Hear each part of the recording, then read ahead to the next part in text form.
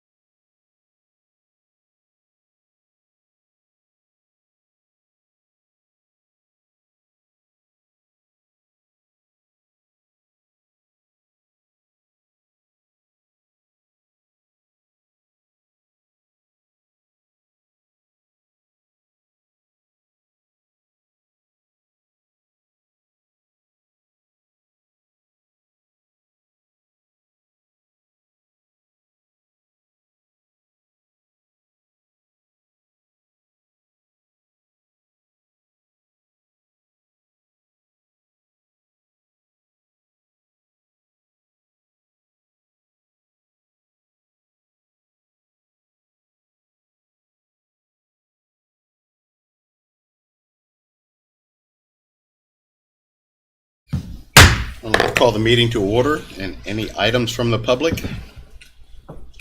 No? Okay. Can I have a motion to approve the agenda as presented? Make a motion to approve the agenda for February 2nd, 2023. I'll second that. Alrighty. Are we having a honorary council? No. There will be no honorary None. council person. None this week. Any other discussion? All those in favor say aye. Aye. Like sign opposed. Motion carries.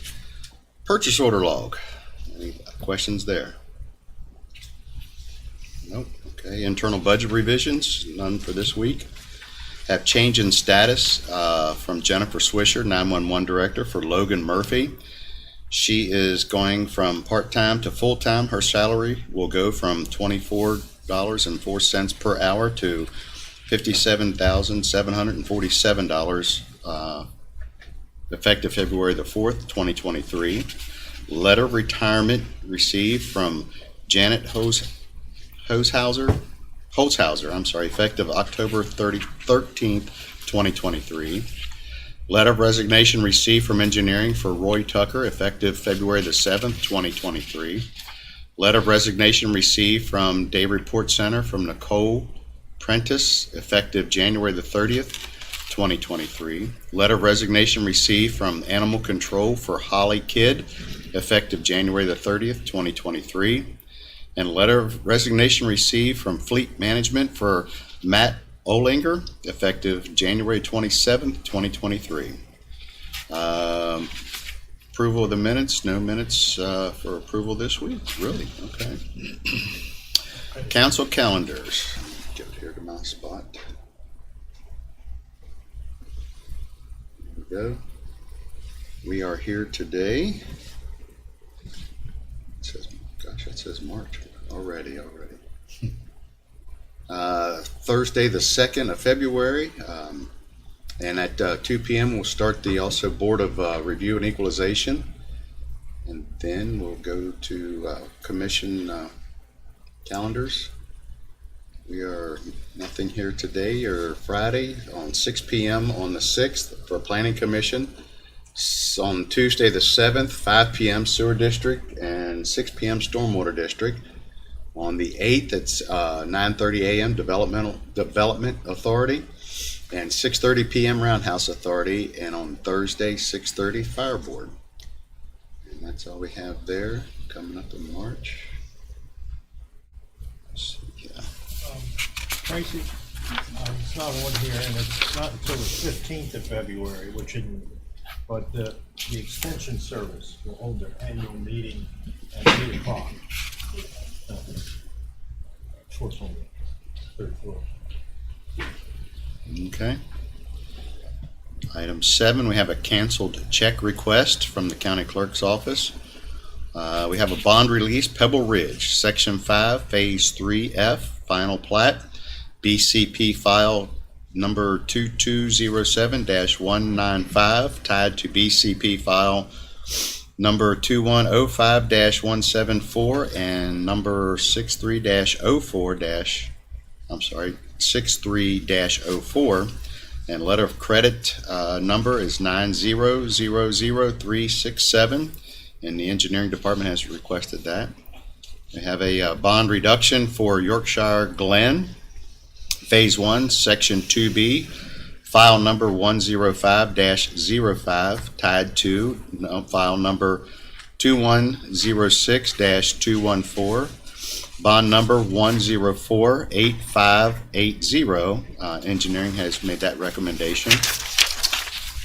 And a bond reduction for Yorkshire Glen, Phase 1, Section 3, file number 017-06, tied to file number 2103-098 and 2108-320. Bond number is 8000-15499, and the engineering department has made that recommendation. Any questions for that? Anything? Okay. Motion to approve the consent agenda. I move to approve the consent agenda. I have a motion. Do I have a second? Second motion. Any questions or comments? All those in favor say aye. Aye. Like sign opposed. And motion carries. Nothing. Mr. President, if I may, it's part of your March meeting calendar. Several weeks ago, this council indicated that you would like to have a TIF workshop to talk about not only property tax tips, but also sales tax tips. I've been working with John Stump, who is kind of the expert in tips, and we've met with him before. He's with Steptoe and Johnson. He's available at 1:00 p.m. on Thursday, March the 2nd, if everyone is available. I wanted to check with the council first on your availability. It's a Thursday afternoon, so we would put this on as part of your regular agenda. It would just be a workshop. And then we would invite the city of Martinsburg, the water district, the sewer district, and the development authority to come in. And I was thinking maybe the airport also. Probably would be good to have those folks all in the same room. And John said he'd be happy to spend the afternoon talking about anything you'd like. So I tentatively put it on his calendar, but I wanted to make sure the council was okay with that. Yep. That sounds good. Thank you. Thank you. Care of it. Like I said, no correction for the logs. Board and meeting reports. Mr. Boyd, do you have anything to tell us? I didn't have any boards to attend. Okay, Mr. Barnhart. Thank you, Mr. President. As HD, I had no boards to attend, though we had, of course, the first session of the review and equalization Tuesday, and we were all there, and I just want to comment on the fact that so many of our volunteer boards come in and ask for funds, and it just amazes me about how the volunteer organizations in this county do such good work. And there's so many of them, so many people involved, and they just do wonderful work in this county. And it's not to mention all the boards and such that don't come in, that are out there doing great work, unbeknownst to us, or they don't come in and get any advertising or anything like that. It's amazing. I do know that when Meals on Wheels came in, and they provide almost a dual service, as reaching out to somebody who doesn't see anybody for a while and does almost wellness checks. And so it's great to have them in our community, that's for sure. I do apologize. Okay. I did have one board meeting. Okay. I was thinking I reported last week, but the library board was actually after our meeting here last Thursday. So I did attend the library board meeting, and it was Ian's first meeting there. They did an introduction to everybody, talked a little bit about what the library does.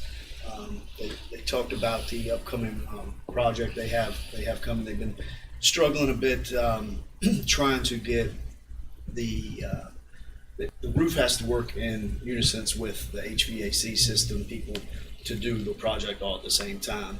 I believe they said the roofer's been ready, but the HVAC people have not. So now that we're into the winter, the HVAC people were trying to find an electrician. I think they found it, but they're not really at the town that they can work. But they had a meeting coming up this week, so that was starting to move forward. And they just basically talked about and went over with Ian where their finances are and different things.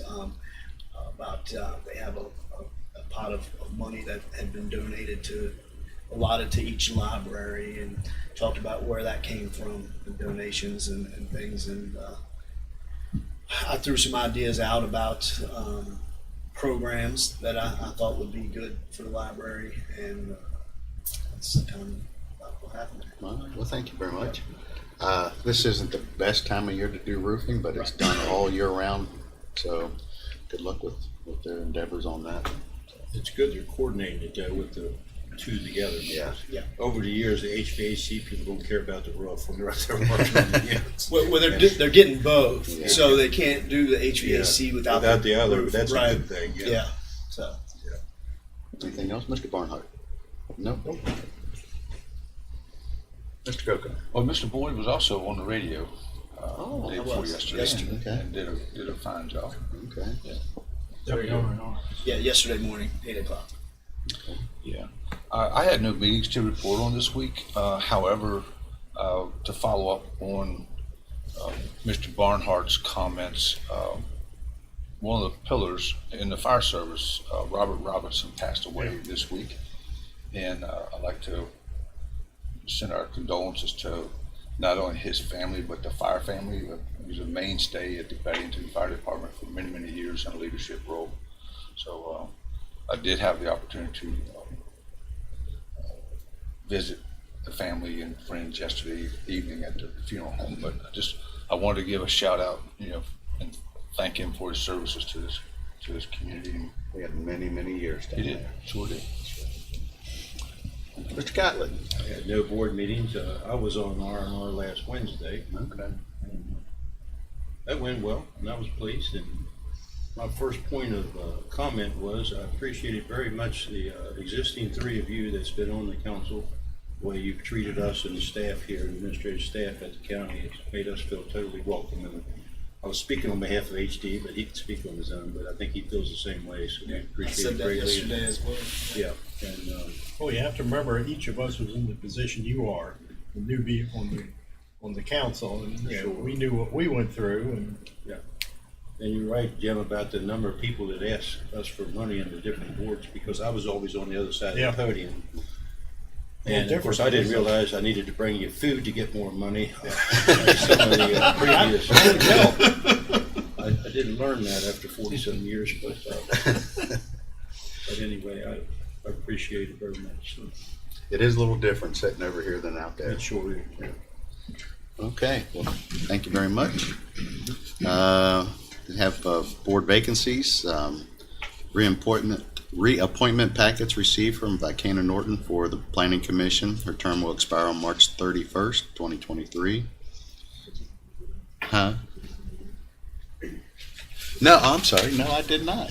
I had no meetings to report on. I'm just moving right along here. well, it's the end meeting in the month.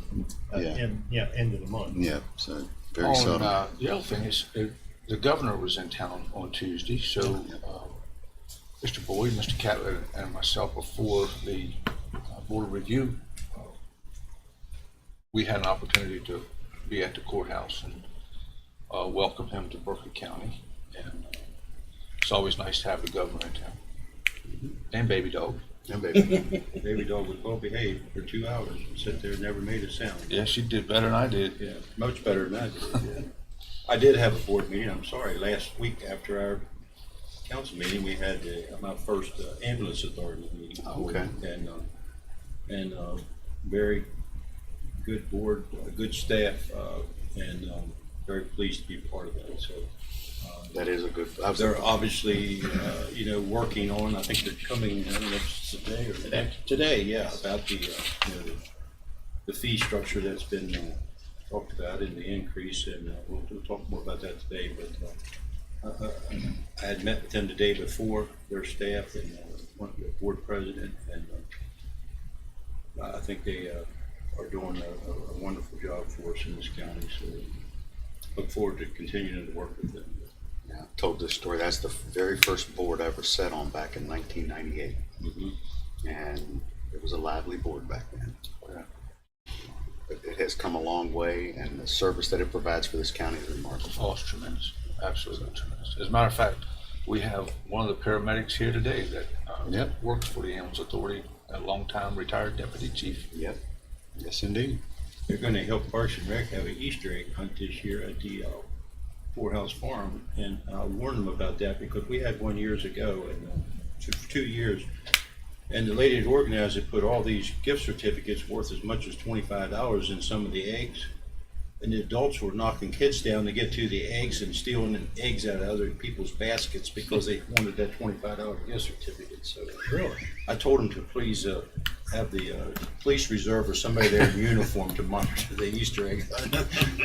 That's kind of sad there, but anyway. All righty. Also, get back to the reappointment packets received from Nick Deal for the Berkeley County Ambulance Authority. His term will expire on March the 17th. New application received from Donald Silvis for the Museum Board. Application received from Christopher Breeze for the Museum Board. And Michael Bush for the Planning Commission. And let's see, Carol Appenzeller? Yes, sir. How about that?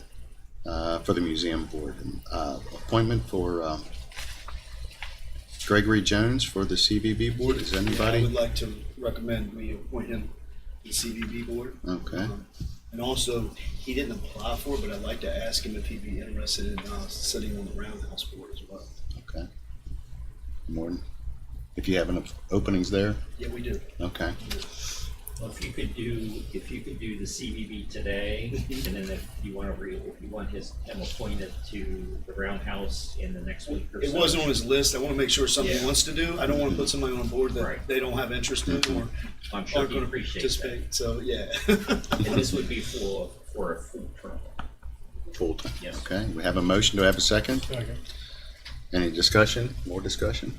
No? All those in favor say aye. Aye. Like sign opposed. Motion carries. Also, Mr. President, I'd like to reappoint Lakina Norton to the Planning Commission. Okay.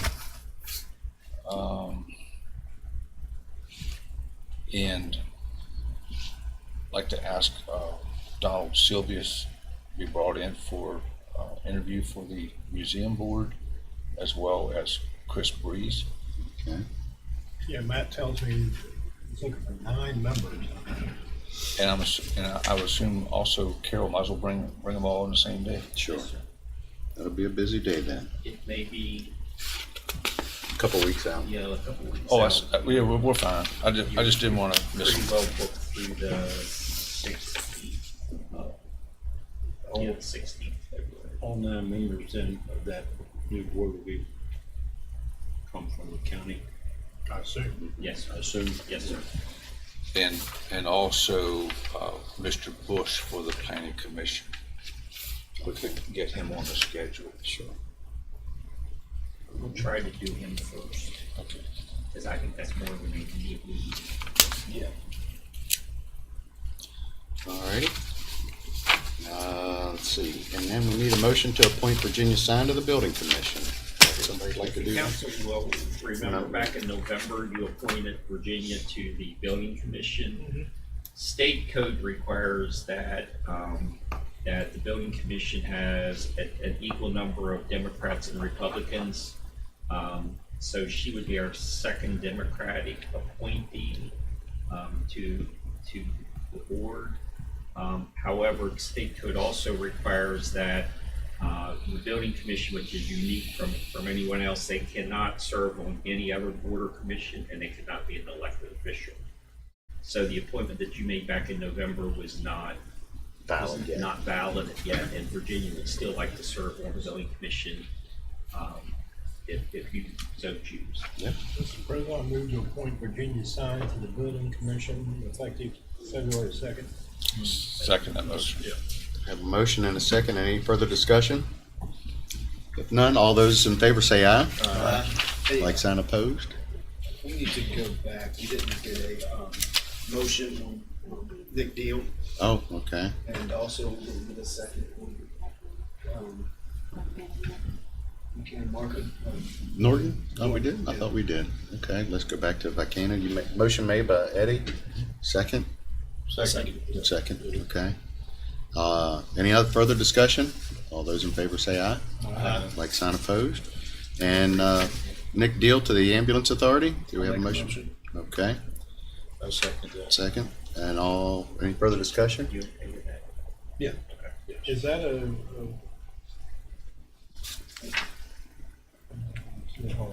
reappointment? Reappointment, yeah. Yeah. Okay, no further discussion. All those in favor say aye.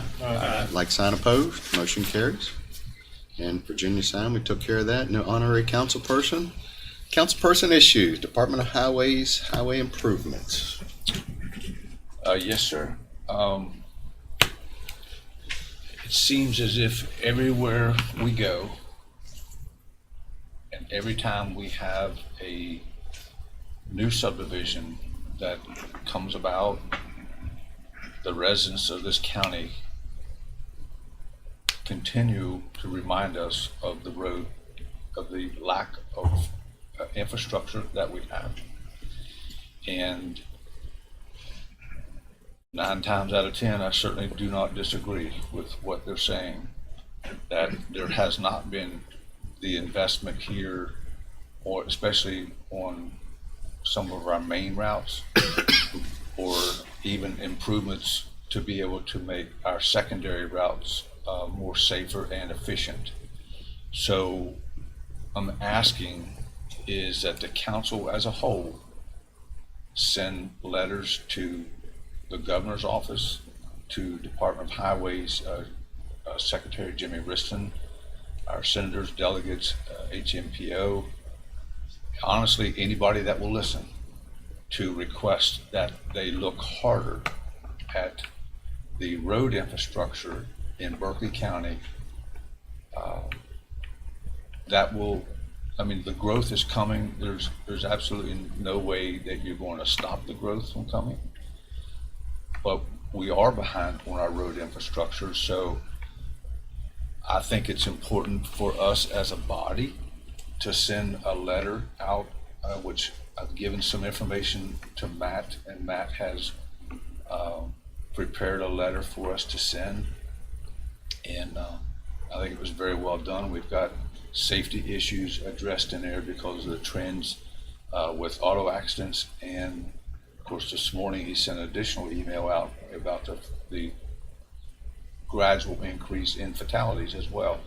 So not only from a safety perspective, but also an economic perspective, that they look at the extension of Novak again. They look at Route 9 West again. They look at Harold Drive. They look at Route 45 West from exit 12 perhaps to Arden, to straighten out, maybe take some humps out of that road so that it's a safer route to travel.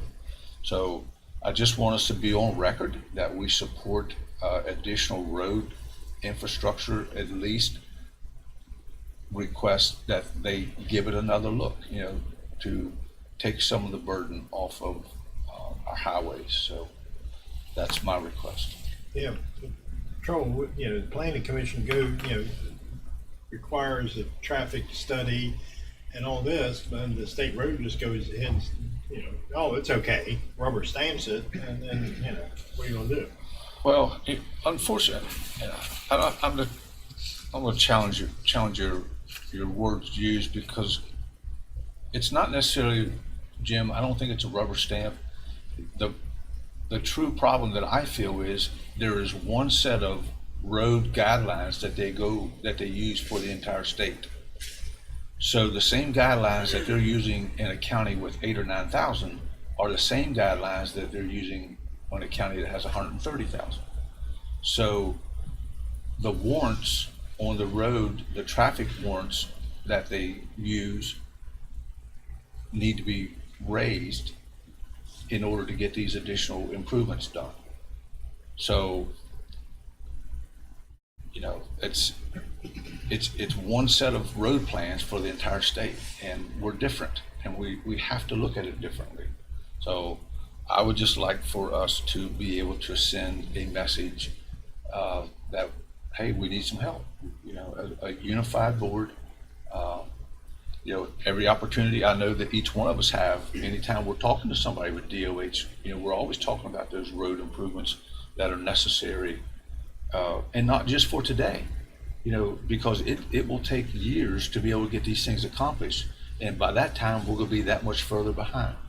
You know, I don't know where we're going to end up, you know, from a population perspective, you know, 10, 12 years from now. I don't have that crystal ball.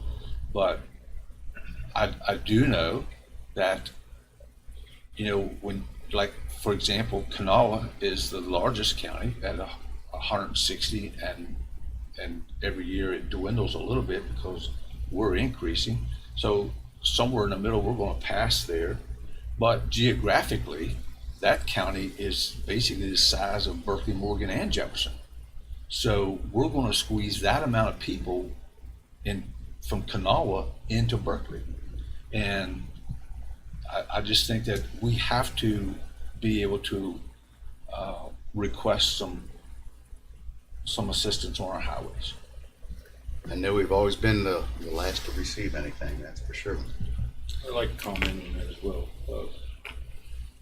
You sit there and listen to the governor and you listen to the state now, and they're working really hard. We're going to probably get some kind of tax relief from our personal income tax to the state. And their goal eventually is to eliminate it totally. The projections I heard several years ago, if we had zero personal income tax in the state of West Virginia, that the state could grow as much as 400,000 people in 2 years. They're all not going to southern West Virginia. And how many more is coming here in addition to the growth we're already seeing? And it's just, as I mentioned in my first MPO meeting, to say that there's no plans to pursue any major road project in this county is, to me, is just ridiculous. And particularly at a time now when they have infrastructure money coming from the federal government that they've never had before. So now is the time to do it. And it's zero. And it's just, I don't understand it. And if we don't yell and scream and holler, we're not going to get the attention. We do plan to go to Charleston, I hope, some of us, and I worked through Delegate George Miller, and we do have an appointment in the West Virginia DOT administrative staff on the 28th of this month when we're in Charleston to meet with them.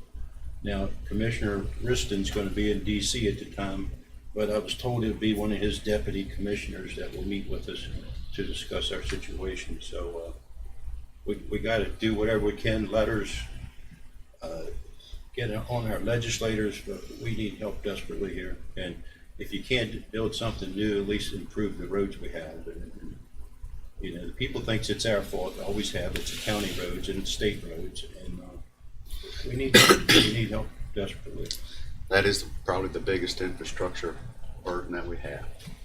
And I believe And water, and I'll say water. Jim said back there, Yeah. between water and our roads, we can't handle this growth that's coming. We can't. And if they get the personal income tax, I'm serious, it's going to be unbelievable how many people's going to come to West Virginia probably. And they're going to want to come here because we got the best place in the state to live. Yeah, we do. Most convenient, most centrally located. All right, so I think the correspondence should be in your signature packet. right there. So we assumed that you, all five of you would endorse it. So, That was already, okay. Mr. President, if I could, real quick, you're running a few minutes behind. You can tell that Doug Copenhaver and Dan Delegate's not here any longer because you're actually running ahead of schedule. Three real quick building updates. If you didn't notice, the staging area for Breckville and Hellman is being set up in front of the Dunn Building, between the Dunn Building and Raleigh Street. The construction trailer and the Santa pots, as well as the security fencing, will be up by 5 days in. Construction, it took us over a month, but we finally got the contract in place thanks to legal. back and forth and back and forth and back and forth. So that's been fully executed. So the renovations in addition to this building will start next week. Where?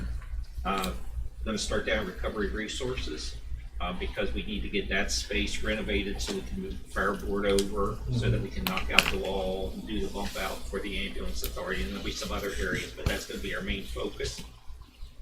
The new air units for the sheriff's department, half were put in place last week. The other half were put in place on Monday. They are now hooked up and fully functional, and the second half of the air units that were put in place this week will be calibrated, hopefully by the end of the week. We're already getting comments about how much better the airflow and the temperature control of 510 South Raleigh Street is. So that project's moving along. If you be down by 750 Baltimore Street, the roof is done.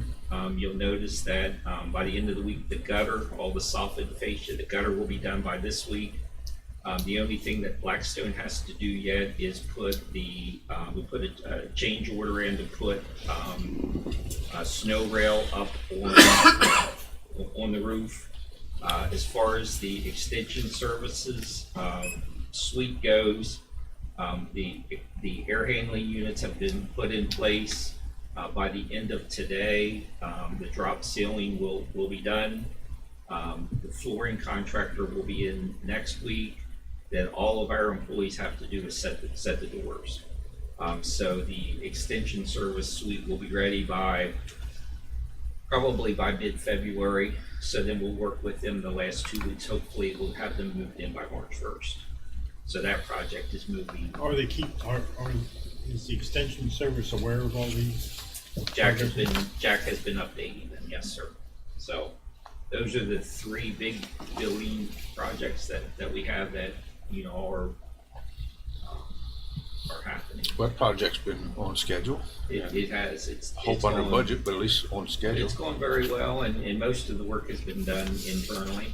Our facilities workers have done all the electrical and the plumbing and the drywall, and the only thing we needed is we needed the new air units put on the roof, but we couldn't do that until the roofing was done up there. We had the curbing in place, but we wanted to make sure that the metal roof was in place before we set the units and then the new ductwork. And we did find out this week that Standard Acoustical, that has been doing seems like they're always the low bid for the anytime we want towel ceilings put in, they're actually going out of business.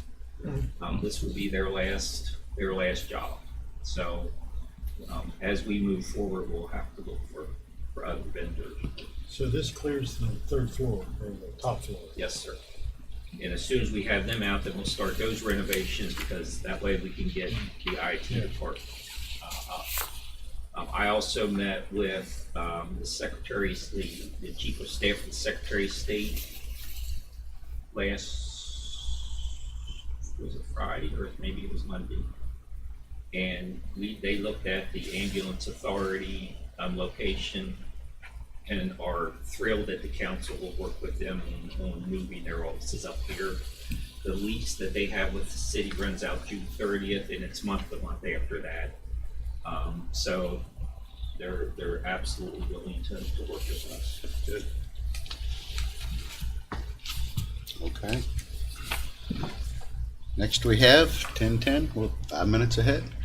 Jim, we're going to bring you up here, and the Executive Director for the Berkeley County Public Water Service District. Test well.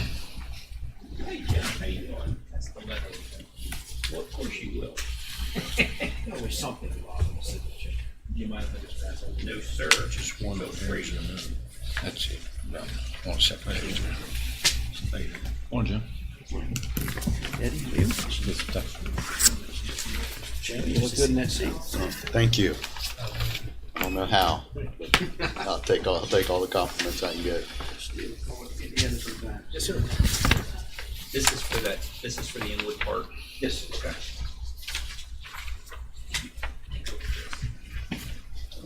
Thank you for the opportunity to just share with you some objective we have. As you all know, and Steve just mentioned, and Mr. Barnhart's certainly aware, we're searching for more water supplies to be able to serve the future needs of our community, and one of our efforts is to find groundwater down the south end of the county.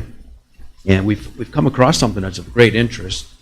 There's the old wells that used to serve the Mouse Foods Processing Facility. They've been abandoned for years, but they were once, and they still are, very productive. But they're kind of in a location we might not want to secure. And fortunately, the county obtained from Mr. Good a parcel of land just south of the Mouse Food Processing Facility, I guess, in recent years, and you're proposing to put a park there. And our consultants we have this technology where they go out and they look underground. Superficially, they look underground and they identify areas where you might find groundwater. So we just asked your permission this morning if we can have them come in. They're actually going to be here next week. That's some other reasons we're trying to expedite some things. And we just want to get on that land and see what's underneath there.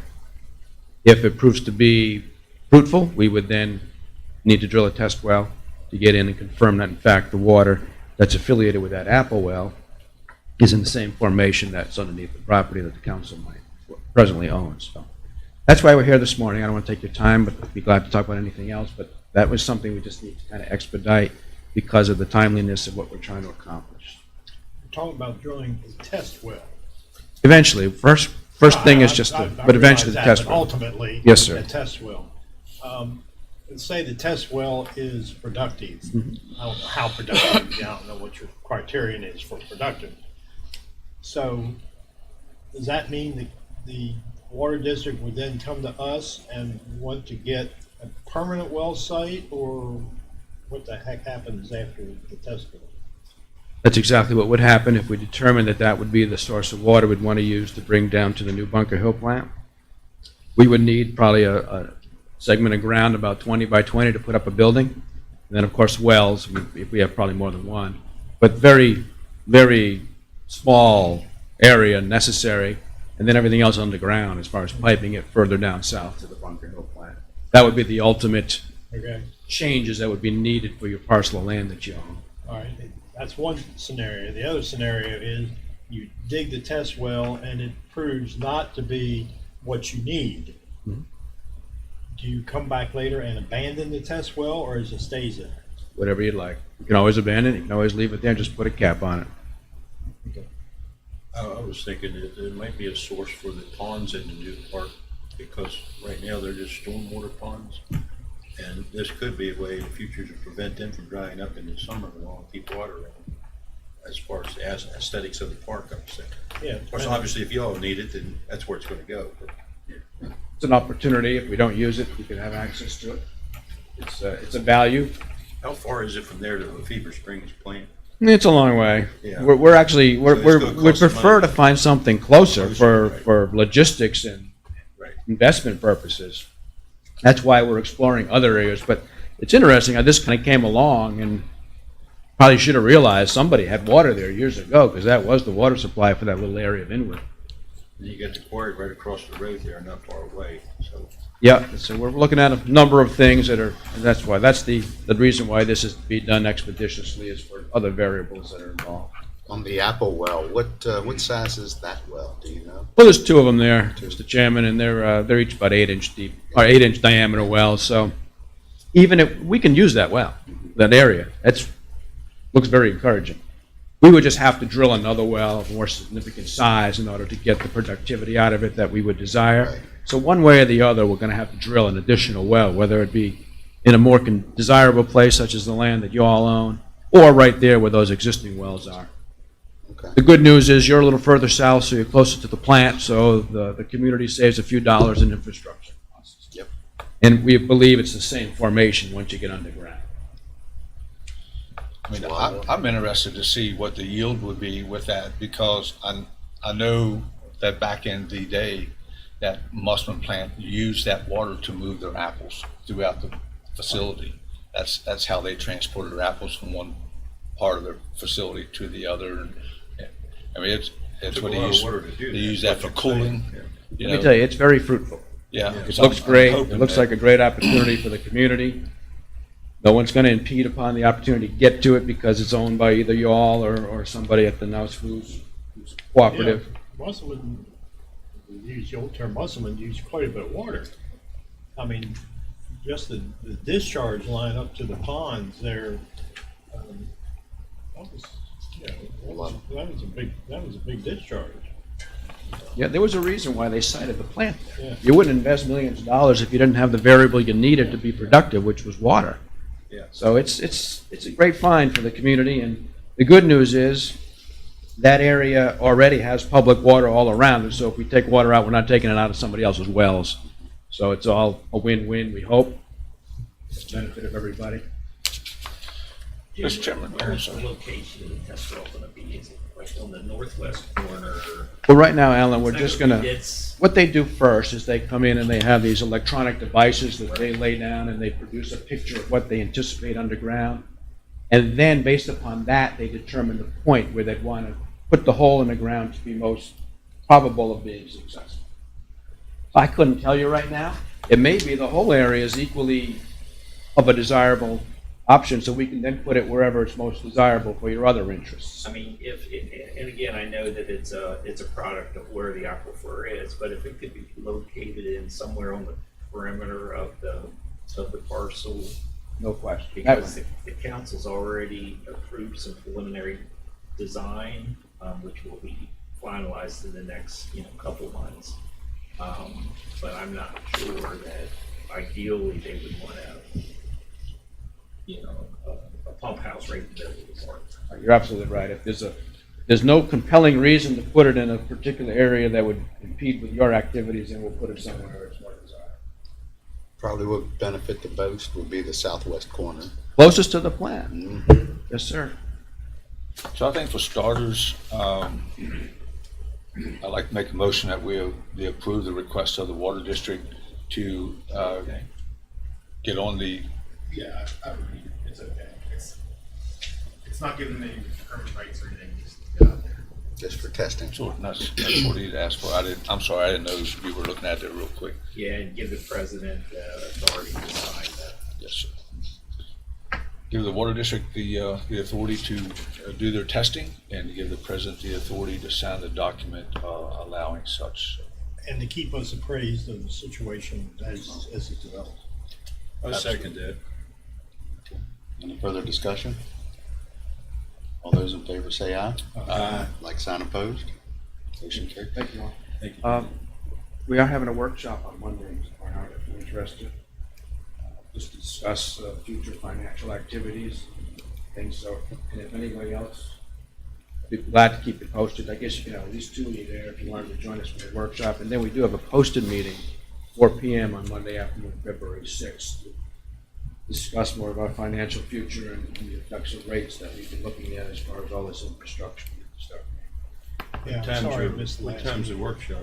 Let me find out. I got to, waiting to hear from John Stump. He's one of the gentlemen who will be with us as well as our great consultant. So He's it's very hard to pin down. He's a hard guy to get. Yeah, he is. He's in big demand. Yeah, he's a great guy. So I'll be glad to keep you posted as to what the schedule's going to be, and if you can make it. This wonderful. coming Monday, though, right? Yes, sir. And before I leave, just want to say thank you for your support in our efforts to obtain grants for all these projects.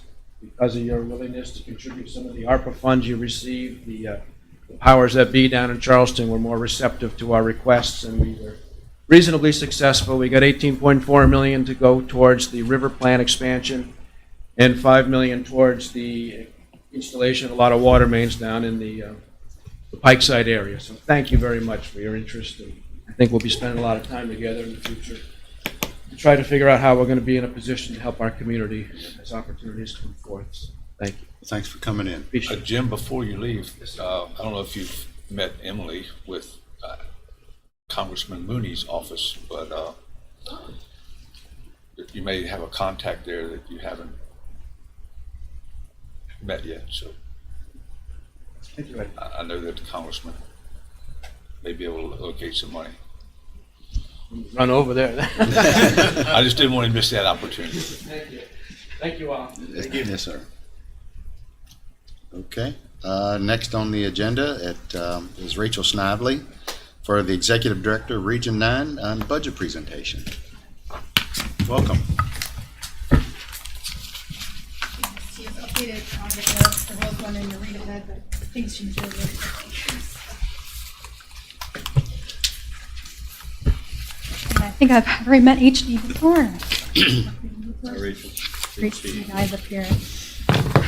So for those of you who aren't familiar, Region 9 does manage nearly all of the major infrastructure projects in the 3 counties of Morgan, Jefferson, and Berkeley, including the Bunker Hill plant, the River plant, and all of that funding you just heard from Jim.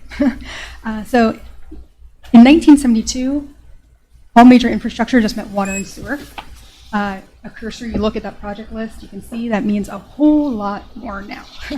And so because this is a budget presentation and not really discussion about projects, I'm not going to really discuss our projects that much. Please take a look. If you have any questions about any of them, I can meet with you separately, or we can discuss the EP funded, which means that she can only work on stormwater projects. We do have the smallest staff of all 11 regional councils. The Northern Panhandle is the second smallest with 6 full-time and 2 part-time staff, and they have half the projects that we have currently. So what does that mean? We have no administrative assistants. We have no finance coordinators. There are a lot of positions that we don't have that all the other regional councils do. So that means that the same person that's responsible for this $58 million Bunker Hill plant, managing all the funding for it, also has to pay our copier. They also have to run our payroll. They have to pay our taxes. So you can imagine how much work that is for all of us. So in FY22, the Region 9 board approved its first ever allocation increase to keep our 3rd staff person. In FY23, this past August, to take effect this coming fiscal year, FY24, the board approved the first ever cost of living adjustment for our staff at an 8% increase, and a small increase to compensate for our operational costs. So our health insurance has gone up, we have PIA, professional fees, etc. Still, our local allocations are well below the other regional councils, but I have no intent on increasing that for our local municipalities and counties. So how do we fix this problem? We look at who are our other funding entities. So where else do we get funding? We get funding through EDA. We get $70,000 a year through EDA.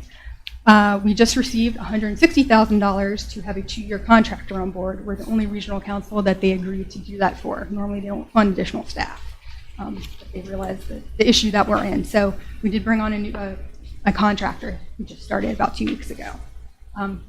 Funding does run out in 2 years.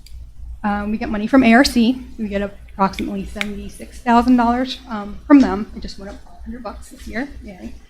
And we get money from the development office. So the development office, they have never changed the funding that they've given the regional council since 1972. It says in the state code that they give us $40,000 a year. We've never gotten $40,000. We usually get between $30,000 and $35,000. So if you counted for the natural rise in the dollar since 1972, they should be giving us just shy of about $285,000, natural inflation. So what are we doing to fix that? So in May of 2022, I had meetings with the Senate President, Craig Blair at the time, and House Finance Chair, who was Eric Householder at the time. The first question they asked is, why don't you ask the local municipalities to pay more? Well, I had already done that. We already had an allocation increase last fiscal year. So during that meeting, Delegate Householder asked me to draft a House bill that he would put forward with a minimum allocation requirement. That was drafted, a minimum allocation of about $160,000 guaranteed each year, and had meetings with all of the Eastern Panhandle delegations throughout this year. This week, the Eastern Panhandle delegation sponsored bills which passed unanimously in both the House and the Senate. However, all they did was remove the $40,000 cap that they were to give us. They didn't keep the minimum amount in the bill because they were afraid it would get held up in budget committee, and they wanted to do something that was more immediate. So what does that mean? That means we're still kind of at the whim and mercy of the development office, which is the same entity that never gave us the full $40,000 to begin with. Now they have the ability to give us $160,000 a year if they want, because there's no cap, but there's also no guarantee. So I'd like to see a separate line item in the development office budget and some kind of permanent guarantee of funding. We do have an attorney that works sort of as our lobbyist. He's full as rice. We're having ongoing conversations with Mitch Carmichael, Mike Rainey. We have a very good working relationship, but these people change every couple of years, so it's always going to be tentative how much money we're going to get each year from the development office. So I'm hoping that we can get some secure funding. That's the angle that we're working at now, is trying to get the appropriate amount of funding from the state, which again has not been changed since 1972. So I'm happy, like I said, I'm happy to talk about any project that we have going on. You can see we have a lot going on, over $200 million. Over $100 million of that is in Berkeley County. We are working very closely. I just met with Jim yesterday, and all of the water projects. We're working on the water tank at the airport with the Department of Defense. We have a number of stormwater projects going on Route 11 for Berkeley County. And then if there's something that's going on in another county that you find interesting and want to know more about, happy to answer any questions or pursue that for us. So. I can see where this 200 million could be significantly more just because of the ones that are to be determined. Yes. Yeah. It's a lot of money. Yeah, and this is sort of a side note, but you had mentioned in the beginning all the volunteer awards we have that come before you. Well, we do have a foundation that's funding 100% of a person that only focuses on nonprofits. So it's not really what Region 9 does, which is why I don't really put her in with the staff, because she doesn't do infrastructure. But on the last page, you can see we're doing a lot too with our local nonprofits to help them get operational. Yeah, they've offered, just an example, they've offered assistance to Meals on Wheels program. Mm-hmm. So that's just an example of what they do with nonprofits. So of course, I'm the representative of Berkeley County to the Region 9 Council, and I've for a long time have advocated, we need more people in Region 9. That goes back to Bill Clark. And Rachel has actually been able to work some magic with the funding programs like that to get more people in Region 9, because as you can tell, being the smallest regional council and probably near the top of items on the agenda, on their agenda, we actually need more people. And in fact, we used to have more people. A long time ago, we had more people, and then when I came on board, it was just Jennifer and Bill, but they only had 20 projects at the time, and now with all this infrastructure money and how much we're growing. Yeah. So Rachel has done well, but I think we got further to go. The infrastructure money, can't you use some of that for administrative costs? Yes, so when we apply for a grant, we do wrap in administrative costs. However, that's drawn out over the length of these projects. So sometimes a project will take 5, 6, 7 years, and we're only getting 5,000 a year project. So. But you are drawing down administrative expenses. Yes, last year we actually had our highest amount of admin drawn, which is about 65,000. It's just not based on a percentage of the project. No, we usually do. If you look at the dollar amount, usually our admin fees for a whole project don't usually exceed 30 to 35,000. Some of these bigger water ones that are coming in, which are the largest ones we've managed, are going to be higher and more expensive. But again, these projects are spread over time. It's hard to hire staff when you don't have a stable source of funding. So that also spreads y'all more thin when you have to go oversee those, right? You're the admin. Yes, we're the admin for the project from start to finish. Because I know when you worked with us with the roundhouse trying to help us, go down there, and you had other places to be within a short amount of times. Yeah, I mean, we don't just write the grant and say go. No, we follow along the entire length of the project and ensure that everything's being done to the specifications in the grant or the loan. A lot of this is loans now. So it's a long time. I don't think I've ever seen a project finished. I think Harper's Ferry just finished, and Jennifer's gonna have a little party about that. It's been about 8 years. So. Is that for their water department? Harper's Ferry? Yeah. Yeah, their plant. Yeah. But Yeah, now we're on the water lines. So. And the new assessment of 72 cents per capita, that's for everyone in the region, Yes, right? it is. So municipalities and counties both are paying that 72 cents? Yes. Okay. So again, I'm happy to meet with anybody separately to talk about these projects. Yeah, you need some legislative help there, obviously. I mean, if these figures are based from 1972, Secretary Carmichael, really, I would ask, and we can reach out to him. Yeah, I mean, I've met with all of our legislative delegates in the Panhandle. They're well aware. The other regional directors kind of took my lead and have been putting a bug in their ear. But again, it's going to be up to the whim of the development office how much they want to give us out of their allocation. So Well, they took out the minimum amount, they took out the maximum. I'm Right. sorry. So the minimum, was there a minimum amount left? There's in no there? minimum. There were years they were only giving us 20,000. So technically, they didn't. They could give us anything. nothing. Nothing, yeah. Yeah, the legislators gave them $400,000 like a year ago, and they still didn't give us our 40,000. And they thought, we're like, well, we gave them 400,000. We thought they would give you some of that money for staffing. You didn't direct them to. They're going to keep it themselves. Themselves, yeah. So that's what we're seeing. How many of you guys are in the state, like your region? There's 11. 11. Yeah, there was some talk years ago about combining some of the regions. Combining us with Region 8 would have been a disaster. That's Right, spreads them thinner, right? Yeah. They have to go all the way Well, down there. yeah, I mean, We're so different. You can't really.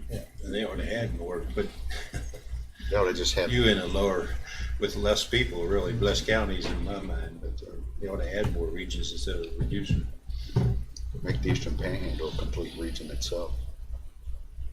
Probably the busiest in the state, I would think. You do have the highest people project. I would think so. Okay. Well, thank you, Rachel. Any other questions or comments? Thank you, Rachel. Thank you very much. It says we're due for a break. It'll be a quick one. Let's take a short break and we'll come back with Will Lawrenson.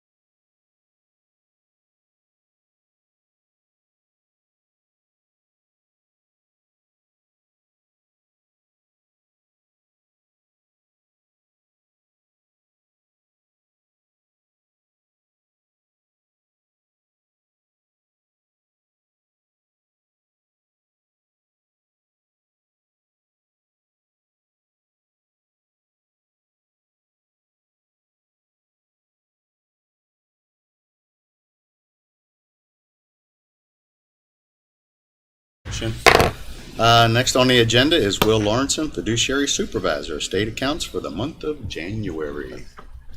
I think, we're, Yeah, I'm sorry, your read ahead was incorrect. It Oh. was for the month of February. February. I have February's list. I hope that's right. Anyway, good morning, council. Today I present the 28 estates for final settlement for the month of February 2023. All estates proposed to settle this morning are identical to those found in your read ahead. Further, each estate listed therein have been publicly noticed in the Martinsburg Journal on January 2nd, 2023 or earlier, and all interested parties have had legal/actual notice of the estates, of these estates' pending settlement status. Estates? Multiple estates possessing. Moreover, all but 2 estates have shown all creditor debt paid. The 2 estates that have not shown all creditors as being paid have reported via final accounting that the estates are insolvent, also called that they have no probate assets to satisfy creditors after this probate process. Without objection from any interested party present here today, nor any from this council, I ask that this council consider these 28 estates for final settlement for the month of February 2023. Okay, I'm looking through here. I don't see my name on any of them, so I think we're pretty good. Good sign. Good sign, yeah. All righty, we have the report given from Will. Do we have a motion to settle the 28 28 estate accounts? Mr. President, I move to accept the 28 estate accounts as provided by the fiduciary supervisor. Have a motion, do I have a second? Second. And any further discussion? All those in favor say aye. Aye. Like sign opposed, motion carries. And no estate hearings to, That's right. one? Next week we have a couple of these. Okay. I'll keep you guys busy, don't you worry. Appreciate that. You're very welcome. Get them solved, Will, get them solved. There you go. So both pages are just one. Thank There you are, sir. Thank you. Thank you, council. Have a good day. All right, Board and Commission, next on the agenda, Board and Commission interview with Ross Hudson. Is he here? Nope, not yet, or maybe a little soon. We'll call Tracy and see if she can come over. We found out that there was no vacancies or something, that you all wanted them lately. Oh, okay. But he's not coming. We'll see if we can get Tracy to come over. All righty, just twiddle our thumbs here for a few minutes. Tracy's.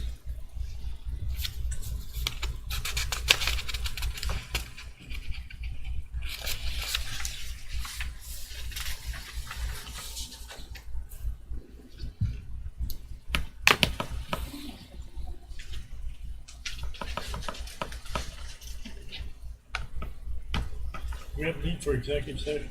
Yes, sir, I have 3 items for your discussion and consideration.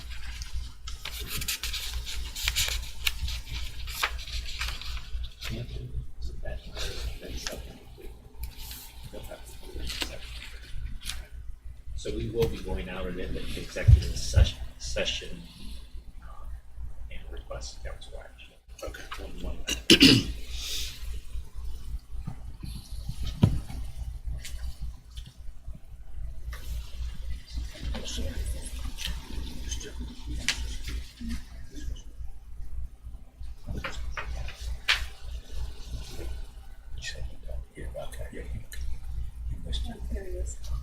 There you go. Oh, there we go. Come on up. Mr. Hudson? Yes. Yeah, come on up. We're, you're just, I was early. well, we're actually a little bit early for once, so. Good morning, everyone. Hi. Morning. Tell us your name and a little bit about yourself and why you want to serve on a board if you'd like. My name is Ross Hudson. I'm retired now, about 4 years.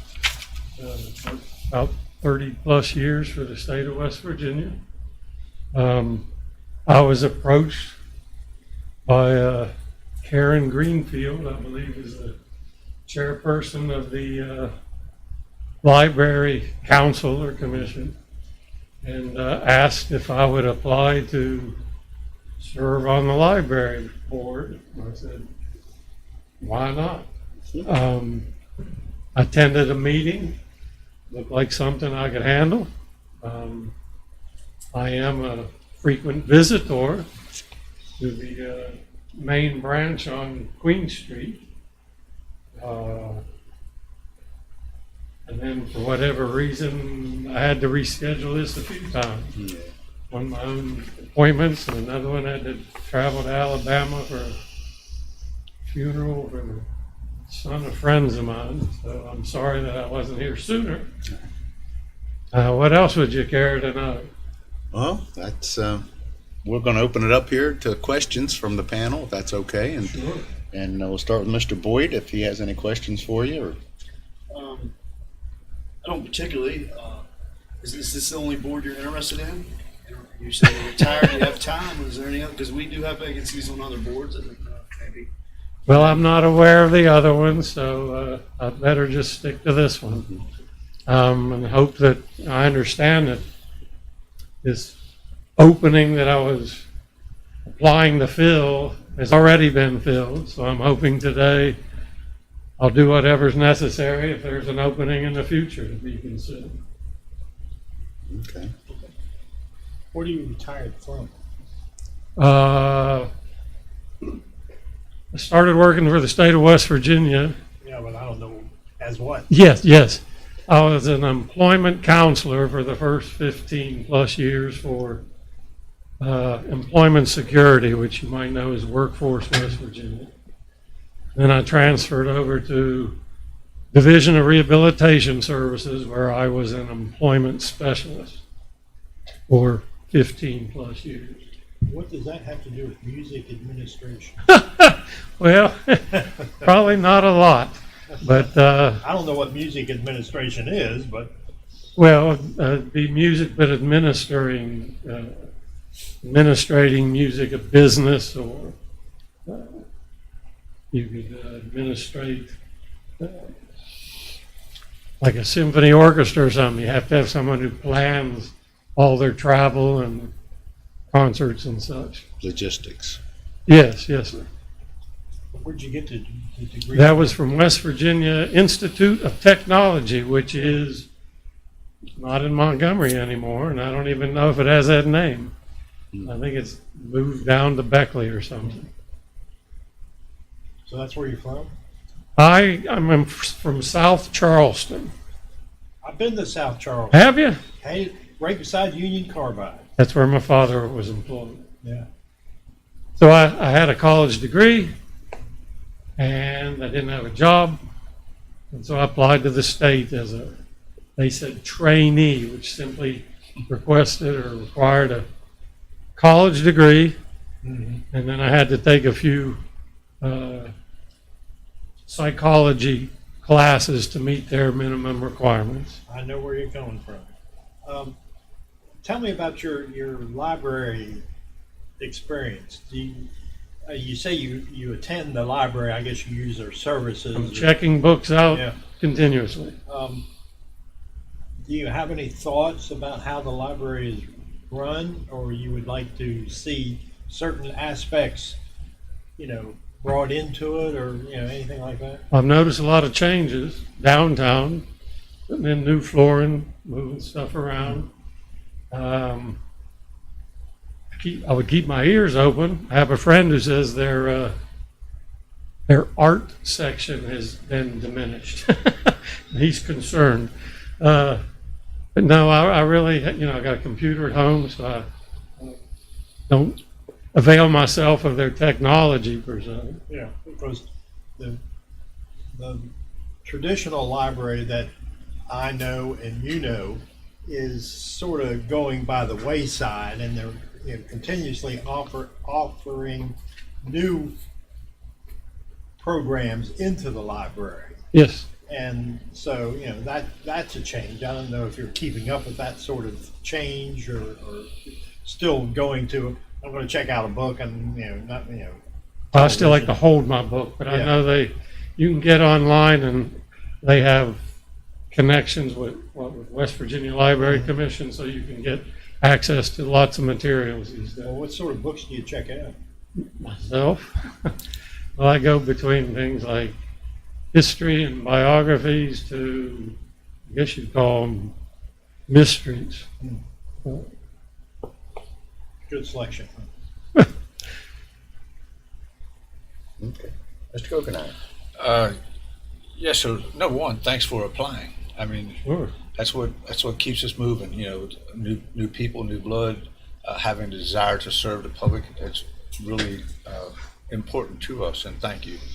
And I do see where a business background that you bring forth, would certainly be useful, with the library board. So, and they were before us, I think last week or week before last. They have a tremendous amount of programs that they're running. I was not aware that they had so many different programs that they do, but the library, are, to me, they're changing. Not only just books you hold in your hand, but the ebooks and all the opportunities that they have now for children. And it's so critically important that our children read, the very young age.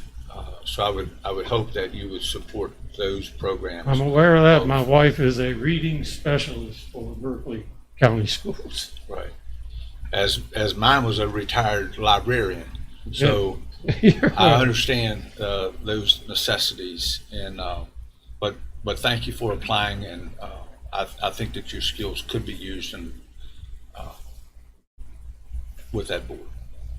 I failed to mention, I don't know, working as a group, chairperson of a worship committee at church, and recently I'm now a ruling elder on their session. It's the same church my aunt and uncle attend. Yes. Mhm. Well, my uncle is deceased, but my aunt, she hasn't been there probably for health reasons, but yeah, she attends there. Mr. Catlett. Everyone's asked the questions that needed to be asked, and I appreciate the fact that you're willing to serve. And I would just ask you, have you ever been into the library in Winchester, Virginia? Hamley? No, right in the city of Winchester. No, sir. Visit that sometime. And they do a lot of wonderful things too, and I think it'd be a great thing to look at what they're doing and maybe bring back to Martinsburg. So, but we appreciate you serving. I'll go over and say thank you. Mr. Hudson, thanks for coming in, and we greatly appreciate your willingness to volunteer for Thank you for your for time the and county. And for your consideration. yes, indeed. So Have a good day. stay warm out there. Yes. We've asked two of our superstars to come over a little A early. little early, well, we'll be glad to have them. Tracy, That's come on. not you right now, Tammy.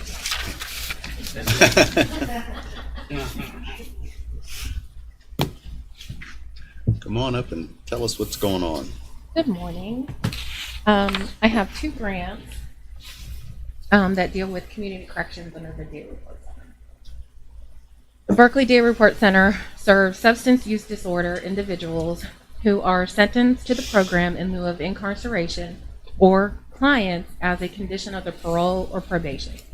These clients can be nonviolent offenders, must be nonviolent offenders with no history of crimes against children or sexual assault. It is projected that during fiscal year 24 project period, approximately 500 to 600 individuals will be served.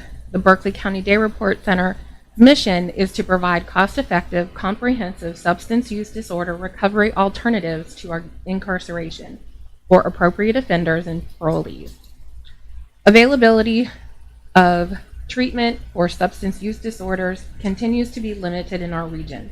Individuals being released from incarceration have no immediate resources to rely upon other than the Berkeley Day Report Center. which has almost or has reached its operating capacity. It is the goal of these projects to be able to meet the increasing demands from the court system to provide nonviolent offenders with the opportunity to seek recovery assistance before reoffending, thus reducing recidivism and alleviating the financial burden on the prison system. Approximately $1,100,000 has been saved each month through the referral of eligible offenders to the Berkeley Day Report Center. By providing support upon release, the parolee or probationer has the best opportunity to participate in therapy, reestablish ties with members of their family, learn new skills, and receive vocational training in order to be released back into society as a productive member, clean of drugs, with the skills needed to succeed. These projects seek to maintain an appropriate client-to-staff ratio by supporting funding for peer coaches and case managers. It is important that there remains an appropriate ratio to each client receives comprehensive care so that it is not jeopardized by an overburdened staff. These projects also seek to continue to provide coordinated, transitional, wraparound services for its clients through the use of peer recovery coaches, community engagement specialists, and case managers. These members of the Berkeley Day Report Center staff are critical to providing a network of community resources, independent of substance use, therapy, as part of a continuum of care service to support stable and long-term recovery that provides support for topics such as vocational skills, housing placement, education, and other life skills, assisting the client in meeting their personal goals. Ultimately, the goal of the Berkeley Day Report Center is to reduce recidivism rates among offenders. The Day Report Center's primary strategy is to provide evidence-based therapies through the use of licensed clinicians and case managers to treat substance use disorder. Through the use of licensed clinicians, case managers, community engagement specialists, and peer coaches, customized, comprehensive care can be provided via intensive outpatient therapy, career development, peer recovery coaching, 12-step facilitation, and life skills, amongst many other treatment options. Without continued staff and programmatic expansion, the Berkeley Day Report Center will soon be outpaced by demand. Measurable objectives for these projects include, but are not limited to, decreased judicial system involvement, decreased overall judicial system costs, improved psychosocial stability, increased emotional health and wellness, and improved connections to family and community members. The first grant, which requires a resolution, is the West Virginia Community Corrections Grant, fiscal year 24. The funding is from the West Virginia Justice and Community Services, or the Day Report Center Community Corrections Program. The grant is 12 months, beginning July 1st, 2023, ending June 30th, 2024. The total project is $648,077. The total request is $387,935, with a required match of 40% of $260,142. This is the 6th year seeking continued funding for the Day Report Center's Community Corrections Program to provide home confinement, reentry services, and alternative sentencing for eligible offenders in Berkeley County. It will pay for the current positions of the director it will reimburse us a maximum of $75,000. The rest of the balance will be used as a match.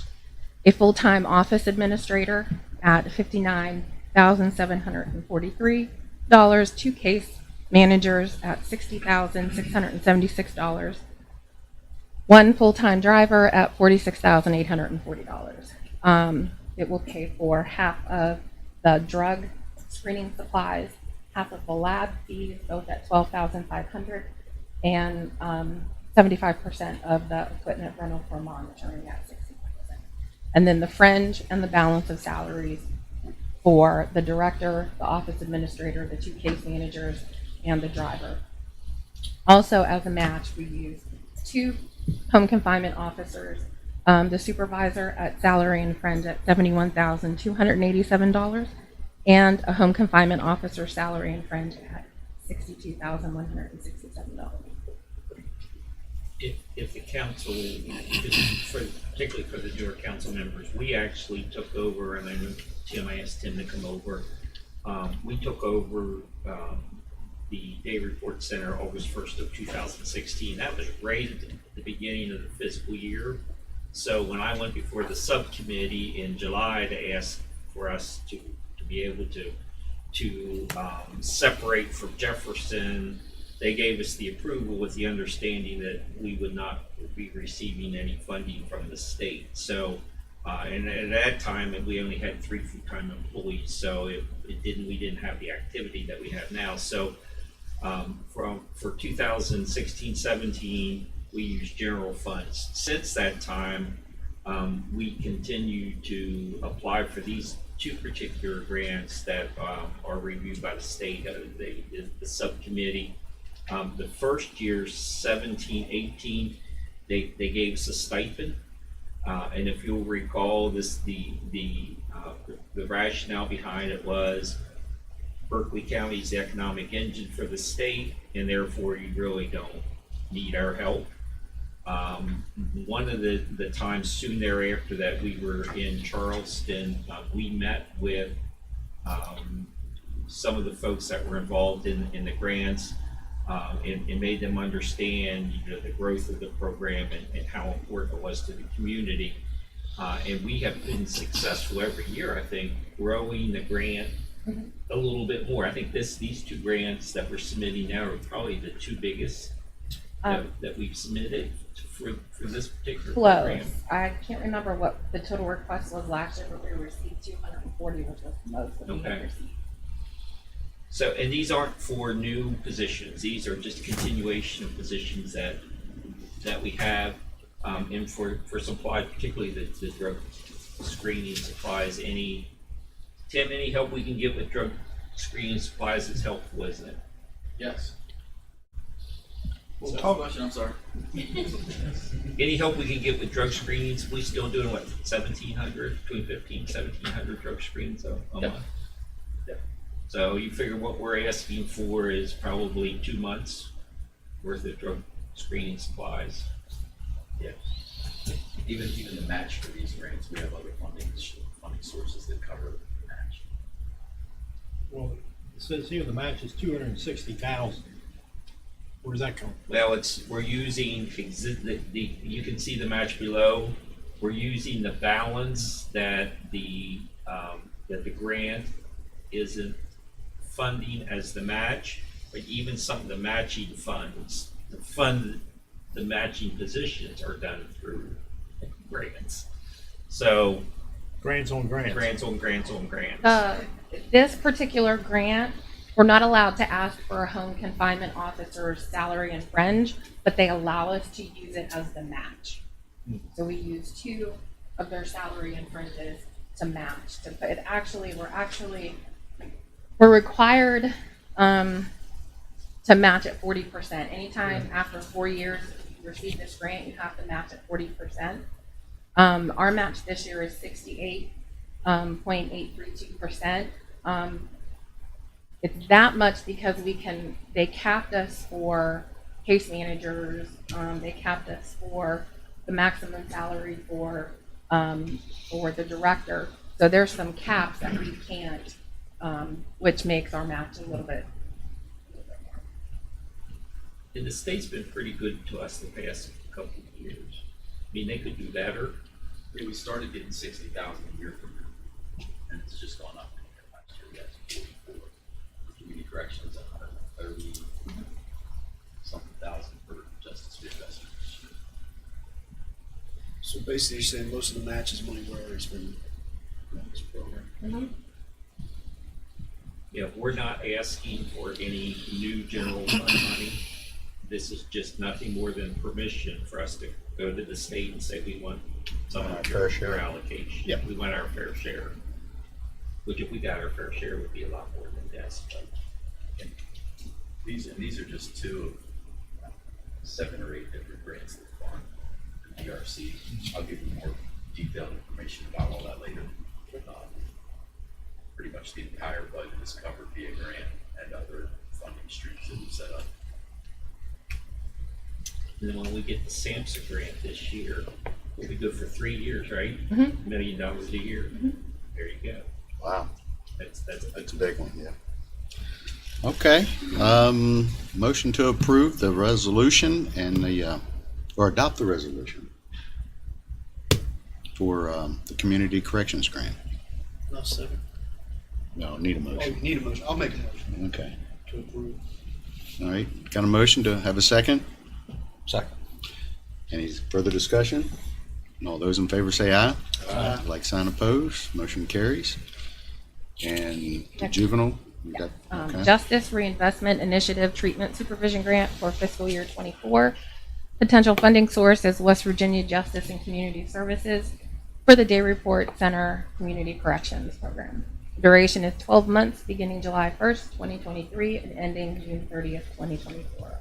Projected project cost is $267,851. The total request is $150,000 with a match of $117,851. There's not a match required, but it is encouraged. The program abstract is just like I read before. This is the 6th year seeking funding, continued funding for the Day Report Center to provide peer recovery coaches to individuals 18 years or older who have been convicted of a felony crime, coupled with the need for substance use treatment. The grant funding will pay for the following. These are current positions. 1 full-time community engagement specialist. His salary maximum that they will reimburse is $45,000. 3 full-time peer recovery coaches. It's a partial salary maximum at $35,000 per position, which equals $105,000, for a grand total of $150,000. We're using the match as the balance of the salary of the community engagement specialist and his friend, which equals $27,449, and the 3 recovery coaches, the balance of their salary and friend at a total of $90,402 for a total match of $117,851. Okay. Heard the, Again, this Information. matches other grants, other, Not other grants. no, not it. continuation. Generate revenue. between grants and funding streams, Medicaid. You see during state budget revisions, the DHHR drug testing. We have become the Day Report Center has become the drug testing choice, site of choice for the state of West Virginia. So we get an awful lot of money every month from the state of West Virginia for DHHR drug testing. We use all of that to offset any non-grant funded expenses, so that for all intent and purposes, next fiscal year, if not the end of this fiscal year, next fiscal year, the DRC will be entirely self-supported through grants, Medicaid, and miscellaneous revenue sources. Correct? Okay. Need a motion to approve the fiscal year 23 West Virginia Justice Reinvestment Initiative Treatment Supervision Grant application. So moved. Second. Any further discussion? All those in favor say aye. Aye. Like sign opposed, motion carries. Thank you very much. I'm going to go back here on the agenda to Brian Costello. We have you on our agenda. We kind of went around here for Director of Berkeley County Ambulance Authority and the non-residential ambulance service fee. Morning. Morning. Believe everyone received a copy of the PowerPoint in their packet. We went casted, but unfortunately, technical difficulties. We're not going to be able to do that at the moment, so we'll kind of work with what we've got. So as you recall, in July of this past year, you guys graciously gave us an increase on the household side with the direction of looking at a non-residential user fee to be assessed. We've been in front of you at least twice with proposals. most which were broad spectrum tiering of levels that we thought would be a flat fee assessment based on square footage. Some of the concerns were, employee counts, occupancy counts, and the fact that the person on the bottom end was paying the same thing as the person on the top end. So we did go out, we looked around, talked to our folks down in Jefferson County because they use a non-residential fee down there, as well as I have a friend in Arkansas that they do a public safety fee structure that he kind of helped me some things, the way they do it, and we've come up with our recommendation today. So moving through your packet there, of course, we're here for the non-residential special emergency ambulance fee user fee structure recommendation. There's our agenda of an introduction. Tell you a little bit about the challenges we face, solutions, a non-residential fee proposal. We're also very much aware of a homestead exemption that we would like to have attached to this. And as we say, why now? Why is it important for us to get this there? We're going to provide you a timeline, a summary, and then avail ourselves to your questions. So the first thing we'll talk about is those challenges that we face.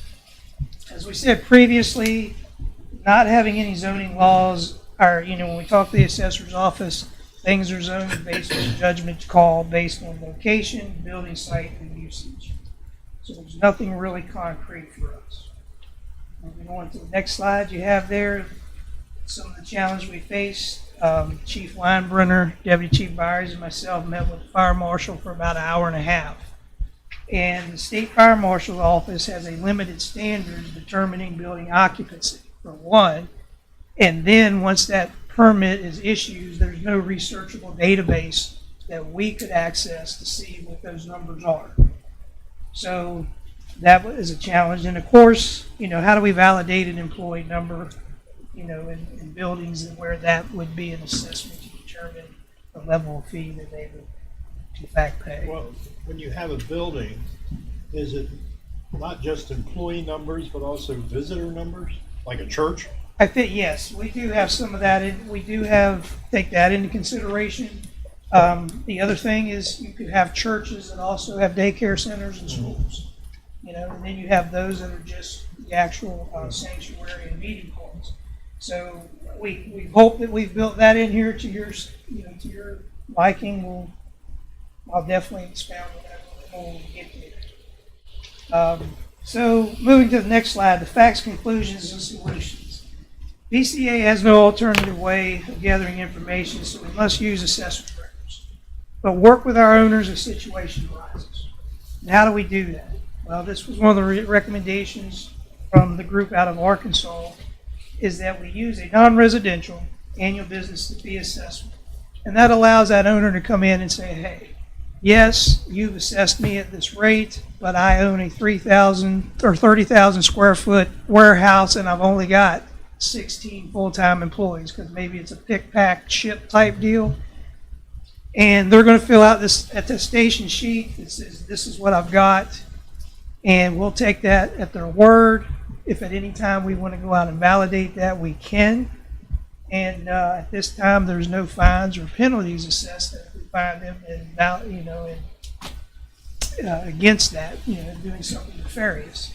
But that would be a way for that business owner to come in and say, hey, this is what I have. Please assess my property at that lower rate. Well, like, he applies for a warehouse, but he rents it out on Sundays for a church group. Correct. That was some of your stuff. We have a mass gathering ticket, much like the health department has. I've been working with Kara Harding to kind of talk about how they do it and how we could probably either work in tandem to make this work out. So moving on to the next slide there, it talks a little bit about that non-residential annual business assessment, some of the things that we would look at. This is just a couple, the hours of operation, the number of shifts in a 24-hour day, the maximum workforce, and as you questioned earlier, would we include a transient workforce? If you have a large facility that predominantly is, trucks moving in and moving out, goods and services that way, Do you have drivers that come in and are congregate there for an hour to two in the morning and then maybe an hour or two in the afternoon doing paperwork? Is that going to push your numbers up, and how would that affect this overall? But I think you could look at that as well. How would you handle migrant labor camps? I'm sorry, what was the question? How would you handle migrant labor camps? There's That- not many of them left, but there are a couple. Well, I think what you have there is, once again, that's a business owner. It's not the ambulance authority going out to enforce something. It's giving them an opportunity to come in and tell us, hey, we do, or, either we qualify for a reduction or we don't. And those are very limited to the type of structure, the type of business. So I think that's probably how you do it, because you try to put it on that business owner. That's a very good question. So we're moving on to our billing cycle and late penalty assessments. As we said, we believe the billing cycles would be best served going from January to December, unlike our household fee, which is July to June. We believe it helps the business owner for tax purposes, that they're able to keep things within that same tax year and make putting all that back together great. We're looking at the 5% and 10% late fee assessments. No more than 10% would be assessed over that time. And there's the dates that they would go, just like we do on our residential side. The homeowner has from mid-July to September 31 to pay the initial rate. From October 1 to December 31, there's a first penalty assessed. And after January 1, the final penalty is assessed throughout the rest of the fiscal year. How would you bill them? Once a year or? We would bill annually, yes. But as I said, it would function on a calendar year versus physical budget year. The next slide for your consideration is the actual fee structure that we're proposing. As you can see there, we have a regular rate for non-residential, which includes industrial, manufacturing, commercial, mixed use, otherwise, and miscellaneous that are in there. And our proposal is $2.80 per 100 square foot. We have a warehouse and storage rate there. As we talked about, that was a big concern of our previous council, that you have a lot of storage facilities and they only have one person there. But that rate shows if the employee rate is greater than or equal to one person per 1,000 square feet, that rate is $2 per 100 square foot. If that count is below that, $1.50 per 100 square foot. They accounted for our religious-oriented structure rate. It does not include the schools or the daycare centers, because they do have a rate. Daycare centers and schools do have separate rates. Will actually be to their benefit. We set that at $1.50 per 100 square foot. You see a Board of Education and school rate there at 75 cents per 100 square foot. Now the conversation of the committee was, do we assess them? Do we look at that, because these are children coming from our homes into the schools? The only thing left thinking about is those sporting events where you've got schools coming from out of town, people coming to watch the sporting event from out of town, and utilizing the services if so needed. So that's why that has been included in there. The other one that was talked about was an active farm rate, because you have so many structures that just may be storage facilities. Maybe look at that as a flat rate, or with over 1,281 active farms, 2 greenhouses, and 1 florist. Do we just set a rate, or do we even, because most of those places other than your greenhouse and florist has a home on them. So do we even look at that as an assessed piece at all? So that's the question there. And then, of course, the late fees we've already talked about, but the mass gathering, you had asked a couple times, Mr. Barnhart, about special events fees, and when we spoke to the health department, we were given that term, a mass gathering permit that they get, where the situation that was spoke of that time was Mr. Shiley's having an event. He'd come in, fill out the application, and pay for the mass gathering fee with the health department. And we felt that the ambulance authority could do something in conjunction with that, whether it's that we work in tandem with the health department, or whether we do it independently, we believe we can do so. Do you usually, is it uncommon to post an ambulance at a mass gathering? We do not post. If we know that we have a mass gathering that has the potential based on weather conditions or whatsoever going on, we will upstaff a unit. We'll add an additional unit. But it's always been at our cost, and for the sole purpose that it makes more sense to do that rather than put the strain on the assets that are available to the community. But that does come with a cost, of course. Yeah. We do have events there for a couple years. When I first got here, we were contracted with Tomahawk Motorsports Park on various events out there. They've since, because of our growth, they've gone to private ambulance service with patient care transport because we just didn't have the assets and the people to meet the needs of both. So that was one of the things that they've done. That's how we function.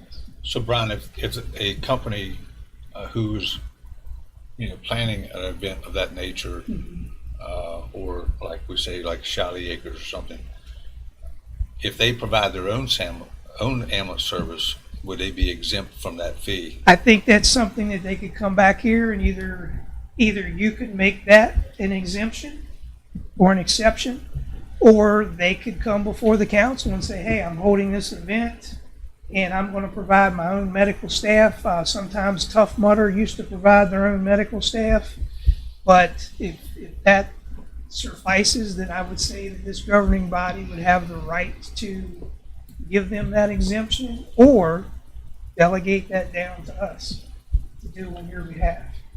Tough Mudder probably wasn't a good example. No, it probably wouldn't. But Kind of taxed us. well, like I said, they're the only group that I knew that came with their own medical staff. They're supposed to Which be medical staff. very quickly got overwhelmed. Yes, very quick. No doubt. Very quick. Okay. But you live and learn. That's Just make a comment. I think it may be easier with the mass gathering thing to work in conjunction with the health department, because when you're paying that fee, you could just pay it all at once Yes. right there instead of chasing them, billing them, waiting for them, because I do the Shiley Acre events, and so it would be easier to go to the one-stop shop to pay it. And it actually is cheaper than hiring private It is. ambulance. Yeah, and I think that, and what we looked at setting this is what it was going to cost for 50% of bringing our personnel in to staff that ambulance. Because of course, if the ambulance rolls out the door, then a whole lot of other things kick in. You're going to bill the patient, bill the patient's insurance, and you're going to recover from there. So we were just looking at what is the bare minimum cost to us to do that. So, and as you said, one-stop shopping, that was one of the reasons for reaching out to Kara and say, hey, would this be something that you guys would be willing to work with us on, or are we going to have to do it? It just makes it way more convenient. It does. It I fill really out does. all those applications and always have Yeah. for Shiley Acres, from zoning to health, whatever. If it was not another place I have to go to do that, it would be easier. Yeah, this is pretty straightforward. I don't think there's any special circumstances with that.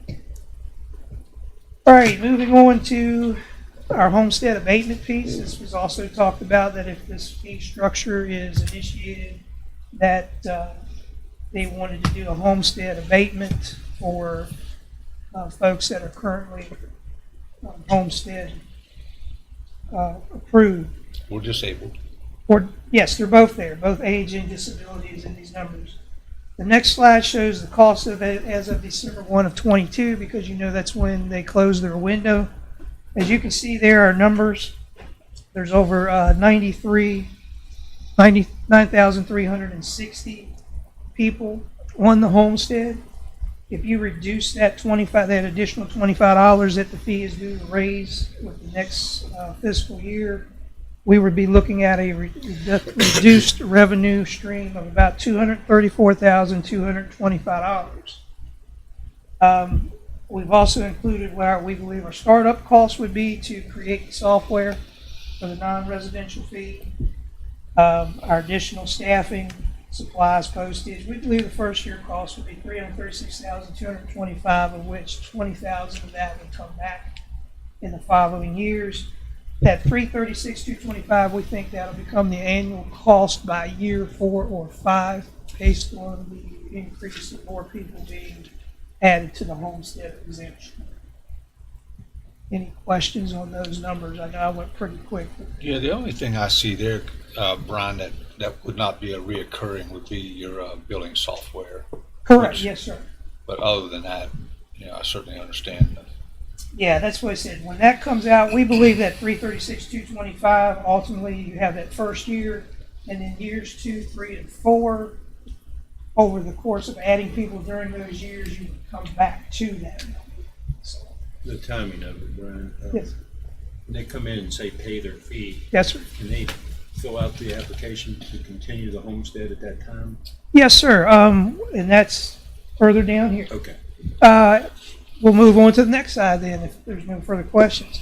We put on here the exemption prerequisites. This is the same thing we do if a homeowner owns more than one home and they request to have the second home exonerated. There's criteria for that. Is one, the homeowner's account requesting the abatement cannot be in arrears. We just don't feel good about giving a discount for someone that hasn't paid the bill to begin with. That's just honest. It's me being honest. The homeowner's request for the abatement should be done annually. Reason being is in our business we do a lot of research on deeds and things. And a lot of the times we'll find that the two elderly homeowners that are listed on the deed have passed away. And they're your homestead eligible person, and that home has now been passed down to a child or grandchild who is not homestead available. However, it hasn't been changed in the tax office, so that that homestead exemption is still being given to that property, and maybe the current person utilizing it is not, someone that's eligible. And then, of course, the last thing, same thing we do, is if a homeowner owns more than one structure, they get the abatement for one structure. Everything else will be paid at the regular fee. Any questions on that one? All right. So then here's the big question. Why do we need to come to a solution now sooner than later? Well, one, budget preparation. We need to know what we're working with. Two, changes would be required to have legal do some changes to the ambulance fee using ordinance. Of course, we have to build and integrate a software for this. The software that we have is going to be very compatible, but it does have to be built for the commercial side of things. And we have a way that we want to be able to differentiate between a commercial bill pay and a household bill pay. And then the workforce hiring and training, which we've gotten underway. But you see there, it says with the big elephant in the room.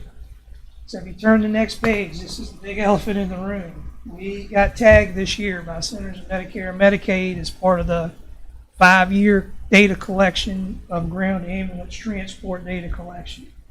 So ours, we chose to begin in July of 23 and run through June of 24.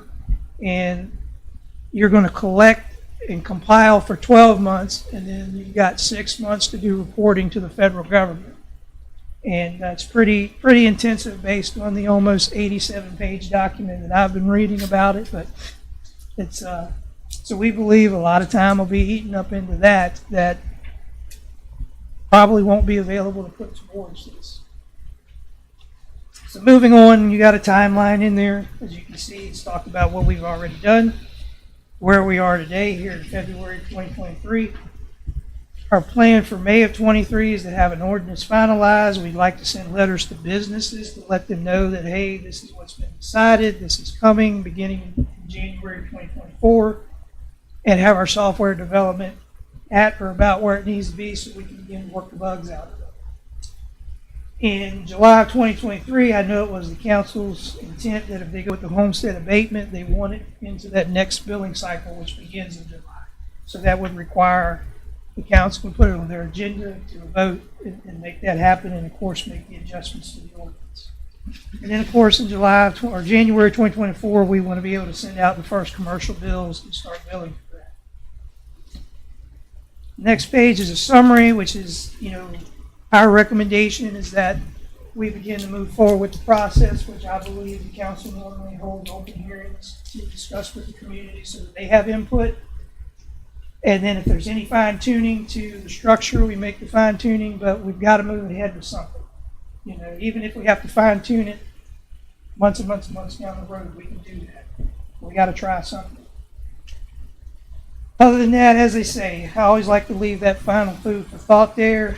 And this one comes from Seneca, the ancient Roman Stoic philosopher, that said, "It is not because things are difficult that we do not dare. It is because that we do not dare they are difficult." So, just food for thought. Now I'll open myself up for any questions or anything, comments, anything that you guys have from me. Mr. Boyd? Mr. Barnhart? Mr. Coconut? Anthony, how soon would you be able to get with Brian and his staff to make the necessary adjustments for the ordinance? We can do that fairly quickly, but in terms of, I think council have an idea of what they're putting the language in. Okay. So, This council, anytime, you know, we did it with, back this past summer, or the last summer, I guess, when Brian and Dave Irvin came before you and asked for an increase in fees before we had public hearings. This will impact commercial businesses. I would suggest that before we even get to the point where we ask the ambulance authority and legal to modify it, that we schedule a public hearing, just like we had. I mean, it's all about transparency and it's just my thoughts. In fact, if it's a modification to the ordinance, we probably need to do a public hearing anyway. well, there's a requirement that you have to for this ordinance, but I think it'll be best practice, sure. I know, did you put it out there before, comment from the public? Not for No business. rate figures. No, there were no rate figures. Correct. Yeah, it's I know not nothing. the actual rate structure, I didn't know the idea. I know we had a public hearing before, there was discussions about doing this in the future. So in this timeline here, it seems like between May of '23 and July of '23 is where we need to hold a public hearing. Actually, I would hold it between now April. and May 1st of 23. I think so too. To give them, because if the council decides you want to move forward, you're going to have to vote on it. They're going to have to modify the ordinance and come back to the council to adopt the ordinance. And I think the ordinance should be adopted hopefully on or about the first week in May to give the BCEAA time. So we're looking at somewhere in April. That would be fantastic. We could probably do a public hearing in March. So just your thoughts on the financial side of that, Brian? Yes, sir. I mean, you're looking at to offset $336,225, and just in your knocking around numbers, you think that this can be accomplished? Based on all of our, you guys kind of see the product here, but we spent a lot of hours categorizing things with the information we got from our county IT. We believe the numbers to come in minus the farms, the 1,281 farms. We believe that number at 100% pay could come in anywhere between 477,000 to right around about 482 at 100%. But we always set ourselves at that 85%. So we believe that this could generate enough to definitely offset where we are today and a little bit in the future. Yeah, and I think that's important, that we're not coming back year after year Yes. requesting an increase in the fee to where, but at the same time, you know, I think it was a little bit of has been a little bit problematic for you all because the last request was for 11 years. Yes. From your original, or not original, but your past increase. Yes. But you know, we want to be able to make sure that by incorporating the non-residential fee and by allowing the homestead exemption and disability exemption, that we don't hurt you financially. So we got to make sure that you're covered, but yet at the same time, not take advantage of anybody either. We want to make sure we're as fair as we can be. And a fee that will hopefully maybe carry you to 5 years out. We believe that because one thing we do know is with as much data as we have now, there's more. So we're already playing a year behind. We know there's more data there, there's more businesses. So we know that's going to continue to grow as we capture that information. So I believe that the structure that you have set here will get you the 5 years that you're looking for, and maybe even more. I asked the same thing when I met with them the first time. Yeah. How far will this get us in the future? And they said, I couldn't get it in writing from him. He said it should be good for at least 5 years minimum. And I like the fact that we're helping the people on homestead exemption. And I still think the business community doesn't want another fee, but when there's businesses using our services and not paying anything, it's not fair to our residential users that are. And I think we need to change that, and I think we're headed in the right direction in my mind.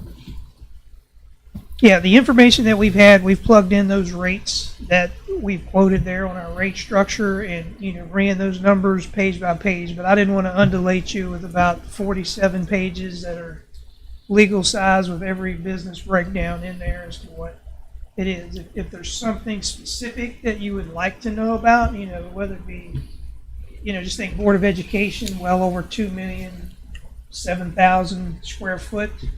You can do the math of what that would come out to be. If you wanted to know, say, about a P&G, how they would rate, by all means, either shoot me. You can let me know now, and I'll shoot you an email about it. You can come to my office. We'll sit down and pull it up because we have those numbers. So when you have a new business, if it's built from the ground up, I assume when the use and occupancy permit is granted, then you also contact them.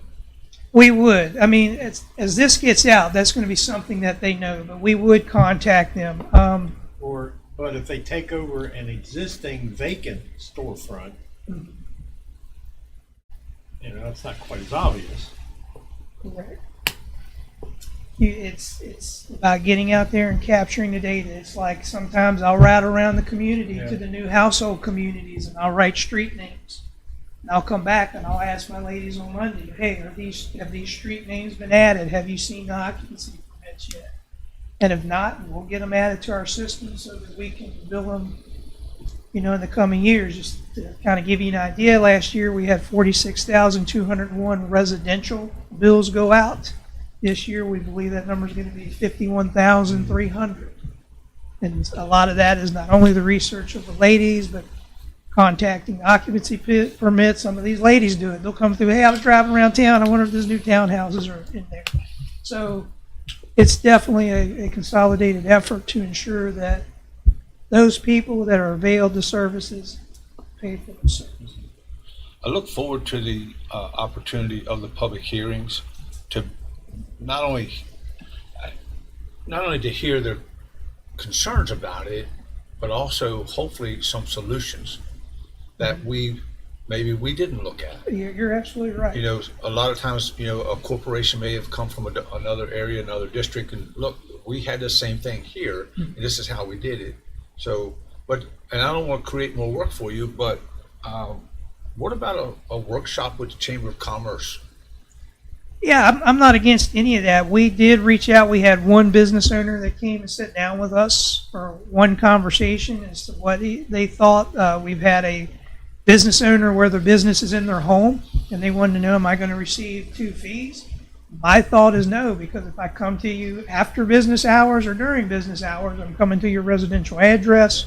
I think for me, once you have a date on the public hearing, my plan is to reach out to our constituents at the radio station and say, hey, I'd like to get on your talk radio piece so that I can talk about this and then kind of promote getting people in here for those hearings.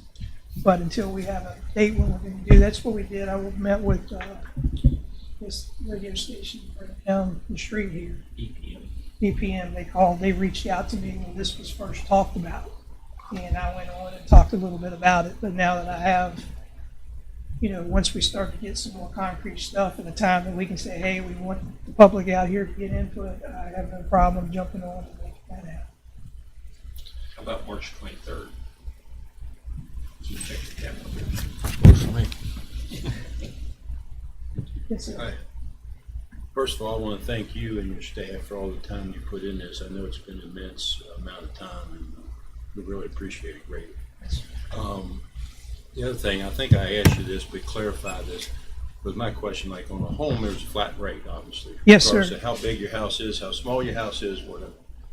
On a business, there's no minimum rate. It's just totally based on the square footage of the business. Yeah, it is So, a rate per. In other words, a small business could actually pay less than a homeowner, and I'm fine with that if they have a small business. But that's how it would be. There wouldn't be a minimum, in other words, so. Correct. On the type of business, let's say a realtor's office compared to a manufacturing facility.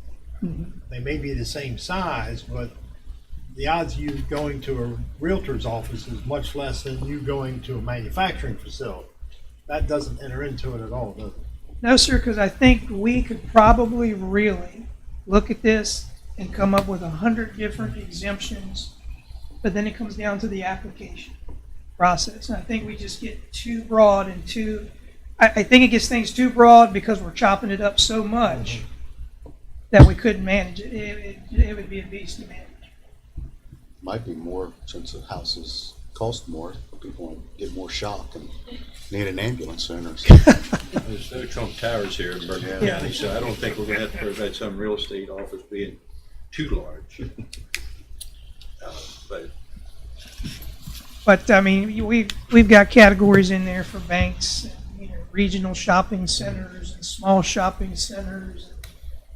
I think I told you last time I was here there was over 88 categories of things that we looked at, and some of them they're just vacant property, So It bothers me, the small businesses are the ones I'm worried about. Yes. The big businesses that have hundreds and hundreds of employees and you go there once or twice a week, Yeah. they should be paying something. The small Yeah. businesses, the ones I feel for, because they struggle as it is a lot of times, and another fee's something they don't need. that's I understand when that. you look at that small business with 732 square foot, and you figure, okay, You told me 7 that. times whatever Yeah. that rate is isn't really Came a out whole to lot. $18 a year, you Exactly. said, and that was, so, I think that's a reasonable way to go in my mind.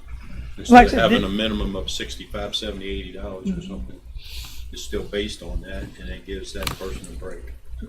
And like I said, this structure, the way it's developed, that's what they use in Jefferson County as far as how they build their non-residential. Now, they have different categories, of course. They have a casino rate, of course, they have a warehouse rate and all that stuff as well. But the so much money per 100 square foot is something that they use. Now, theirs is like 2.889, I think is their rate.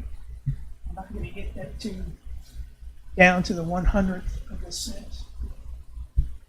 I think just by wanting to do what we want to do to give back, this is a good way to go to recover that. So as we said, we can make it at least the next 5 years or longer before we're like, here we are again. Yeah, I mean, everybody knows that as our population continues to increase, so will your call volumes. And as those call volumes increase, you're going to need additional units on the road. And that's, at the end of the day, that's what we absolutely have to have to be able to serve this public. And unfortunately, it does cost money. With that being said, I'll kind of use that as a caveat to let you know this past weekend we had the fantastic opportunity to add 12 new BLS providers to our workforce that graduated our very first academy. We held a big thing at Musselman High School to welcome them to our family. So come February 11th, there will be 2 additional BLS units, 24 hours a day, 7 days a week, servicing the citizens of Berkeley County. Thank you. That's a direct result of what you guys were able to give to us back in summertime with Well, the and increase in Have you fee. alerted the news media to that? We did. I mean, it's been in the media throughout as they hit some milestones. I'm not sure if Emily made it to the graduation or not because we expected 25 people and I think we had like 75 between family members and friends, and it was like a high school graduation. Call your name and your group, your clan stood up and screamed for you. You know, it was very good, very very good. It was something that we were very very proud of. Well, I give you credit for the speed that you've moved with getting those additional crews on the road. I know that you all know better than anybody the necessity of getting that done. So I give you and your folks a lot of credit in getting those units. And it will also take some of the burden off of the medic crews, that when that call comes to that particular house, that they can decide right then and there that you go get a BLS unit because, you know, you hurt your ankle. Whereas before, we're sending a paramedic there for the hurt ankle, and then the cardiac arrest was the delay. So, good job. I appreciate what you're doing. Thank you, sir. Appreciate it. I'll pass that on. So if we do an AM and PM public hearing on the 23rd, the council could tentatively vote on it by the 30th, but hopefully no later than the 6th of April. Does that give you and Brian enough time? Yeah, the drafting of it won't be hard. We're just figuring out what you want.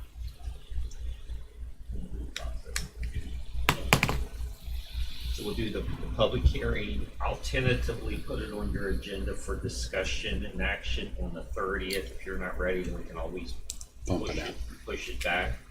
And then we'll have to get the ordinance modified, and then you'll have to adopt the revised ordinance. Sure. But hopefully all that can be done by May 1st. Give you enough time, right? It does, because I think Right. the You're the one's gonna have to, you're doing the heavy lifting. yeah, Joy's the one who's got to adjust all Yeah. the wording in the bills. So. If Joyce starts shaking her head no, then we're gonna have to go back and revisit all this. We got a thumbs up out there. Yeah, okay. Well, then that's the tentative timeline. All righty. So do we need a motion to move forward with this? And one last thing, I assume the public ordinance you'll not only want to make public the commercial fees, but also the proposed homestead exemption, doing both. Yes. Now, I can't believe anybody would be opposed to the exemption, but I think that would be a good opportunity to promote it even further. Yes. That's okay. Okay. Yeah, our hope would be that it would start with this new year coming in July. Well, we who have homestead exemption, thank you very much. Okay. Get charged double. Motion to adopt the non-residential ambulance fee for discussion, or for, Actually, all I need is Consensus. consensus from the council to move forward with the You got public it. hearing as proposed. move forward. Yes, sir. Thank you. We will take care of it. As I said, if we get away from here and questions arise, you can email me, call me, you can come in the office, and I'll do anything I can to any concerns you may have to make you feel better about it. Sounds good. Thank you so much. Thank you. Thank you. Thank you, Brian. Okay. Mr. President, after items from the public, if this council so chooses, we would like to have executive session to discuss pending litigation as well as county council personnel issues. Mr. President, I'm moving to go into executive We got session. items from the public. Well, Yep. This is your time. If anybody wants to speak on public's behalf, come on up. State your name for the record, if you don't mind. Good morning, gentlemen. My name is Sean Wilt. I'm a resident here in Martinsburg. And I was watching earlier, I was attending a virtual meeting and I was listening to you guys and I was watching and the discussion came up about the county roads and about contacting the state and that kind of stuff. And my meeting ended and I was able to come down here. And I just wanted to say, I have a unique circumstance of understanding, I think, of the county roads because I'm legally blind. I don't drive. Now, I'm right on the verge of being able to drive. I ride a lot of places, obviously, with my wife and a lot of other people because I have to depend on them, and I get to pay attention to the roads, and which they do as well because they're driving. But I think I have a more unique look at it. And for context, 99% of my family is from Preston County, West Virginia, and the one thing that they all consistently complain about, I turned 50 this year, and I can remember this from being a kid, are the roads there. That's coal truck country. It's also some forestry country. It's back in a good portion of the county is literally land between two mountains. The roads are pretty bad up there. 3 years ago, we went to go to a family event, and it was like driving into a third world country in some places, and that wasn't even in the back areas of a back area town. We came back here, and my wife actually had made the comment something went on, and we had to drive through town. We couldn't go out onto 81, and the conversation came up about how the roads were here compared to there. So you fast forward, this year we had a family member who very rarely comes down from the mountains, but he came down, and we were riding through the county, and when we were in town, here in the city of Martinsburg for the most part, it was great. As we started moving further out through the county to show him stuff, and as we got out towards the edges, by the time we were ready to turn around and come back, he had commented that he felt like he was at home. And like, I'm not saying our roads are the worst, but my wife basically said, I kind of feel like when we went to go visit your relatives, she's like, "Can you get out into some of these places?" And I will say this, I do believe that the county is trying its best, places where there are potholes and things like that along the side of the road, but there are some places where it's pretty obvious that someone hasn't been through there in a while to do any of that, because there was one road in particular that's a pretty heavily traveled road in this county. I believe it's considered actually an official secondary road, and in the course of like 1.5 miles, there were 3 potholes that were probably going to wreck your suspension of your car. I don't know what the count. I don't know. You guys were talking about writing a letter to get the state to pay more attention to us, and I understand the state doesn't like to pay attention to the Eastern Panhandle because we're a little bit better off than 90% of the state. But maybe if you looked at this as an opportunity to try and get people who are like, have the council email send out or something asking people to call, email, or write to the correct people and get them to decide. Not that I'm saying your voices don't carry weight because you're the county council, you do. But if you have your constituents calling out for, hey, they're doing what they can, you need to give us some help because we're telling you they're doing everything they can and you're not. Like that's all I came to say. Like I know I don't drive, and probably that doesn't care, that makes a difference, but when you're riding next to someone everywhere you go, including public transportation, it gives you a little extra time sometimes to pay attention to the roads, and you really start to notice it when they get bad. And there are some places in this county that are, there might be a yellow line that says it's a 2-lane road, but if you're not in 2 small vehicles, somebody stop and let somebody else drive. And in some cases, one road in particular that's just outside city limits, it's you have to stop, because if you don't, your vehicle might roll down over a pretty large hill. That road has been that way for at least 7, maybe longer years in the current condition, and it's just degrading, getting worse, and no one ever seems to do anything about it. That's all I have to say. You're right about one thing, Sean. The public voice is actually stronger than their voices, okay? And you're right. We need to get the public to stand behind us and scream for more help here with our road, because it's all in the state's hands.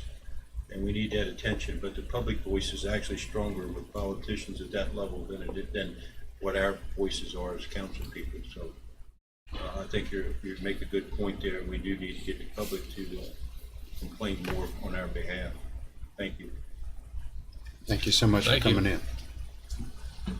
Okay. Anything else? Anybody else? Items from the public? Mr. President, I'm ready to go into executive session for legal items. We are in executive session. Thank you very much. Action will be taken. Yes, sir, there will be action taken after. This session. That's correct. You want to write your hand? Yeah. Kelly's? Yeah, great. JW.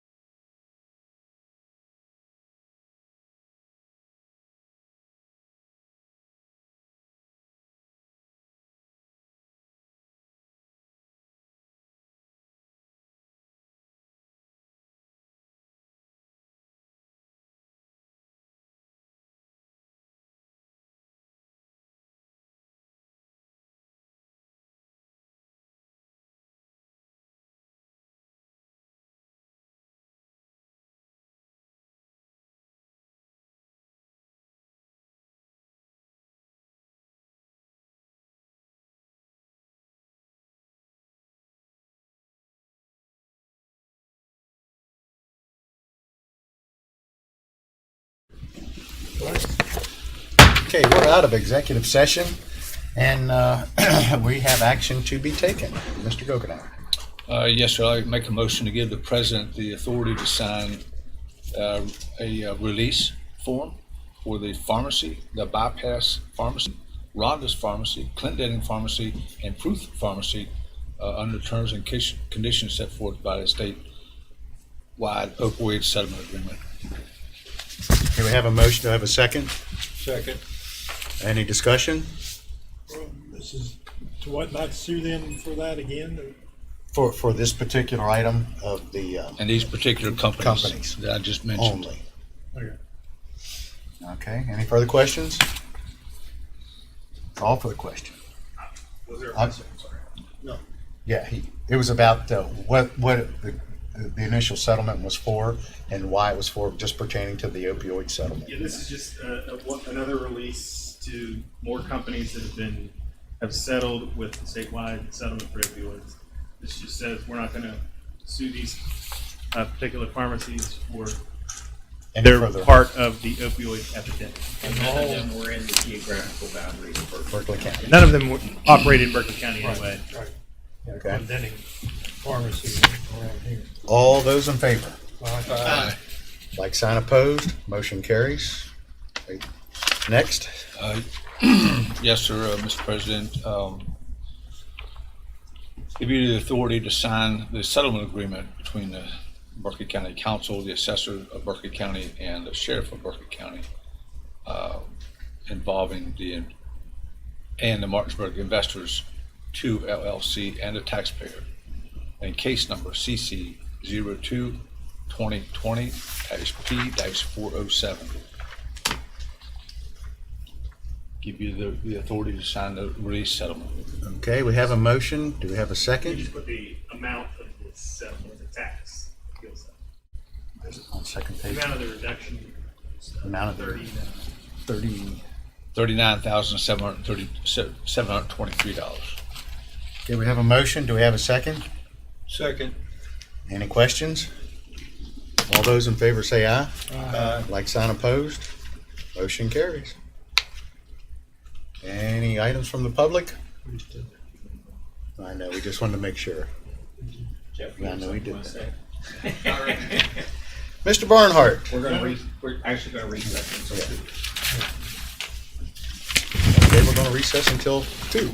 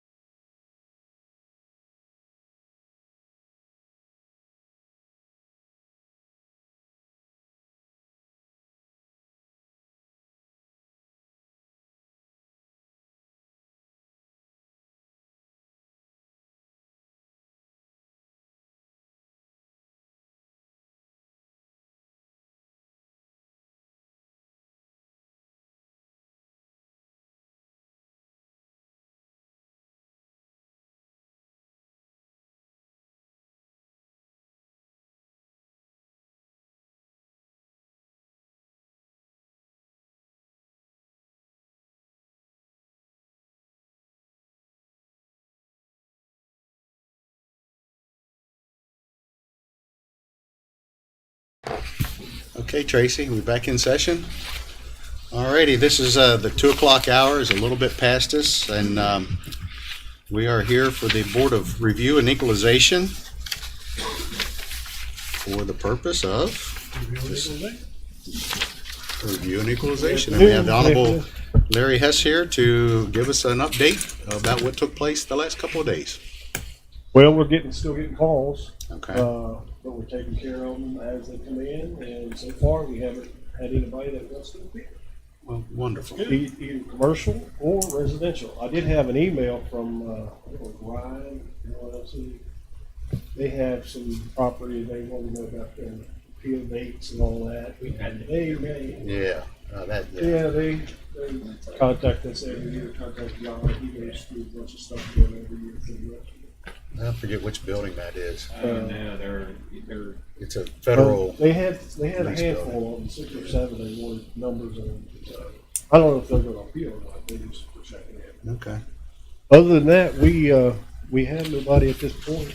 Okay. I did notice on the read ahead, there was 2 slots set aside, 2:30 or whatever. Is that just That's put just- on there? yeah, just that's in If case- there's an In case we applicant. get walk-ins, In case some, okay. in case you need to bring someone over, that way we don't have any, the council doesn't have any trouble filling it. Gotcha. But we just put those in there in case you have anyone that you want to bring over. Okay, that's what I. So, Okay. other than that, we'll be on standby if we get somebody, and same way as you guys get somebody come in, let us know. Man, you guys are good. Yeah, that's right. I hope we can. Well, Well, I haven't opened up my tax bill lately, so I'll defer till later on. sit down. All right, we'll be over here if you need it. Thank you all. Thank you. Streets of Orange. Yeah. Okay. Mr. Jordan, Executive Director They of, got you right back on time. yep, Convention and Visitors Bureau, fiscal year 23-24 budget presentation. Podium is all yours. Well, on the web. you got a captive audience. That's right. They're on the That's a web. good thing. Everybody's here, but they're out there in webland. That's okay. People are important in here. Appreciate the opportunity and greet everybody. Had a pretty successful year. We've had a lot of visitors come in. We're still growing. We had over 2,600 people come to our visitor center alone and sign in 2022. That's not counting whoever just comes here. If you don't know. We're still pushing our geocaching. We had a new trail open up this past July. Where'd you go? June. And we still continue to be the top county for geocaching in the country. Our geo tour, which is a little bit different, is still the #1 tour in the world. Germany's catching up to us, so hopefully we can still be going. But everything's going great. We need a couple of new board members. They're past their due date. So if you could look out for us, preferably somebody that has some tourism, some type of tour. We interviewed a gentleman last week. And approved him today. We approved Approved him him today. Oh, good. So that's one. How many do you need? We needed 2. So Both from the county or one? we need 1. Those are from the county. Okay. We still need 1. From the city. Are there people currently sitting that are waiting to leave, or you Yes. just short? No, once they're there until they're replaced. Okay. So, they're not allowed. so we won't go short. You hold them hostage. We hold them hostage. And one of them has been hostage for almost 2 years. Wow. It's the big pay that keeps them there, isn't it? That's it. It's a fun. Yeah. We're an exciting board. Just started. I just started. You'll find out. No, we're a good group. It's we have things going, working with Main Street and working with the Roundhouse. Get some things going. Working with some other local entities, trying to hopefully look at possibly trying to get the kids museum going again. So we'll do what we can to help them. How, off the top of your head, how many films have been shot here in Berkeley, Jefferson, and Morgan counties? Do you know? Should know. I did know. That I can was think of about several 7. years ago. It was probably about 7 or 8, Yeah. if not maybe more. I know there was, None I recently? know there No. was one, the blue and gray. The state tax credits. That's right. Yeah, they've just reenacted that this past year. So we're trying to get some more here.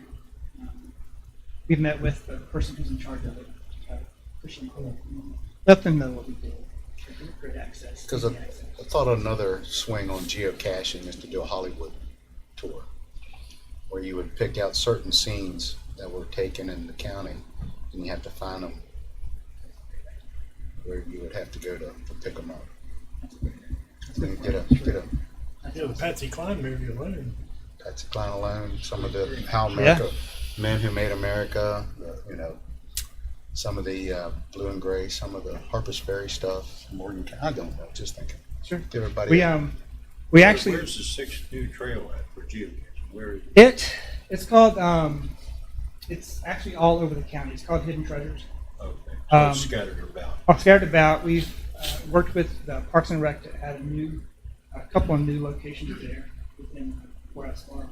Because they have to have so much distance between geocaches, whether there are some.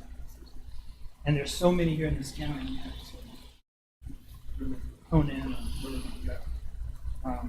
But yeah, they're all over the county. Places that, because it was a part of the 250th celebration.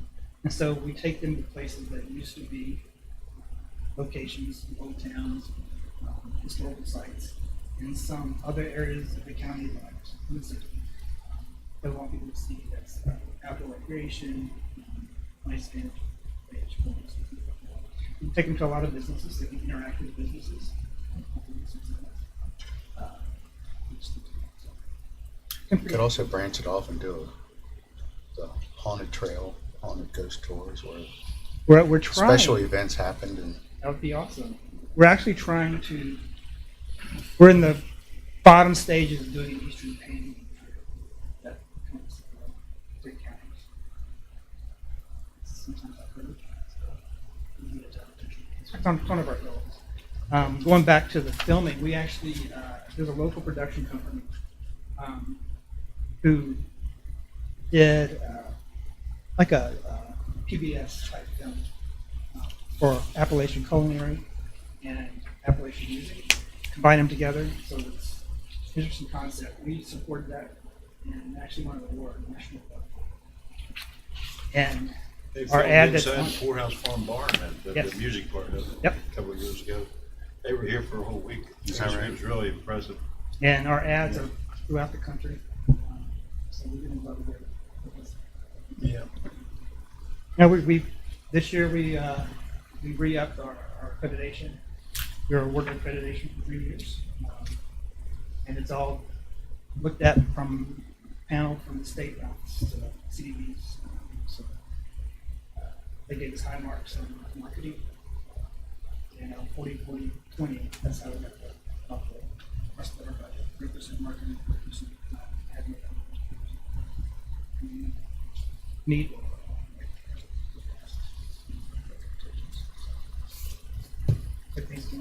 We're busy. I see all the governors and really promoting West Virginia tourism.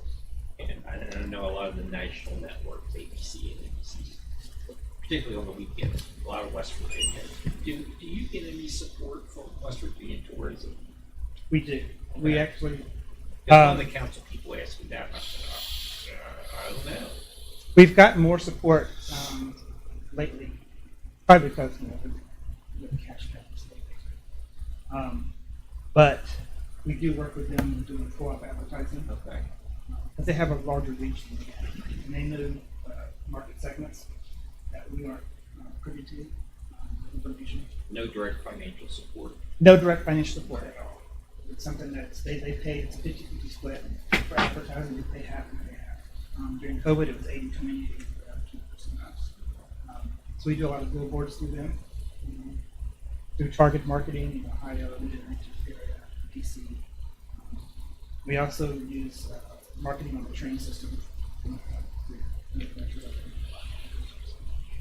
More train. For West Virginia tourism. what? I'm sorry, real quick. The Eastern Panhandle Transit Authority is going to have their commuter bus leaving here to go to the line is. It's going to be down at Ashburn. So might look at West Virginia tourism on the side of one of their buses or something. On the TV ads, what specifically do they advertise for Berkeley County? Do you? They advertise, they're all like what we call cutaway shots. They're just photographs, and they have back music that is kind of blends in with the particular program. It's usually West Virginia style music, and it's like pictures of Courthouse Farm, pictures of people fishing, camping. There's some people up at the lake fishing, hiking. Then there's some shots of Martinsburg itself downtown on the festivals. But it's like a 30-second logo. And it points them to our logo. Our logo points them to our website for them to get more information about it. Mark, do you do any work with the apple harvest, the youth fair, or do anything with agritourism? We reached out to Mikey upstairs, and we have an ongoing discussion about how we can promote agritourism more. I know that he's trying to push it out. This is like last year. And we work with the distilleries in the area, the mining, Black Draft. We're putting together a libations trail with our local distilleries and some of the ones out in Jefferson County too that they and we do work with apple harvest and fairs. We encourage them to use our grant system, help if they need any funding sources. This is something right up our alley. And I'm on the board of apple harvest. So. Okay, thank you. Okay. Any other questions or comments? Just so the council is aware, as you know, by code, the CBD gets half of the hotel motel tax. This year, current fiscal year, we budgeted $700,000 in hotel occupancy tax, with $350,000 going to the CBD and the other $350,000 going to Parks and Rec. As of January 30th, we collected $685,783. We're at 98% of projections. So we'll easily surpass expected revenues. The CVB typically does a pretty good job of forecasting where they think hotel occupancy will go next year. And you'll see that Mark's put a pretty hefty tag on it. Pretty bullish number in there. 530,000. That's which they'll probably make We're almost there this year, but I know there was a previous bill. What about the auditing of that account? Because we don't know if the hotels are giving us accurate numbers or not. The state has said it's pretty much an honor system. Yeah, I know, and you know how that goes. Well, in talking about whether they pay anything or not, we did have one hotel several years ago that didn't pay anything. Mm-hmm. And then the sheriff was Kenny Lehman at the time got involved. And they got it took a while, but they got it corrected. But it's up to, the city was more particular, tracks it. And then at the county level, I assume it's finance. Actually, our IT department. IT department tracks it. So they should know because they have the list of everybody that pays, whether they're paying or not. Now, do they send you all of it? Depends on who gives the discount. It's no difference in them collecting the money from the sales tax and paying it to the state. You know what I'm saying? Yeah. So in other words, they're collecting 12% instead of 6%. Now, the state did say if we want to hire an employee to go in and audit the monthly occupancy of these hotels, we're welcome to do that. Did we get to keep whatever we found? No. Well, there you go. So you pretty optimistic with that 5? You pretty comfortable with that 530? Yeah. Well, he's getting it from the city. You're including the city or just our share? That is just, That's just our Just the share. county share? Oh, yeah. True. No, that's just us. I need to go back to Parks and Rec. Well, and it's funny because as I look over the years, what CBB projects it to be and what Parks and Rec's always more conservative. So we usually split the difference somewhere in between. And I think I think your projection this year is more than 350 for the current fiscal year. And we just kind of, in Parks and Rec was a lot lower, and we always like to err a little bit on the side of caution. So I'm glad it's overperforming. Better to underestimate and overperform than to overestimate and underperform. So you said we're at 685 now, is that We're at year to date? You're at 98%. Then you still have how many 5 months. That's why his number's at 530,000. He'll make 530 this year. So Mark, with that extra revenue, I mean, what plans do you have with that? I mean, it's not Well, a it gives savings us- account, right? it gives us an opportunity to expand what we do in advertising. Because right now, it's, for instance, one thing is spend almost $60,000 in advertising for one publication. And it just gives us an opportunity to bring in more particular about who we go with instead of just something we've been doing some of the smaller, just get things out there for people to recognize. And it gives us more opportunity to showcase what we do, what we do. Do you, because I don't know exactly what you do, okay? In fairness, do you reach far out hoping to get a few folks, or do you reach like Washington County, Maryland, Frederick County, Virginia, Loudoun County, Jefferson, Morgan, those people that can come be here within an hour, come to an event, spend a day, spend some dollars, and go about their way? Or are you looking to net the people that they come and spend the night in a hotel, eat at restaurants, you know? That's our goal. But per the legislation, we have to spend most of the money that we get in 50-mile radius outside of our area. So we can market to our local people here, but most of our spend has to be outside the area. So we target DC, we target Baltimore, we target the Mid-Atlantic region, as well as Pittsburgh, because we have a big draw in Pittsburgh, Ohio, and some down into the Carolinas. Like Southern Living? Southern Living's one of them. Yeah. And that was helped with the state. We look at what their numbers say, where people are coming from, through their different people that get hired. And we sort of piggyback off where they're going. We look at what they're doing and see if there's a possible area that we can market to bring them here versus just anywhere else. What about the I-81 coalition, where, the jurisdictions that front on Interstate 81? Is that a group or an area of interest, or? Yeah, we are part of the Shenandoah Valley Travel Association, which goes from here all the way down through Hesperon,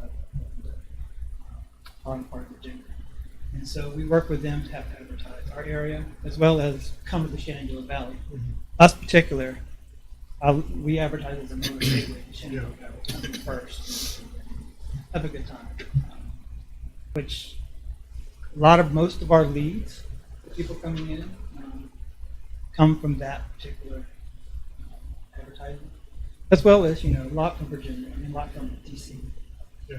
We market to a lot of federal employees directly, so a lot of our information goes where they work, looking for things to do, events that are coming up, great quick getaway to do some things or something that's going on. Because you're right. But we do market nationally. We got people in there, which is for geocaching from Australia last week. They were in DC, they saw our ad, they go in.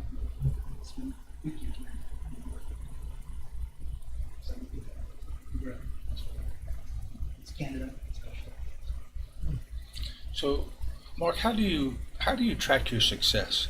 I mean, is there a way of knowing? It's pretty much a scatter shot for us.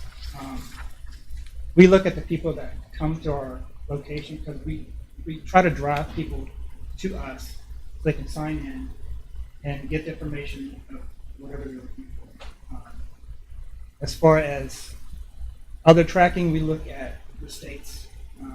They hire people to come in and run the numbers based on sales tax or revenue from the state offices. That's how they see how many people are going to different locations. I think we did $160-something million for visitor spend that went to the state from Berkeley, whereas different counties are $300 million. We're one of the big players, not the biggest, but we are. So we look at the numbers of the state level and see if what we're doing is working and where they're coming from. Now, I do have the ability to track people sometimes. And some of the information we give to Main Street for to show what they're doing. It shows where they're coming from, and most of it is from the Atlantic region. So I guess in Jefferson, the big magnet would be Harper's Ferry and a casino. They have the national parks and the casinos. Sure. Is there anything you would like Berkeley County to do to help the tourism industry?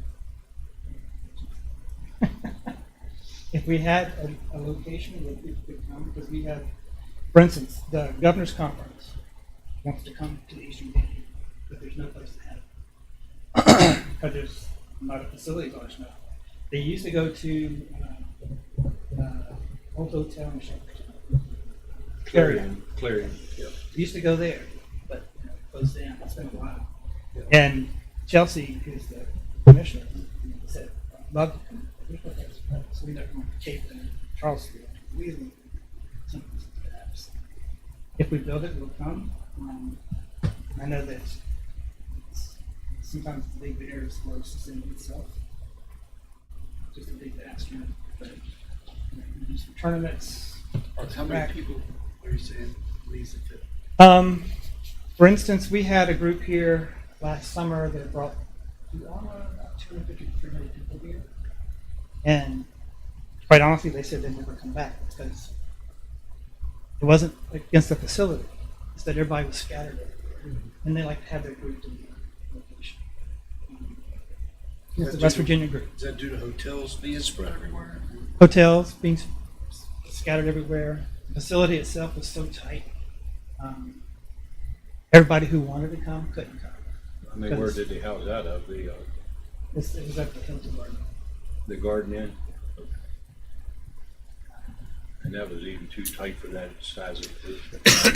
We have people calling us from DC, knowing that the convention is we have a convention of 500 people. Is there any place we can go? We have to send them further west. Someplace else, big town. But they don't go. So we go to Virginia. So if we got the upstairs and the bridge and machine shop done, it can hold 500. That's a space to hold 500, but then the hotels are still an issue, right?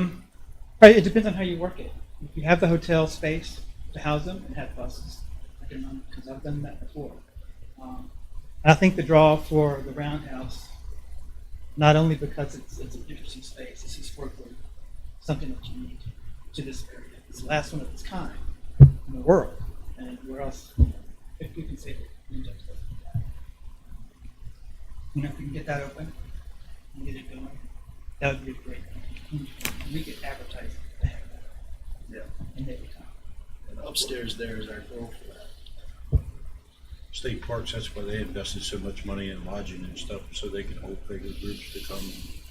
400 or 500 now in almost every state park, like Cape now has the capacity, and they didn't before. And, Blackwood Falls, Canaan, they all can do it now. So. Yeah, we used to end up going to Ogilvy or Maine, yeah. someplace, state park somewhere.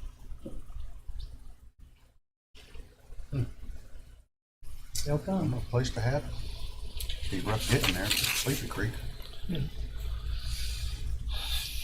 Build it. Build it, yeah. We're along that big stretch between Commons and what's it called? Commons and what's that exit called? Oh, Hardy? Or the Apple Harvest? No, between Apple Harvest and Tabor Station? Tabor Station, yeah. On the opposite side of the interstate. There's plenty of space there. And we could use some things for families and people who may be coming here to work, bring their families. I know several who come to CBB said they end up moving to Frederick or they live in Winchester because there's just more things to do. Not knocking the parks or anything. That was always the council has always been trying to figure out the best place to spend the quality of life money. So. Skate rink reopens this week. Yes.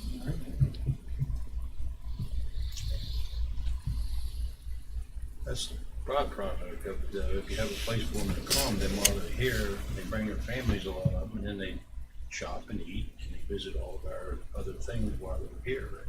Even the ones that are at the conference have free time to go out and scope the community they're in. And it's a win-win for everybody, obviously. It is.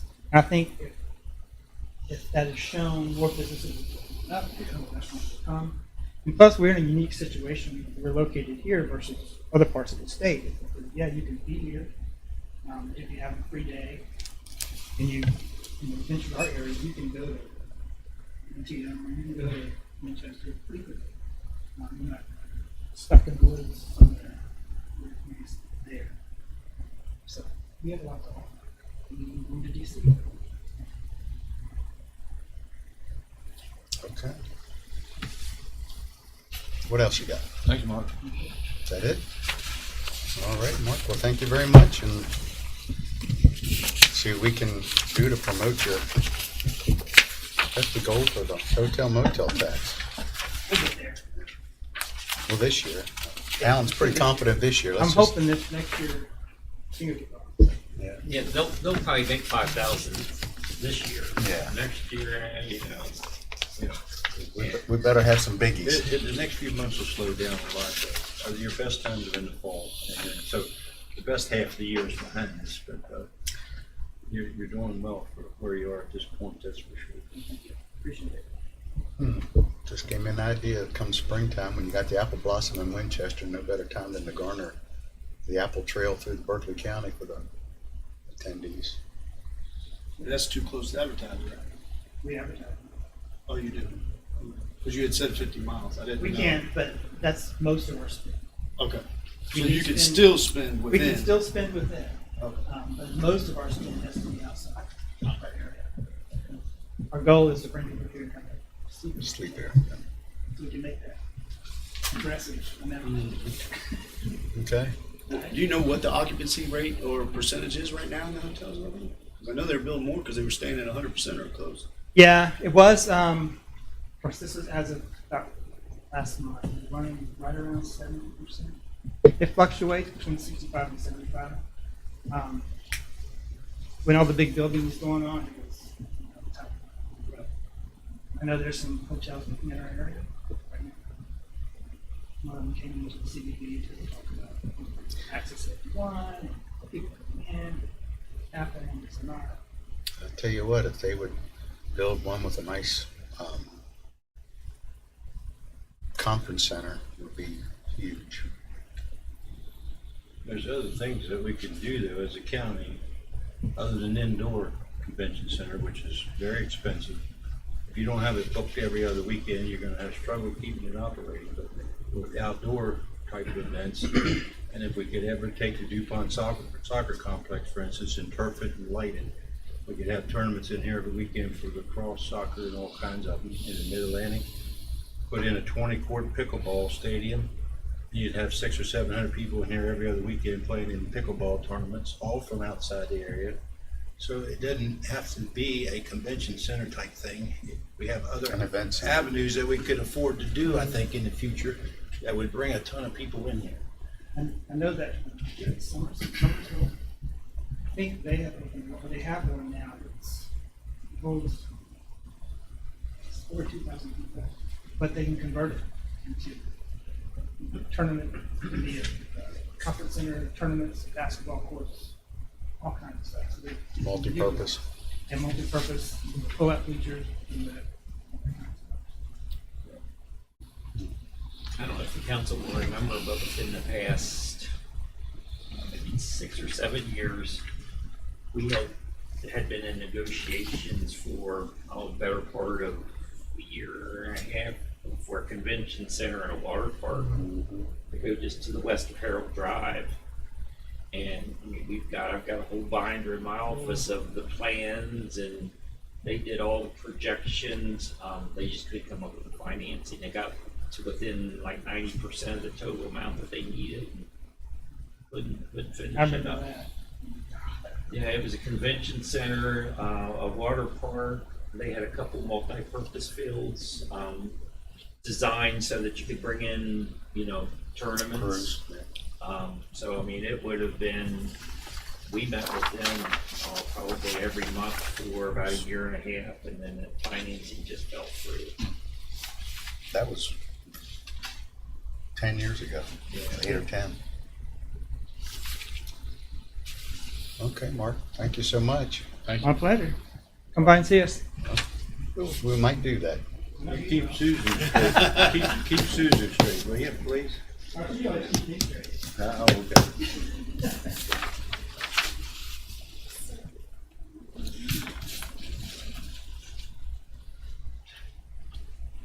Stacy?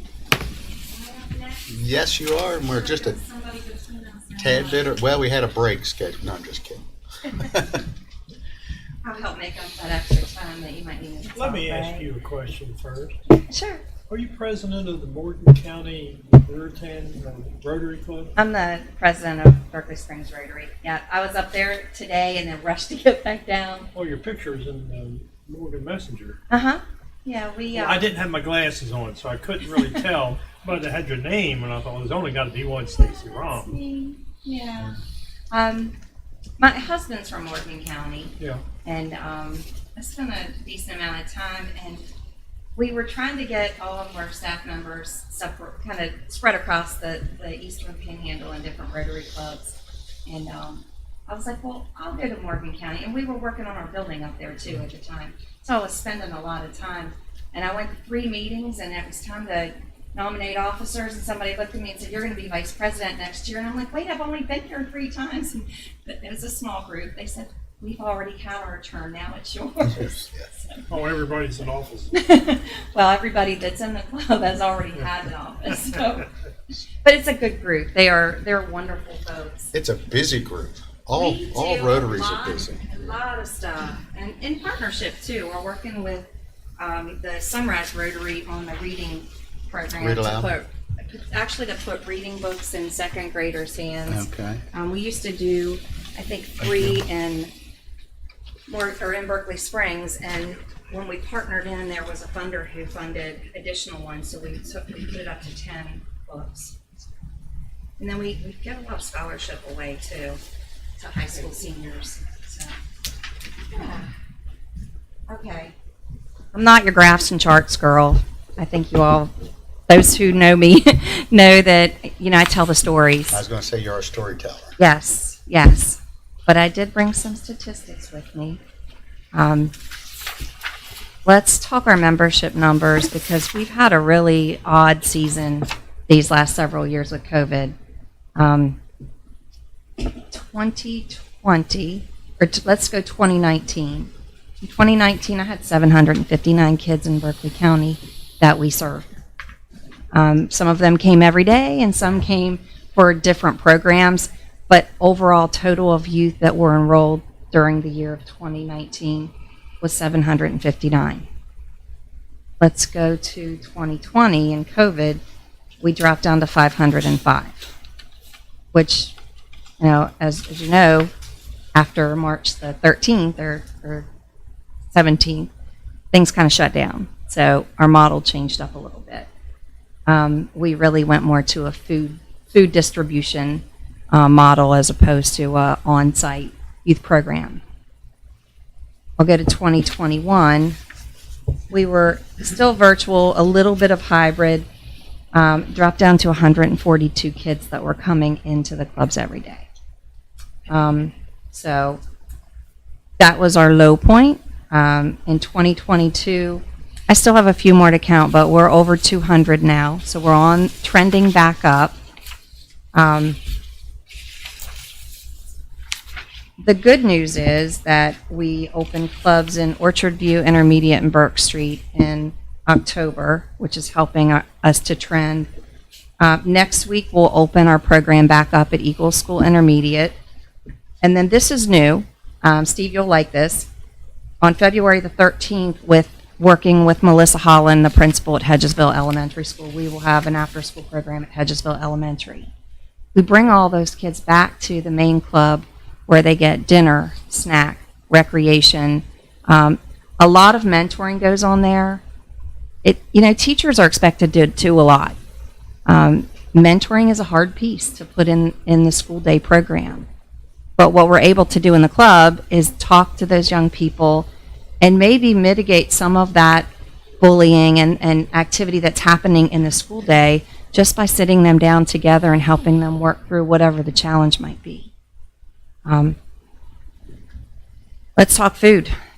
So 2019, and this is pretty much our standard number of meals. We served 24,765 meals. In 2020, because of COVID, we were allowed to send meals out to families, and we increased to 60,450 meals in that 1 year. What we were able to do is through the summer food program, we were able to send those meals out. Now, post-COVID, they changed that model. Now everybody has to come in to eat. So, What do you serve them? what's that? What do you serve them? It's a full meal. So for dinner, it has to meet USDA qualifications. So they don't get processed foods. They get a protein, a grain, a fruit, and a vegetable, and milk. Do you get money for that? We do. So we're reimbursed by the USDA through the state. It's the State Department of Ed has the USDA program. So we are reimbursed for a portion of those meals. And sometimes we exceed that amount. We try to stay within budget, but sometimes kids are hungry, and we want to make sure that we feed them, of course, appropriately to the program because we have guidelines that we have to follow. And it's regulated. So we have someone from the state comes in. It has been like every year, especially during COVID, because of the volume of money. When you're serving 60,000 meals, there's some significant funds that are helping to maintain your programming and ensure that you're providing those meals. So we're observed, regulated. They evaluate our financials. They look at our menus. They look to see, hey, if you said you served 50 kids lunch that day, I want to see all 50. And so there's a lot of paperwork that goes into it. It's not let's just run this little food program and we're just going to serve the meals and not document everything. Everything that we do is documented. From our meal program to our mentoring program. In the mentoring program, the kids they're actually tracked by their mentor that is either on staff or volunteer. There's a binder for each kid. If they're having a struggle on a particular day and their mentor isn't there the next day, the staff member that's there can go back to that binder and say, Johnny's grandmother died. And that's really causing a lot of family struggle, and it's impacting Johnny's behavior. So, we have the data to back it up. It's a big undertaking. It requires staff. There are nonprofits that run fully on volunteers, and bless them. Ours is heavily regulated in a way that we have to have paid staff that are trained and qualified to be able to serve the young people that we have in our clubs. Training, when I bring a new person on in our team, they get 40 hours of sexual abuse prevention training and safety training before they ever see a child. And it's mandatory to some degree through Boys and Girls Clubs of America, But we really took that extra step and said, you know what, child safety is a priority for us, and we're going to make sure that every staff member that joins our team has the tools and the resources to handle a situation that they may have never handled before. And that's a big deal. One thing that you might have noticed if you're seeing things in the paper is that we got a little bit of a facelift in the Martinsburg Club. If you've ever been to the Martinsburg Club prior to facelift, especially in the summer, you would have noticed that, wow, that the building it needs some love and some work. And so we renovated the bathrooms through a CDBG grant through the city of Martinsburg. And the design, the look, the smell, the feel, it's all very different and much more positive. And we're not finished. We have a lot more projects to do within the club to keep it up to date and fresh and new and fun for kids that they want to be there. I don't think it's a question of whether kids want to be there, and I know their parents need, and in some cases really need that service. We're not a half-day program. We're not a league or program like that. While they're very important, some families need that Monday through Friday full-day service in the summer and after school. We're open in the school season or school year or Monday through Friday from 2:45 until 7 p.m.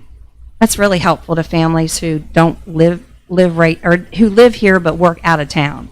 So if they need that extra time to get back, they know I have until 7 o'clock, and I know my child's going to be fed, their homework's going to be finished, and they're gonna have a lot of fun while they're at it. In addition to that, we do a lot of work in the opioid prevention space. We were the recipient of a Department of Justice grant that was issued right before COVID. It's been a little bit challenging, but we had a really great program model, and we've still been able to implement it to the best that we could with limitations that we had during COVID, where we had to, do a lot more day program type work. But it's a six weekends a year stay away camp called Camp Mariposa for children who are opioid affected. And that means they are either in a family where someone's passed away because of an overdose, be it a parent or guardian, or it could be that they're in active recovery. They could be with a foster family or a relative caregiver. Relative caregivership is probably the highest that I've ever seen it in my club career. And I've been at this about 26 years. And this is the worst season that I've seen where, and I mean, maybe that's not the right way to say it, because thank God there are grandparents that are willing and foster families that are willing to take children who, they've already raised their families. But it has definitely been a different season. Let's talk some funding, because you're not the only organization or entity that we receive support from. So I want you to kind of know how and where we're funded. Prior to this year, we had 21st Century Community Learning Center funding from Department of Ed. It's a competitive process. This is the first year in 15 years that we haven't received it, and we were 2 points away from funding. In the ranking, they ranked across the state, 1 through 8 is what they funded. We were 10. The other organization, who was a long time 21st Century program, was 9, and we both were just within 2 points. So it was a pretty strong program and competitive. But there's good news. Stacy, how much was that typically with that? We applied for $220,000. We've received in the past, in the old cycle, $159,000 was the max. So we offered, or we included Hedgesville as part of our school system. And I know Hedgesville. I don't want to misspeak. I can find that out for you and let you know, though. But our goal was to expand out in the county, because we recognize, and we're getting calls from families in the county that are moving in that are used to having programs, that are not necessarily offered, and we said, okay, we have to do something about this. So Hedgesville was kind of that extra piece. So schools that were currently, or that we were serving in last year's grant, Orchard View Intermediate, Eagle School Intermediate, Burke Street, North Middle, and I feel like Burke Street, Orchard, Eagle, North. So it was those 4. And then we were expanding out to 5 to add in Hedgesville. And then, as luck would have it, Spring Mills High School called us back before the holidays and said, we'd really like to have a program out here at Spring Mills. And we have some high schoolers that are really interested in taking some leadership roles. And there were teachers who were really investigating on how we do that. And the stars aligned. The West Virginia Department of Education recognized that we had a solid history, 15 years, of running a strong after-school program. And what we did is we started with elementary, and we tried to do more of a longitudinal study, seeing where kids who started with us as first graders, how they landed as they went through intermediate, middle, and then to high. Because of that track record, by invitation only, the West Virginia Department of Ed has invited us to apply for middle and high school funding this next year, in addition to the elementary program that we're going to apply for as well. And the beauty in that is they've changed that model so that it's not a set amount that you're allowed to apply for. It's based on the number of youth served. And as you know, in our area, we're growing. We have capacity to put forth a lot of young people that need the services. So I think, fingers crossed, I'll come to you for a letter of support. But I think that we stand a very good chance in getting refunded again.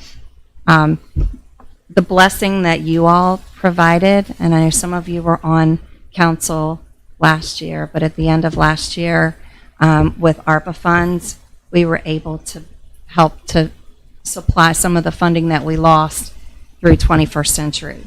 And that is why there's such a strong dedication to go to Hedgesville and make sure that that's, because that's a county school that we really wanted to support.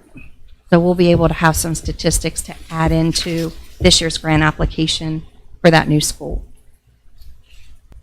What else? Let's talk about these kids that you see on the page. We are not only in Berkeley County, we have programs in Morgan, which is where I started as a volunteer 26 years ago, and then also in Jefferson, where I was a CEO in early 2000. Merging these 3 clubs together has been, it's been strategic, it's been well thought out.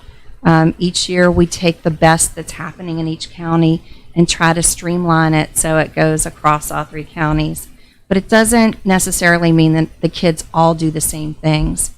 Jaden Hall was our mayor for the day, and that young lady is going to be sitting where you are someday.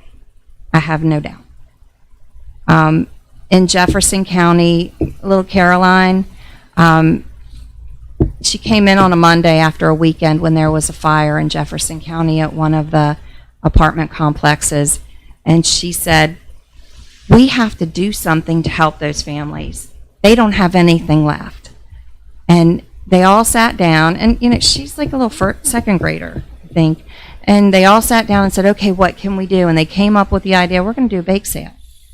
So after all was said and done, they had their bake sale. They reached out to the community and had different people baking for them. The kids baked some things. I think Vicki Bullitt said, I'll buy that, because she knew the kids made it, and that was their special project. But anyway, after all was said and done, they raised $1,100 with a group of kids that are under 5th grade. So they're learning humanitarian efforts. They're learning leadership. They're learning art. We have a strong art program up in Morgan County. It's a very artistic community. Our director up there has a master's in fine arts, and she teaches painting, and really it helps to develop a well-rounded child. And I think that's what we get with our kids in the club. They get a full experience. It's not just one activity or another They really get to experience the whole shebang. So what I'm asking you for is funding for 45 children. The actual cost for one child for 1 year in all the programs, if they took everything that we had, is $2,800 for one child. We receive grants, and we rely heavily on donations from the community. And out of that $2,800, there's $1,000 left unfunded per child. So that's what we ask for when we're writing grants and when we're talking to the community.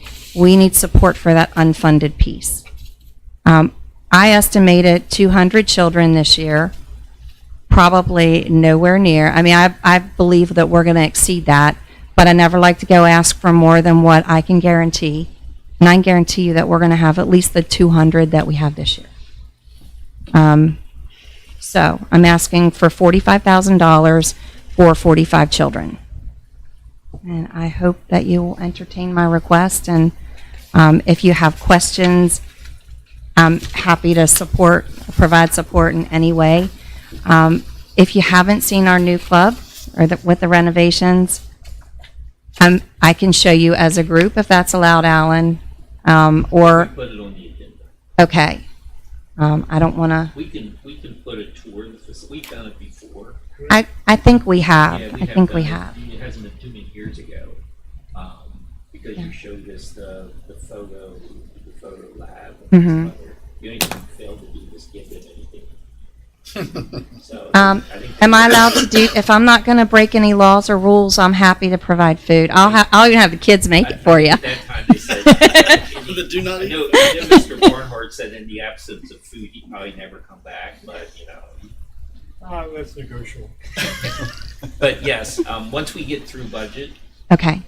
if we could do it like in April, May, that way Sure. they can just walk down. We walked down last time as a group. If you'd like to have lunch, I will prepare lunch for you too, Jimmy. I have no problem mixing up some groceries for you. Probably won't be as good as HD's wings, but I'll do my best. You know, one thing I've discovered, Brussels sprouts can be delicious. If they're air fried, I know. Oh my God. Rolled in Parmesan cheese, salt, pepper, Oh, put in man. the oven and broiled. Oh, yeah. Geez. And then some of that balsamic glaze across the top. Yum. Now you got my attention. New menu item, HD. We did deep fried Brussels sprouts last year. They sold well. I bet. Stacy, I see you're asking local government for 200,000 next year. So that's 1,000 for each one of the 200. Right. participants. Right. How do you decide what to ask for each? For example, how much you ask in the city market for? 50. 50. Jefferson.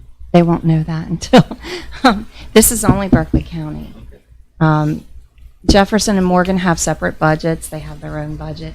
This is just the Berkeley County So portion. this is just the Berkeley. This is not the Eastern Panhandle.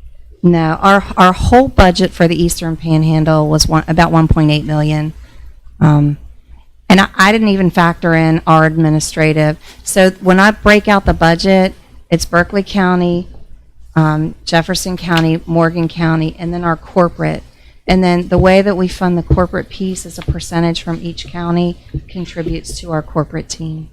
And that consists of myself, we have a director of HR, because when we grew to over 70 employees, I needed more than just my knowledge to land on. I have a director of operations and grants management, and when you're dealing with about $500,000 to $250,000 in grants, you have to have somebody paying attention to that. We just added a resource development person, and we have a funder who funds that 100%. So that's not coming from any of your funding. This strictly is just for serving youth. And our money to go towards kids in Berkeley County. Only kids in Berkeley County. You're asking the city for 50, Mhm. and you're asking the county for 45. Mhm. That's 95. It's so the state. So hang on. Hoping that the county will be exceptionally generous this year. You know, I'm being very hopeful. So if you go to our club program budget, okay, for 45 youth, it's $126,000. That's 28,000 times 45 youth, brings us to 126. So that's 45, and then the 50 from the city gets us to 95. So the remainder, we're raising the money and applying for grants separate from anything that we ask So for the out of local government. Government number is what you're assuming you'll leverage from the local contributions. Right, and state. So we're part of a statewide coalition of Boys and Girls Clubs as well, and we've put in a proposal to the state, pulling from the state budget for $50,000 to provide a licensed counselor or social worker in the Panhandle as well. So there's $50,000 there, and my budget is always ever evolving, because if there's an opportunity to put a specialist or bring additional funding into our organization, I'm looking for it because I think our kids deserve it. You guys research and try to find your own grants? Always. Help you with that or no? Always. So as part of Boys and Girls Clubs of America, we have a whole government affairs team that's always out there looking for us. We got a $500,000 Department of Justice grant for opioid prevention because we were poised for that. We received some pass-through funding also, Alan, from Boys and Girls Clubs of America to do mentoring, and we had an opioid prevention grant for the last 4 years.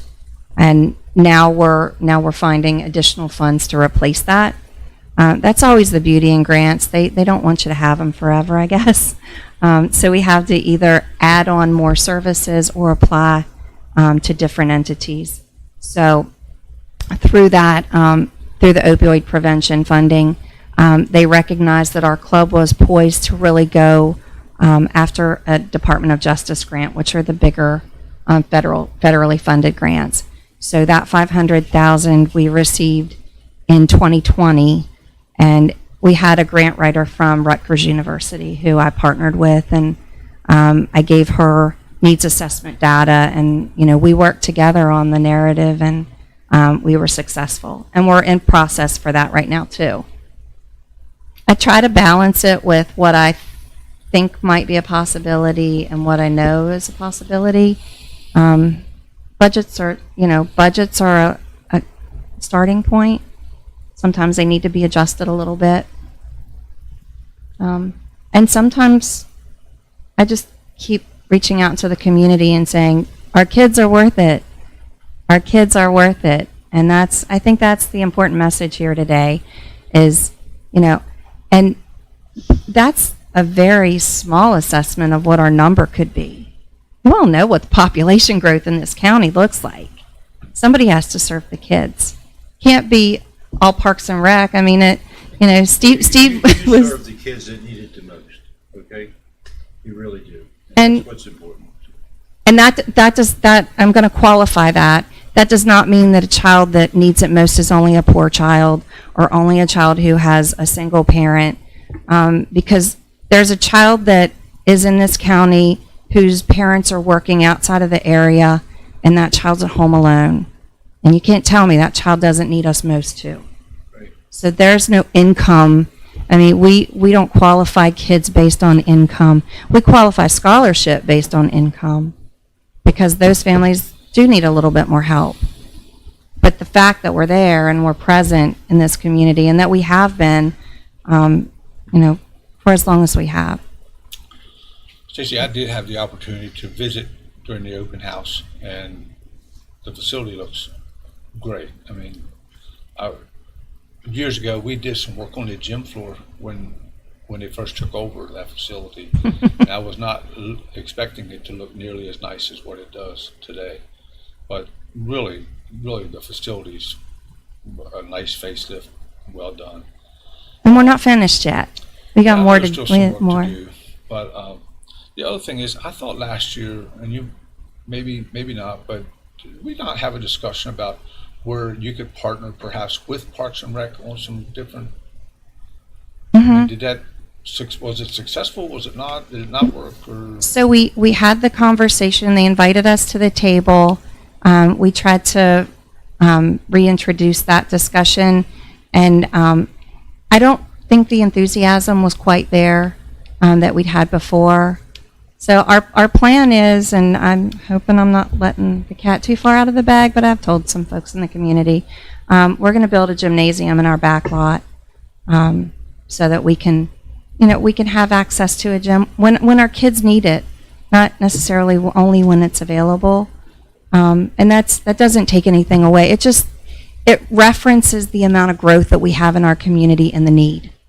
How much room you got back there? That's my next question. We have enough. Next Wednesday, we're meeting with architects. We put out an RFP, and we're meeting with architects, and some of them have already been there, and we've measured it out. It will eliminate parking, and we'll have to establish parking relationships. But we have some of those already in place too. A bottom line yet? Mm-mm. Nope. Yeah. But I have some interested funders. Good. And You'll need 'em. we know. We know. And that's not to take away from Jefferson or Morgan County because they're part of our plan. But as we develop that a little bit further, I'll bring it to you so you know that you're kept in the loop. We're working with a consultant. We have a donor who's hired a consultant for us to help guide the process, and and they're coaching me on, these or educating me. Maybe not coaching is the best word, but educating me on, these are the steps for the process. And I'm learning a lot. I knew next to nothing when I started, and some days I still feel like I know next to nothing, but there's a lot that I have learned. And bottom line, our kids are worth it. They deserve this. And because they're in the city and the city owns the building, they qualify for CDBG money, which is what the recent renovations have come through with. And Even if the city doesn't own the building, we would still qualify. Even if the city doesn't own the building, we were told we still qualify. Anything else? Thank you. I don't think so. Do y'all have questions? Haven't we been asking questions? I mean, any more beyond that?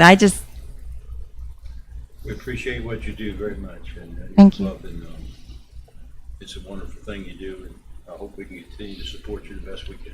I appreciate it, Steve. Thank you for your partnership through the years. Thank you Thank so you. much, Stacy. Always good to see you and hear the stories. Good to see you, Jim. Take care. thank you. Bye-bye. One more thing. Our newest board member is standing in the back of the conference Oh, room. Tammy. Tammy Hawkins joined our board in January, and we're really glad that she's part of our team. You have our sympathies. You know Does what? does she wear a uniform to the meetings or not? Sometimes, and Alan, I would be careful in how I say that because I'd be a little afraid. I know. You've never been here after 5 o'clock when she busts into the men's room. Probably you should be not very better. afraid. Okay, thank you. Ooh, we're scary.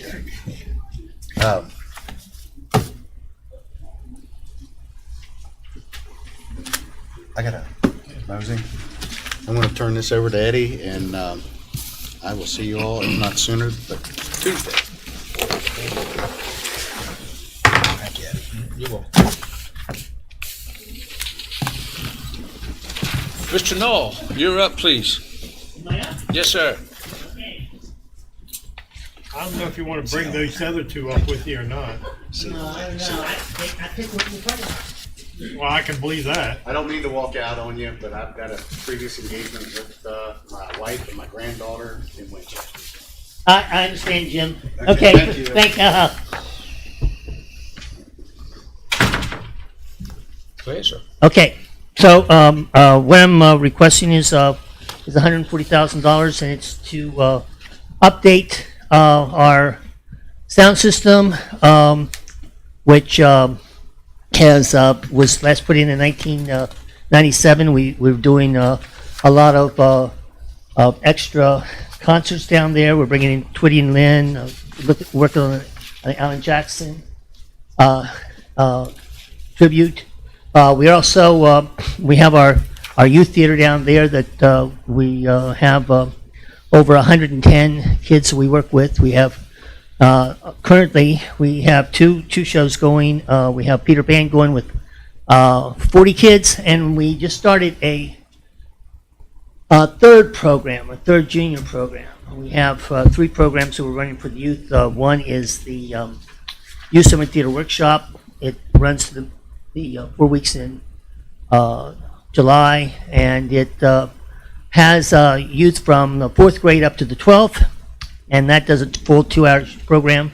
Then we have a fall program and a winter program, and that has 40 kids in it for a junior program, which is a 1-hour program. And that meets 2 times a week at the theater after school.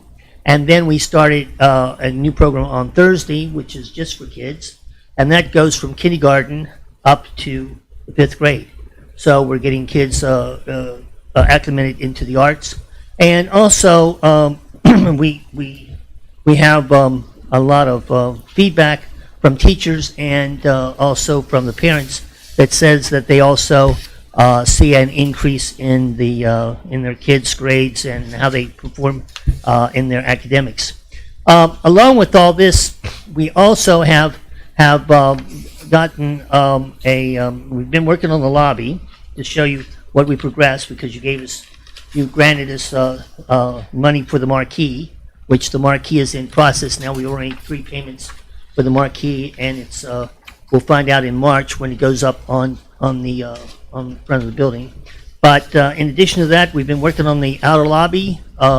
We raised $13,000 from our patrons and that to redo the outer lobby. We've dropped out the ceiling, so we raised the ceiling, put chandeliers in, new floor. We're working on the inner lobby. We're renovating the concession stand. That's what part of this money is also going to go for concession stand. We're looking at upgrading also our projector. We have a projector that was a gift from the Walleye Fish and Game some years ago, and it is wore out, and we're looking at getting one for about $14,000 to show movies. We show some of the things you'd be surprised what we do. We not only show movies for Main Street Martinsburg, but we also have movies that we showed for Berkeley Street. Berkeley Street, they don't have a lot of money. So the kids, they called me up and said, what can you do for us? We want to entertain the kids. Want to walk them down to the theater. And I said, okay, for $5, I'll give you a box of popcorn and a water, and you bring the DVD and we'll show a movie. So we had about 200 kids from Berkeley Street come. The kids, we have kids bust in from Hedgesville Elementary School. They come in, give the kids a treat. We do the same thing for them. So we're doing that for that's what we're using the projector for. Besides using it for our shows, we have the Rocky Horror Picture Show that we do every year. We also have the Princess Bride that's coming up this coming next weekend. Currently, we're in production. I'm just going down to show you what all we're doing. Currently, we're in production to do a show called Kodachrome, and I hope you all guys come down and see that. It's based on Art Town, and it's it takes in audio visual, and it talks about Martinsburg and about all the lives, and if you ever see Art Town, it would be something like that. And we also have pictures of all the different places in Martinsburg projecting over top during the show. And so that's next week. So anyway, so we're working on that. All this and all this work we're doing all coincides with the architectural assessment plan that we have going that we did a few years ago. One of the things we've bought is we've got control of the Little Red House in the back. We already have been earmarked $100,000 for an elevator to go into our new building. Mansion, we have gotten we've been notified that we've been earmarked for $750,000 to work to go toward the renovation of the building. And we've got an external building we need to build. So that's some of the projects we're working on. We've also, we're given a gift of $30,000 that was given by an anonymous donor to help with the sound system. And also, we got a $5,000 grant from the CVB to help with equipment for putting on concerts there at the Apollo. Okay. What else? Anybody got any questions for Michael? The earmark money, do you have to do any matching funds on any of that, or is that just money? No, the earmarking, we're looking at, there's a matching grants down at the Culture and History that we're looking at matching that money with. So Yeah. for like your elevator and such? With the elevator, yes, because that's a gift. The federal grant money, a lot of it you can't match, but for the elevator, yes. Okay. Yeah. That'll give you access to the second floor to be able to do some things up there? Well, yeah, well, the thing with the big thing about that is the behind the theater. I don't know if you look behind the theater, but where we have the storage units. The side of the theater is actually going to be tore off. There's that building that sits back there where we have our green room and dressing room, and a 3-story block building, external building, is going to be put up along with the fire escape and a handicap ramp that runs along the back of the building to get that in there, and that will unlock the ballroom for access to catering and stuff like that. It will also open up the 3rd floor for meeting areas up there. The other thing that building will do is it will also open up the stage. Now, when I want to build sets, I have to schedule any outside events that I bring into the Apollo around whatever show we have it on set on stage, because if we're doing a play that has a 2-story house on it, we don't have much room to do anything. But the new building will allow us to build in the new building and then roll things onto the stage, which then will allow us to bring more concerts in and do more activities on the stage. And the other thing is that money has to be raised outright for that external building. Now, there's a possibility that once we get finished getting an external building up and we move into the theater proper, that's where we're going to do sound insulation between all the floors, because there's no insulation between the floors. You're up in the ballroom, it's hard to have something down in the theater. Also, hardwood floors, upgraded electric, and that insulation for heat and cooling, and also a new air conditioning unit that goes in. Now, that type of thing we can go for tax credits, similar to what they did over at the Shenandoah Hotel. I actually had a investor come and talk to me about interest in putting tax credits against the theater. But I can't do that until I get that external building built, because of the way we need to work the area. So your external building, do you have a timetable on this thing, or is it just a dream to put on when you find the money? No, it's a 5-year plan we're looking at. Working on getting the money to get that building up, and then moving ahead with the main building. The projector that you're getting,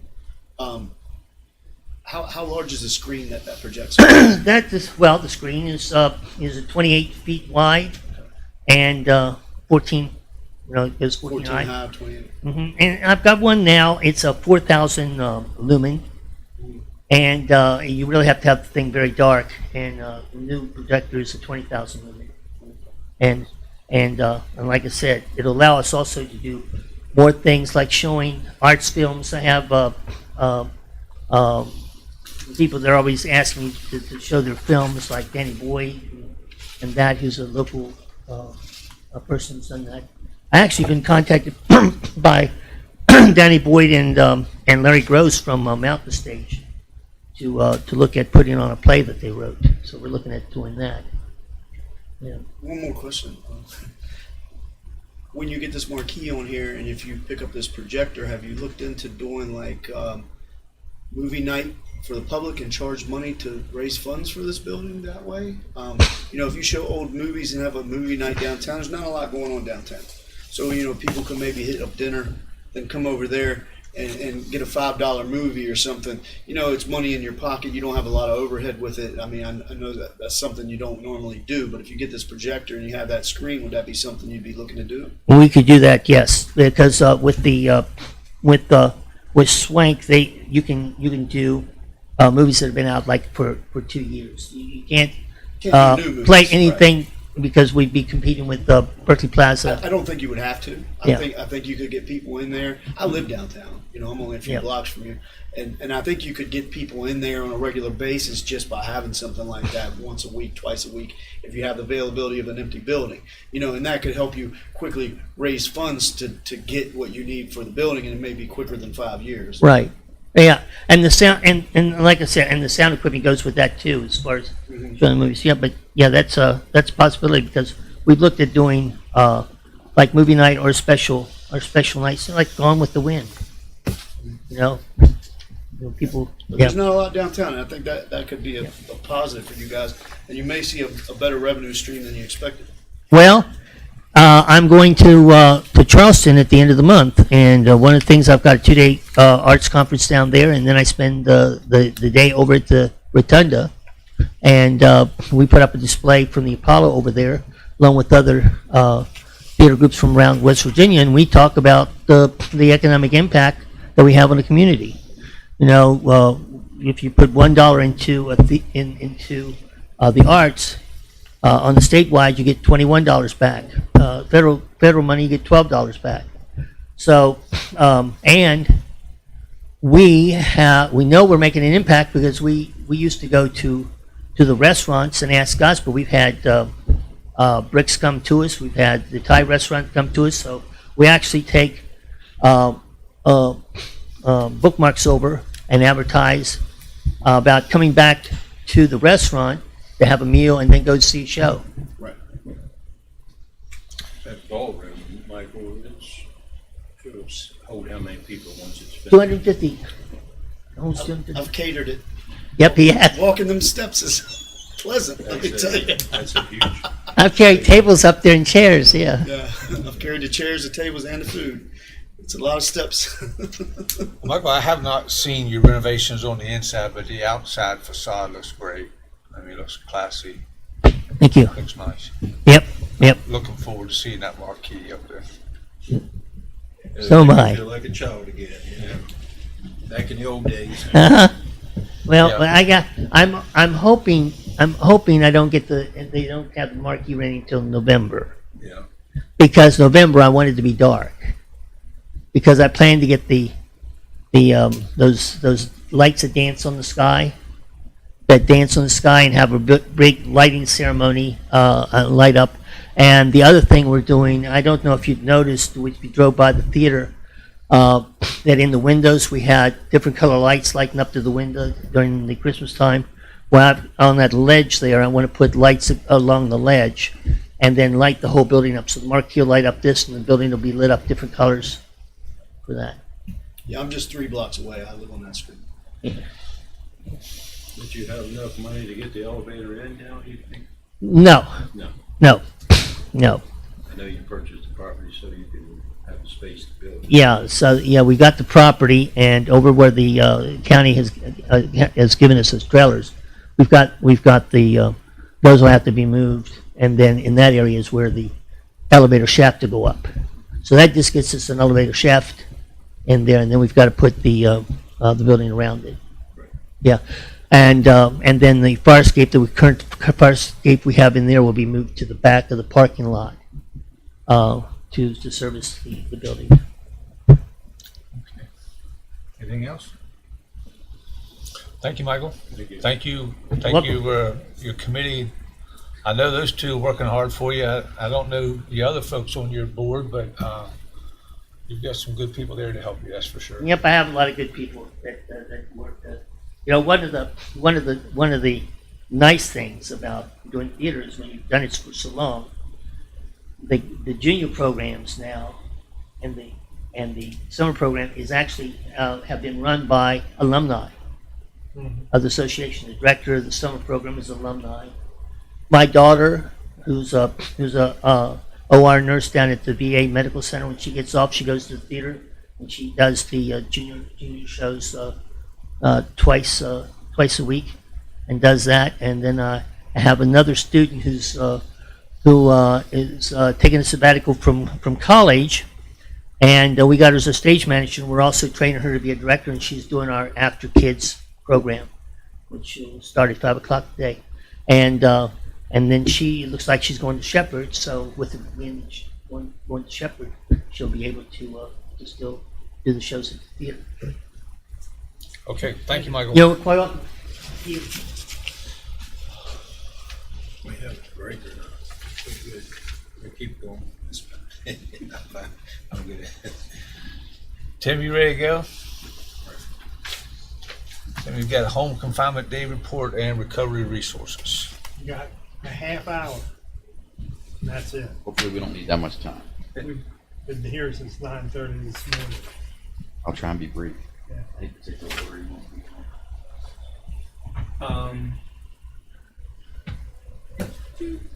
Start with recovery resources. Just so the council knows, we actually started recovery resources in February of 2016 from nothing, and then we started.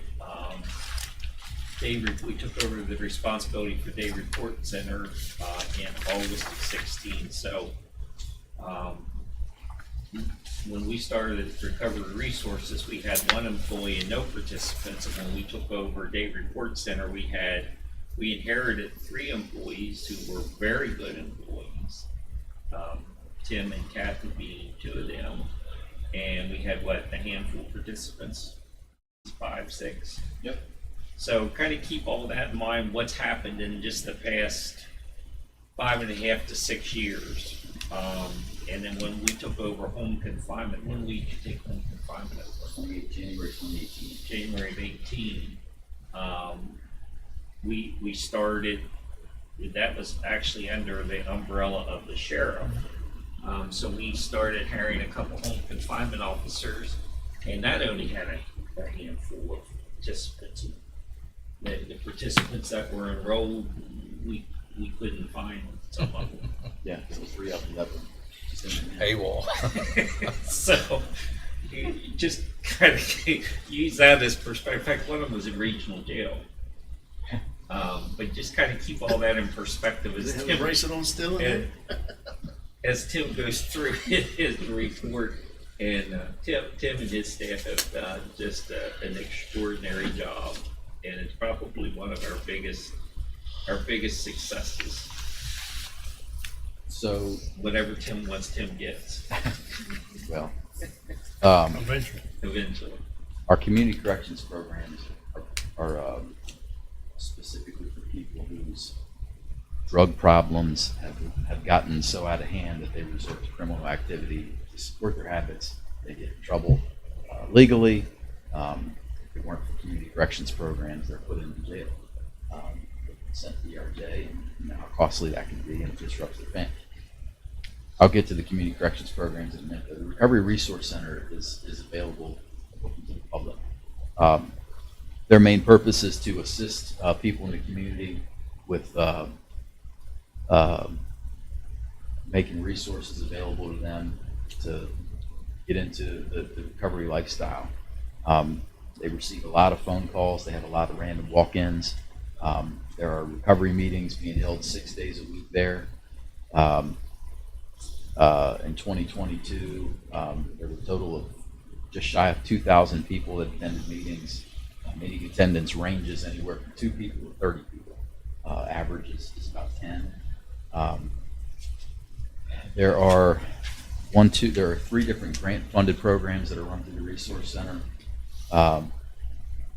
One of them, well, let me back up. There are 2 staff members that we have, 2 full-time peer coaches that sit in the front office and handle walk-ins. This is in the old health department. Yes, in the old health department now. People that come in off the street or call and say, hey, I need help, or my mom or my sister or my brother need help, can you assist? That's what they do. They get people into inpatient programs if that's what they desire, refer them to MAT programs, refer them to recovery meetings in the community, not only there at the Resource Center, but a variety of places. There are 3 other grant-funded programs that are run through the Resource Center. One is called JOTIP, Juvenile Opioid Treatment Intervention Prevention Program. We're in the 4th year of that grant. It was supposed to be a 3-year grant. COVID changed everything with that program because the schools closed. But those staff are in the schools 5 days a week. They're in the high schools 2 days a week. Fall semester this school year they were in Martinsburg and Hedgesville High. This semester they're in Spring Mills and Musselman. On Wednesdays they're either in Mountain Ridge Intermediate School or Mountain Ridge Middle School. They go in there and conduct groups, and believe it or not, there are kids in the intermediate schools that are exposed to substances and are vaping already and things like that. So they connect with those kids. The school counselors refer those kids to those groups. Staff do their best to educate them and keep them informed of the dangers. So do they kind of pick these kids out, or the kids volunteer to go, or how do they? In the intermediate and the middle schools, the kids are referred by school staff there that are aware of them getting caught with vapes and such. In the high schools, it's all the 9th grade health classes. So they literally connect with all the 9th graders in the county. It's a lot of kids. That program has been great. One of the things that we intend on changing, that grant actually just came out again. We're going to write for it again this year. It expires in September of 2023. They run on the federal fiscal year. We've already met with some of the school administrators. The groups are too large. They're meeting with 70, 80 kids at once, and it's too many kids to manage and really effectively communicate with. So starting next year, and the school's very cooperative with us. They're going to do what they need to do to reduce the class sizes so that they can have more intimate conversations with some of the kids as opposed to these big groups. It's just too much to manage. So that's a JOTIP program. Another grant-funded program is the Quick Response Team. Quick Response Team started. Now that's a grant that actually the health department, Bill Kearns, the health department's the fiscal agent of the grant, but we run the program. We invoice the health department on a monthly basis for the salaries and staff and some other items that grant pays for. We also needed a van to run that program, so we purchased the van, paid cash for it, and we billed the health department through the grant. They reimbursed the grant actually reimbursed us for the cost of the vehicle too. So yep. Is that a rental, or we bought it and then we bought it outright? It's ours. Okay. And at the end of the grant, it's ours. And they pay us to use it? Is that what you said, health department? It's our employees that are using it. The health we invoice the health department for all their expenses and the cost of the van. So it's zero general fund dollars involved. Right. Since the Quick Response Team began, which was in October of 2020, so what they do, they get a report from Berkeley County EMS every, I think it comes out at 5 or 6 in the morning. It's an overdose reporting tool that they created there. Each address that Berkeley County EMS responded to because of an overdose call, our staff get that information, and their mission is to go and knock on the door of that residence 24 to no more than 72 hours after the overdose call was responded to. And their main goal is to connect with the overdose survivor. If they can't do that, they try and connect with their family members if they're living there. And the program's been very successful. They've knocked on 796 doors. They've reached 341 survivors. This is as of December of 2022. They've reached 681 family members. They've distributed just shy of 400 doses of naloxone. 164 survivors out of that 341 has accepted services of some kind. They're either willing to go into an inpatient program or get connected with peer recovery coaches at the resource center or begin to attending recovery meetings. When you have a patient that continuously overdoses, do they keep going back to the house? Yep. How many of those have they done? I don't have that number to give you right now. I know I'm just ballparking. there's a number of duplicates. I can't even give you a ballpark, Jim. I'm honestly not sure. I know that it happens. Oh, I'm sure. If I had to guess, I'd say out of the 341, there's probably 40 of them that are duplicates. Does Don't the hold me. city report to this as well? I'm sorry? Does the city report these addresses as well, or just county? The city does. That took a while to figure that out, but we actually get a report from them as well now. Yep. So that's the quick response team, fully grant funded program, doing really good work. I mean, When you When- go into the schools, do the parents have to allow their kids to participate, or is that part of the curriculum? they do. The school actually sends out a letter to the parents. Parental Yep. consent? Yep. And I think very few Ever parents say decline. no. Yeah. Yeah. But when they connect with an overdose survivor the day after they overdosed, it's fresh. What happens when someone they inject heroin, they get really high, they fall out, they get revived with Narcan. The Narcan actually reverses the effect of the heroin on their receptors in their brain, so they actually go into kind of a state of withdrawal immediately. They go from feeling really, really good to, I need more dope now. So that's not the right time to try and connect with them. 24 hours later, usually they've gotten high again, they've gone to bed, they've woken up the next day, they know what happened, and they're like, dang. Knock, knock, knock. Your recovery coaches are at their door saying, hey, this is who we are. We know that you experienced a pretty scary situation yesterday. We're just here to offer you any kind of help you may be open to, or just talk. And they've made some good connections that way. The majority of our peer recovery coaches have been addicts themselves. All of them. And have been clean and sober. So They know what they went through. They're able to make that connection. And I truly think that, how many, as a percentage of recovery resources and day report center employees, how many of them are in recovery? 100% of the staff of the peer recovery coaches at the day report center, and that's 9, including the supervisor, and then everyone at the resource center with the exception of, so what is there? There's 10, 3, 6. There's 9 of them there.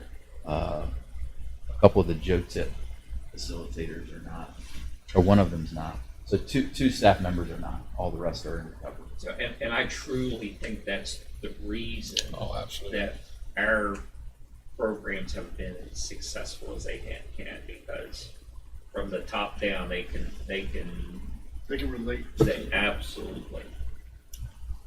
This current fiscal year that we're in, the resource center's budget is $582,174. The DHHR grant pays $80,000. Joe Tip is $224,207. QRT is $165,000, and SBIRT is $60,000. I didn't tell you about SBIRT. I'm sorry. SBIRT is Screening Brief Intervention Referral to Treatment. That's a state grant. It funds one case manager for $60,000 per year for the year. And his primary purpose is to be the liaison between the individual and all the inpatient facilities throughout the state. We get a lot of people into MRC successfully now, but frequently enough, for this reason or that, they can't go to MRC. They need to go to another facility throughout the state, and there's a bunch of them. And Will Carpenter is the name of our guy that is our expert case manager. He's received 160 referrals since he began in I didn't write that down, roughly June. He's placed 104 people successfully into an inpatient treatment facility, and he has several pending. So he's a busy guy, and he's done a fantastic job of. I mean, he's very personable. He communicates well. A lot of times, it's difficult finding the right person at a treatment facility who's willing to give information. And Will's navigated that system really well. He's got a lot of good contacts. If somebody needs a program, he knows what program to call and who to ask for. So that one pays $60,000, totaling $529,207, which is a difference of $52,967. So 90% of the budget of the resource center is grant funded. And I'm not requesting any changes to that budget for next year. We're requesting some money above and beyond in the Joe Tip grant. We're going to request for a therapist position to be covered there for Joe Tip, which will not be a new position. We're going to use it to fund one of the unfunded day report center therapists, and they'll be available to receive referrals directly from Joe Tip staff for those kids that they come in contact with that are open and willing, and their parents are on board with their child receiving therapy.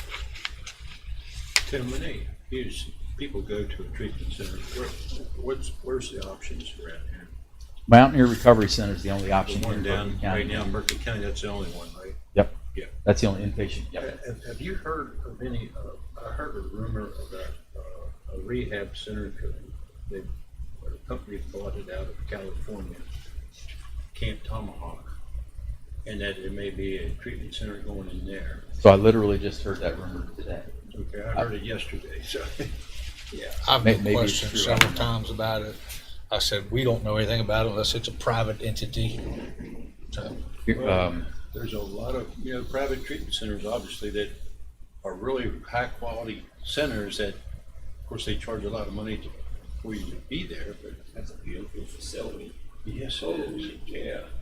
Pinnacle, I think is the name. I don't know. Just heard rumors that. We'll see. We looked at that, but when you were Parks Director, we were going to buy that and give it to you, but I said, oh, he probably would.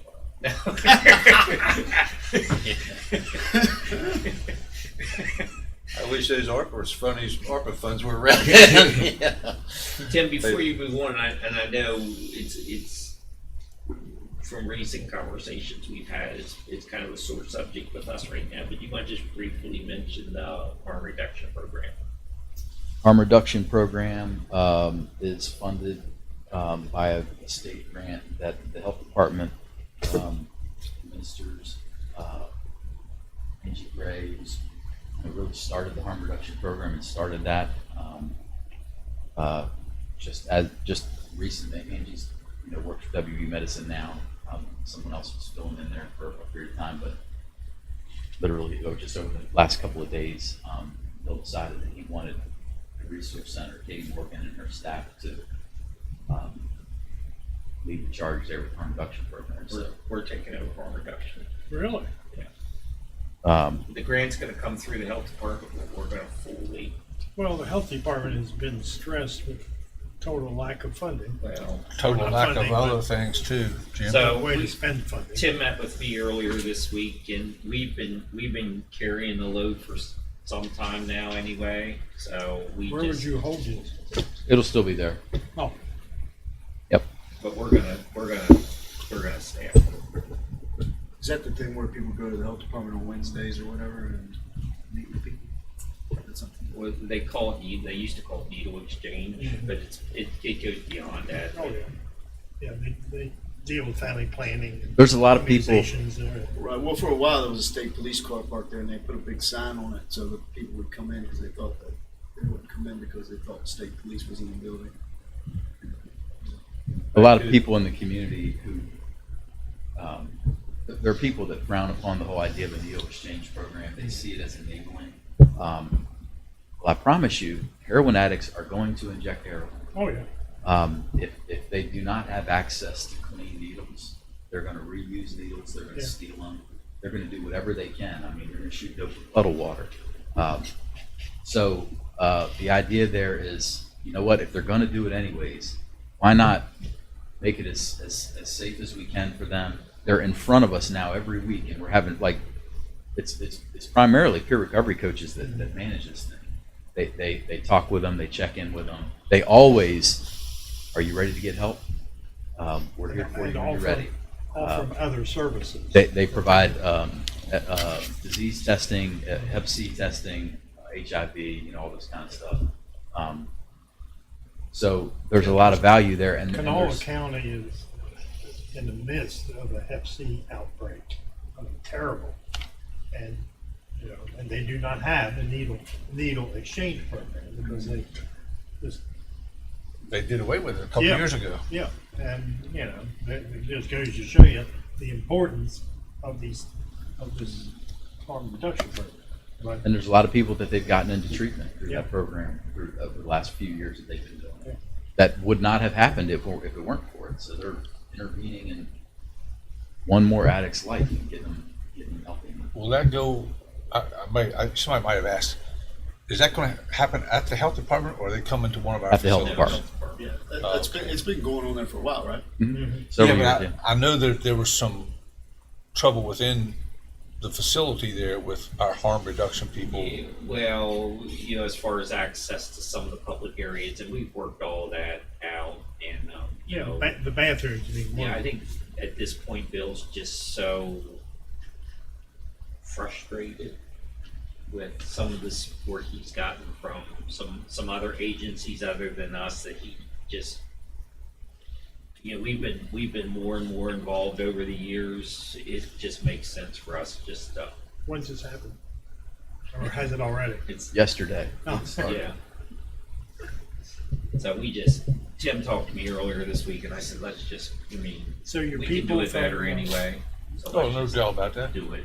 your people from Resource Center. Yeah, Resource Center are the ones that go out there. Maybe they went out there before, probably. Yeah, there's some other folks as well. Stephanie Stout is involved there and volunteers. A peer recovery coach from East Ridge helps out with it. We'll have about 5 of our staff over there on Wednesday. There's some other things that they do with the mobile harm reduction program on a couple hours on Fridays. Forgive me, Tim, but back to the Mountaineer Recovery Place. How many people can they hold at a given time if they're at full capacity? And are they at full capacity? Of course. Man, I knew that number when they first opened because it was an X number of bed facilities, 30 something. They have a female. It's 30 couple, I think, 37, males. 37 sticks in my head. Is that what it was? Yeah, because we were there for the dedication. Yeah. And then there's a female facility as well now, which I'm not sure of that number. 37 is just males, you're saying? Yeah. And they have started on the village. Yeah, there's a lot. I mean, there's a lot going on there. Because that village home that I saw will hold several people. I mean, a bunch. And that's eventually going to be a transitionary. Yes. So you'll be in like a group home, and then you'll go almost to like a halfway house, and then they'll have some independent living, where you know families that can live with their with a parent that may have a substance abuse problem. So I mean, and I know that we've seen the plans it's years out, but Home confinement? yeah. Home confinement program. I talked with you all a little bit about the home confinement program last week. We started in 2018. I won't read to you a whole bunch of numbers. I'll probably bore you a little bit. Since we began in 2018, we've supervised a total now, as of December 31st of 2022, 857 offenders, revoked 369. 488 have completed. We've collected $429,898 in fees. Jail cost would have been cumulatively over those 5 years, $8,932,269. So the home confinement program not only saves the county a lot of money, but it allows people to live in the community and work and be with their families while serving their sentence. I'm sure I've asked this before, but what does the funds that the people pay into the program go for? It's back to the general fund. And then what's done with it? We put it in contingency to fund additional home confinement officers.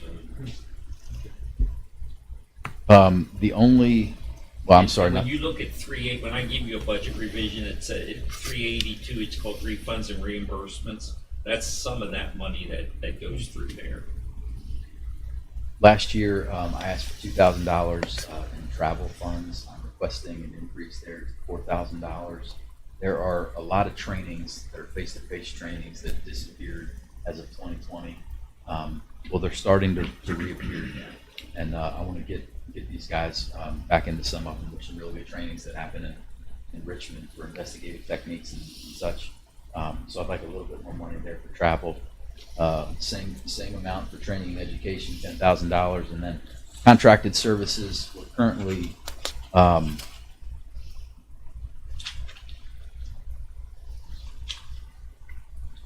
we've currently used 45% of that budgeted $140,000 this fiscal year. I'm asking for a $25,000 increase just to cover projected growth. That line there is what pays for our monitoring service. We use a company called Attenti for our GPS monitoring. How many home confinement officers do you have? So we had 6. You all just approved 2 more, 2, yeah. so we'll have 8. Once we get these 2 new officers on board, we'll be staffed to supervise 150, and that's with our supervisor having a 10-person caseload.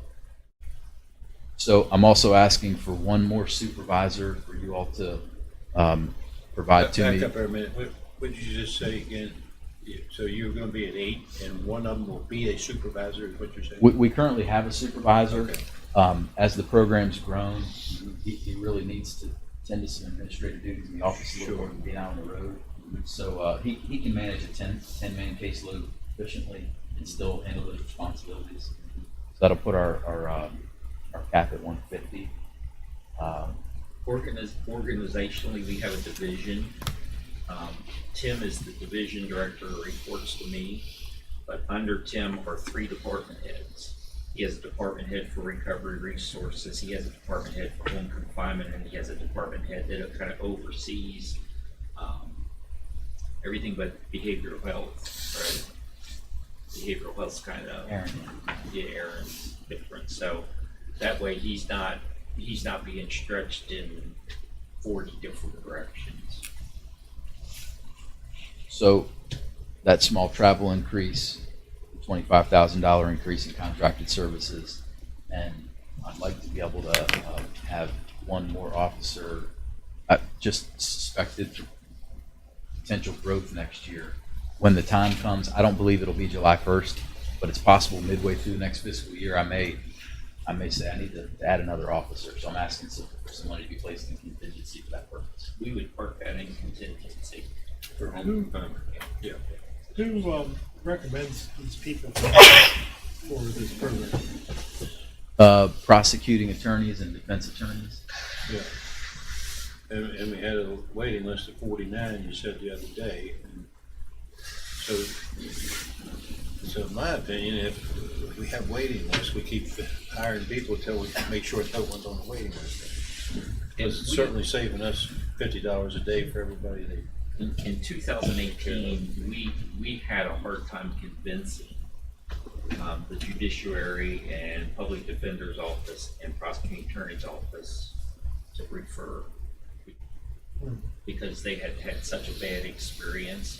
They didn't have any faith in it. It's taken a long time where, I mean, you've physically gone down and you've met with the magistrate, you've met with the public defender's office, you've met with the prosecuting attorney's office, you've met with the judges. So it's taken a long time to get some traction with this program. And it's probably not without any controversy or issues at times, but you seem to be able to handle it with your officers and control Yeah, it. So. there's been a couple things that have happened over the last few years that have been learning experiences. some things that some officers allowed offenders to do that they shouldn't have, and but I make sure to make corrections as needed, and I make sure and let Katie and her staff and the judges know. Please give me feedback. Well, if they weren't happy, they wouldn't be 49 more people waiting to get in the program. I think it's working. Because they're the ones that give you the ability to put them. Okay. And if you'll remember the 2021 legislative session, we had the code change. 21. I think it's 21. 21. Losing track. Last year we had the code changed. Under code, they would recognize mall cops, animal control officers, as law enforcement officers. Somewhere when the legislation was written, when the code was written, they left out home confinement officers. So it took us a couple of years, 2 or 3 years, and finally our local group of legislators amended the code to include home confinement officers. So last spring, all of our home confinement officers were sworn in as law enforcement officers by a judge. So that now they carry tasers and body cam. We fed them with body cameras. We just had a discussion just this week about the need to put, we have dash cams in the vehicles, but the need to put the camera that actually looks into the back seat. The law enforcement officers, our cruisers, has a camera that records what's going on when they're transporting a suspect in the back. Our home confinement vehicles do not. And, I'm concerned about, I violate home confinement and Tim comes and picks me up, and on the way between, my house and wherever he's taking me, I decide to beat my head against the vehicle and claim that he abused me. Well, it's my word against his. So Gary's looking into equipping the vehicles with the rear-facing cameras, and it's not that much, and it's for our employees' protection, but also from our protection from a liability perspective. 2 minutes. Recovery resource or DRC. Day Report Center. Okay, so Day Report Center is community corrections. It's the largest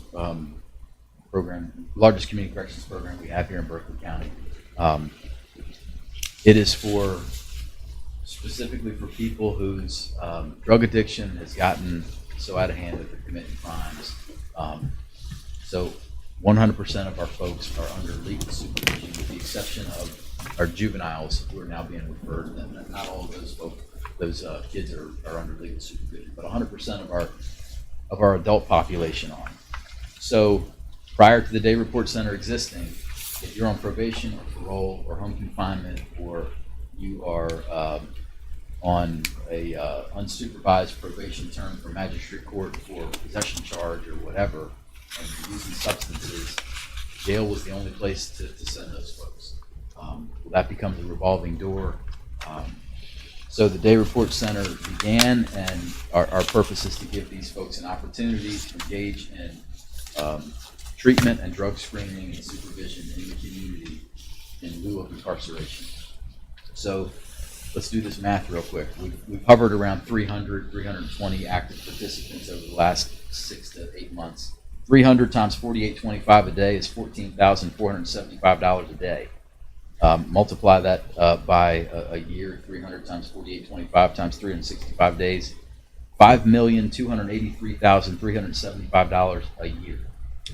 So these folks are either going to be in ERJ or they're in the community in active addiction without having any treatment and supervision. The ERJ couldn't handle all these. I know, and that's why many of them would just be in the community. Yeah. ERJ that wouldn't have the space for it. No. Our community would look very different if it weren't for this program. When you have that many people in active addiction who are reckless with it and committing crimes, it affects property owners and family members. People are getting things stolen from them, and so on and so forth, and it goes on and on. So there's a financial impact. There's also this impact that affects people. So just wanted that to remind everyone of that. In fiscal year 21-22, the magistrate court was our largest referral source. They referred 245 people to us. We admitted 172. Probation referred 112. We admitted 107. State drug court referred 34. We admitted 19. Home confinement referred 57. We admitted 34. Parole referred 75. We admitted 74. DHHR referred 104. We admitted 89. Our new Catalyst program, 98 referrals, 61 admissions, for a total of 733 referrals, 561 admissions during fiscal year 21-22. Since July 1st, 2022, 321 referred, 244 admitted. DHHR numbers are down.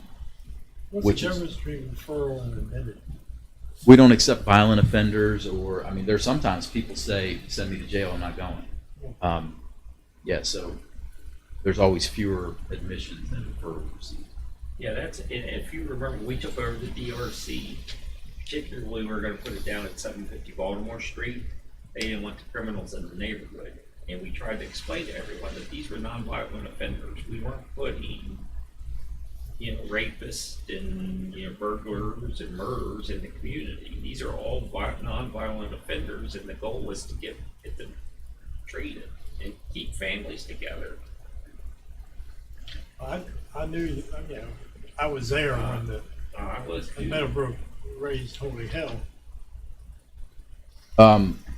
In calendar year 2022, we conducted just shy of 20,000 drug screens.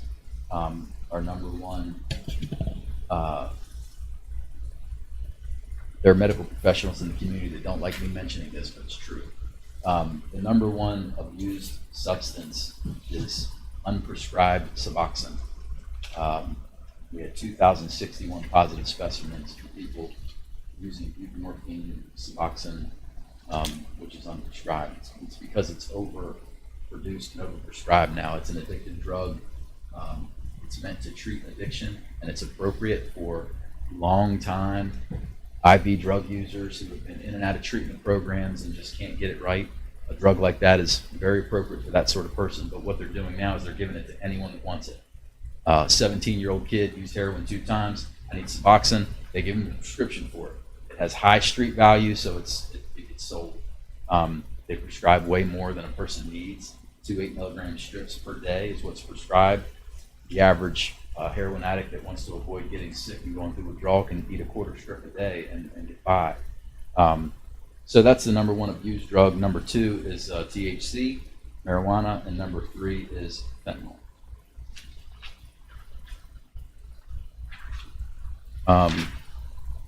Just in case you're curious, out of those 19,904 drug screens we conducted, 25.9% were positive screens, 73.5% were not, and then a small percent of them were dilute, which means the person overconsumed water.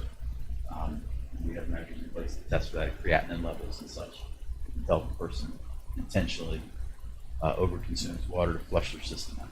But they were not all participants of the DRC. No, there are a number of those folks that are referred by DHHR who have CPS cases, and we conduct drug screens for them as well. So what happened? Don't want you to think that 25% of the participants at the DHHR that David Report Center is positive. That's not. No, actually, and I should have broken this down for you further. There's a much smaller percentage of DRC participants that have positive drug screens. I can come back and report those numbers to you at any time if you like.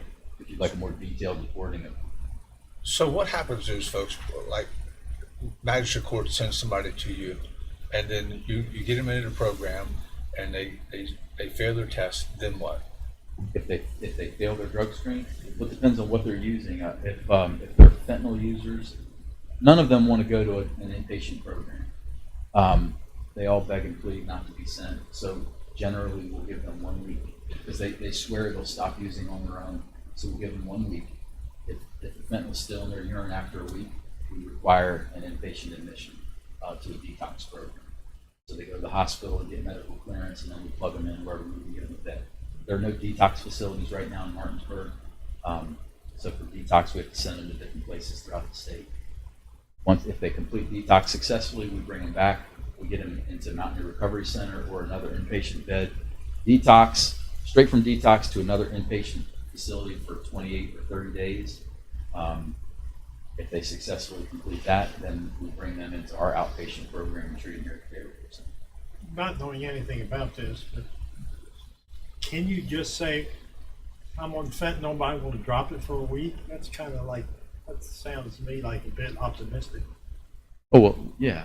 Very few of them are able to do that. Yeah, it does happen sometimes. I mean, some of our participants, Mr. Barnhart, have been using heroin for so long that they go through detox like a champ. And if they need to pull it off, they pull it off. And, some of them do not want to return to prison. And they do whatever they have to do to get clean. Most of them, though, they need help. They need to go into a place. And, since we started, we've successfully graduated 363 people. I only track recidivism 5 years post-graduation, so some of those have fallen off my tracking. So as of October 2022, within the last 5 years, 264 graduates, 45 new arrests out of those 264, which is a 17% recidivism rate for graduates 5 years post-graduation. That's really good. National average is 70-something% 5 years. Wow. Out of prison. If you have some graduates that, although they're not required to participate in programs any longer, that still come around. Oh yeah, we have a program. We have a group called the Fix that meets on Fridays, and a number of program graduates continue to stay connected to the program in that way. And I don't even know how many now. We've got 4 or 5 or 6 program graduates that are employees now.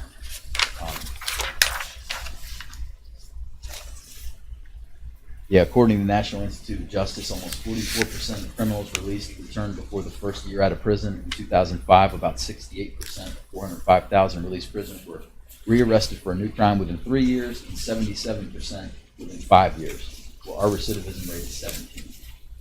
So I'm pleased with that. We're running about 80 group therapy, not all group therapy. We're running about 80 groups a week at the Day Report Center. We have You go wear the hinges out. I'm sorry? Go wear the hinges out on the doors. Or they slide, don't they? I was talking to Gary about it. Tell me your hours, though. Monday through Thursday, 8 a.m. to 8 p.m. Friday, 8 a.m. to 5 p.m. and Saturday, 7 a.m. to 4 p.m. We could go 7 days a week. Oh, yeah. Oh, yeah. With more people. We have 4 intensive outpatient programs running, which an intensive outpatient program is run by a master's level therapist. It's 3 hours of group therapy 3 days a week, 1 hour of individual therapy 1 day a week. Most of the folks that are involved in an IOP program are early in the program, the first 3 to 5 months. If they complete, we kind of call it phase 1. If they complete phase 1, they have to step down in their treatment requirement, and they're plugged into a variety of other groups that meet their needs. We have peer recovery groups facilitated by our peer recovery coaches. We have cognitive interventions for cognitive and behavioral interventions for substance abuse. We have nutrition groups. We have employment groups. We have life skills groups. We have moral reconation therapy groups. We have I'm not going to remember them all. Group for families. We have a family support group. We have our juvenile youth groups, which is pretty much a group for all an anger management group for people that have domestics in their past. So, as far as budget is concerned, we now have 8 therapists on staff, 1 clinical supervisor, and 7 therapists. The therapists require a bit more annual training and such than most of our other staff, so I'm requesting a little bit of an increase in our travel and our training and education lines, from $5,000 to $10,000 in travel, from $5,000 to $15,000 in training and education to cover those costs. Professional services, I'm not requesting an increase because quite a bit of the monies that I need for this line come from our strain monitoring, our strain monitoring is a big chunk of it. DHHR, you all are aware that DHHR in Berkeley County, they're kind of in crisis mode.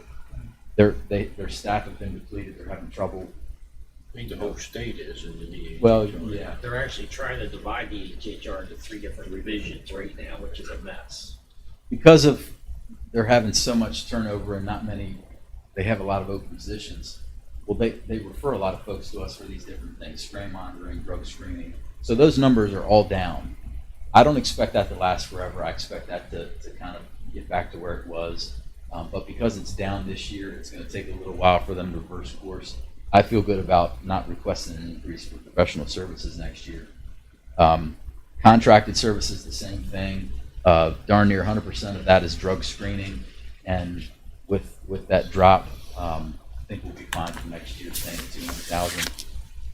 Supplies and materials. I'm not requesting any change there either because a lot of that has to do with drug screening as well. In fact,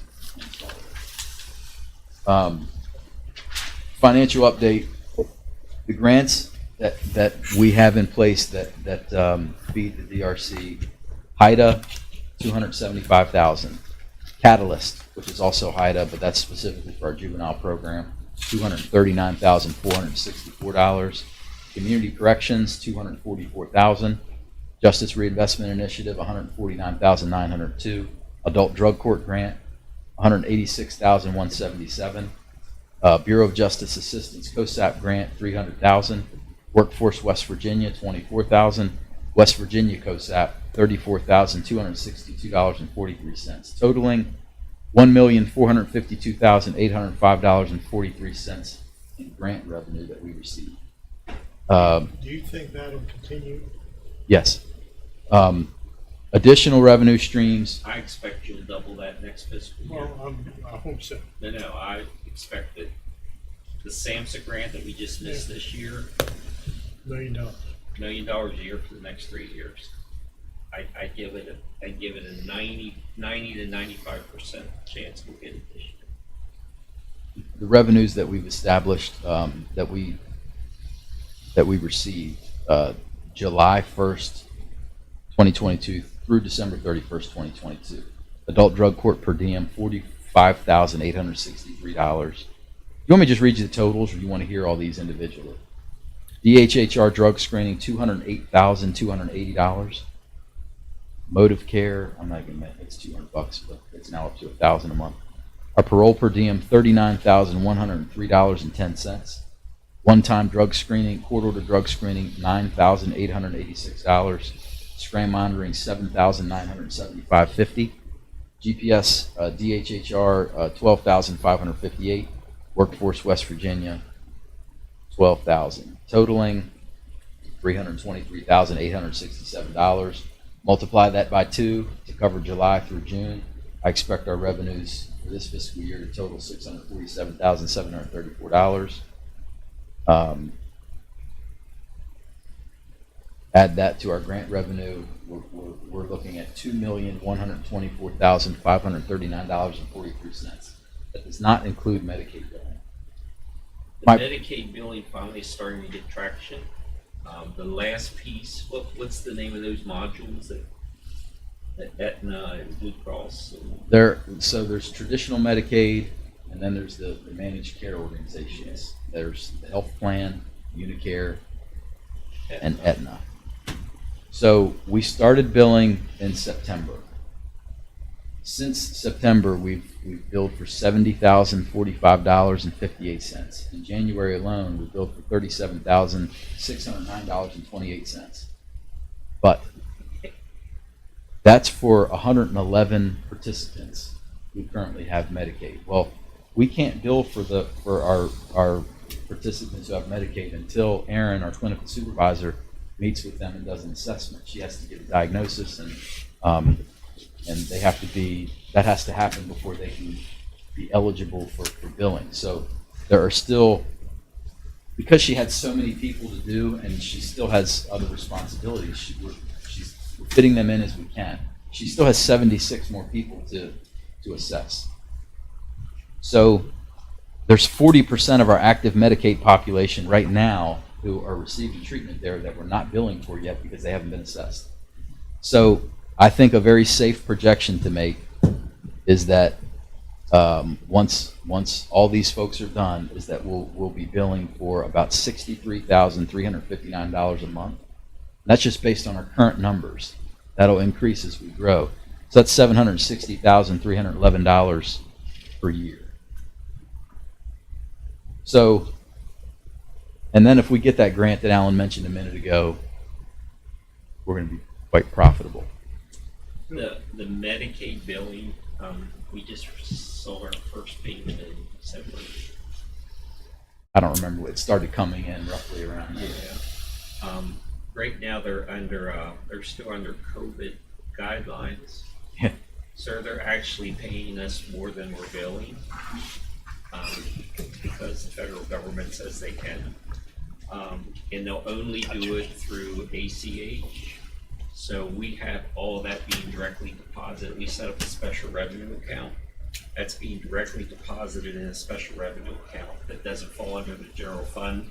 So when we just keep in mind when we talk about your revenue projections next year, or in the next couple of weeks for next year, we'll take into consideration the grants and all the miscellaneous income that he generates, all these numbers that he just gave you.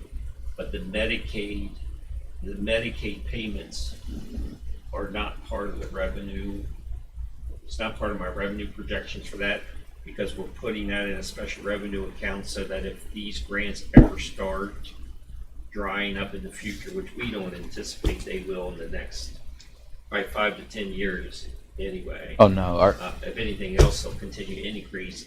There'll be a war chest established. It's an interest-bearing account, so that future councils won't have to scramble to worry about how to continue the day reports, and the monies will be there to do that. The drug problem in our world isn't going away. And that doesn't include the expected payments we're going to get from the opioid. Well, I haven't heard you mention HIDA. HIDA? Yeah, I did. Oh, did you? 200 for this year. We get HIDA gives us $500,000, $275,000 for our adult program, and $239,464 for our juvenile program. They've already committed to next fiscal year. Our adult program, $204,532. Catalyst, $289,218. But every once in a while, HIDA will call Tim and say, listen, we have a couple underperforming programs. We want to give you $175,000. Can you spend it? They've done that several times. And Tim will call me and say, do we want this money? I'll say, well, hell yeah, we want it. So we just bought this last van we just purchased. Listen. Well, what is it actually for us new guys? I mean, is it a HIDA? Yeah.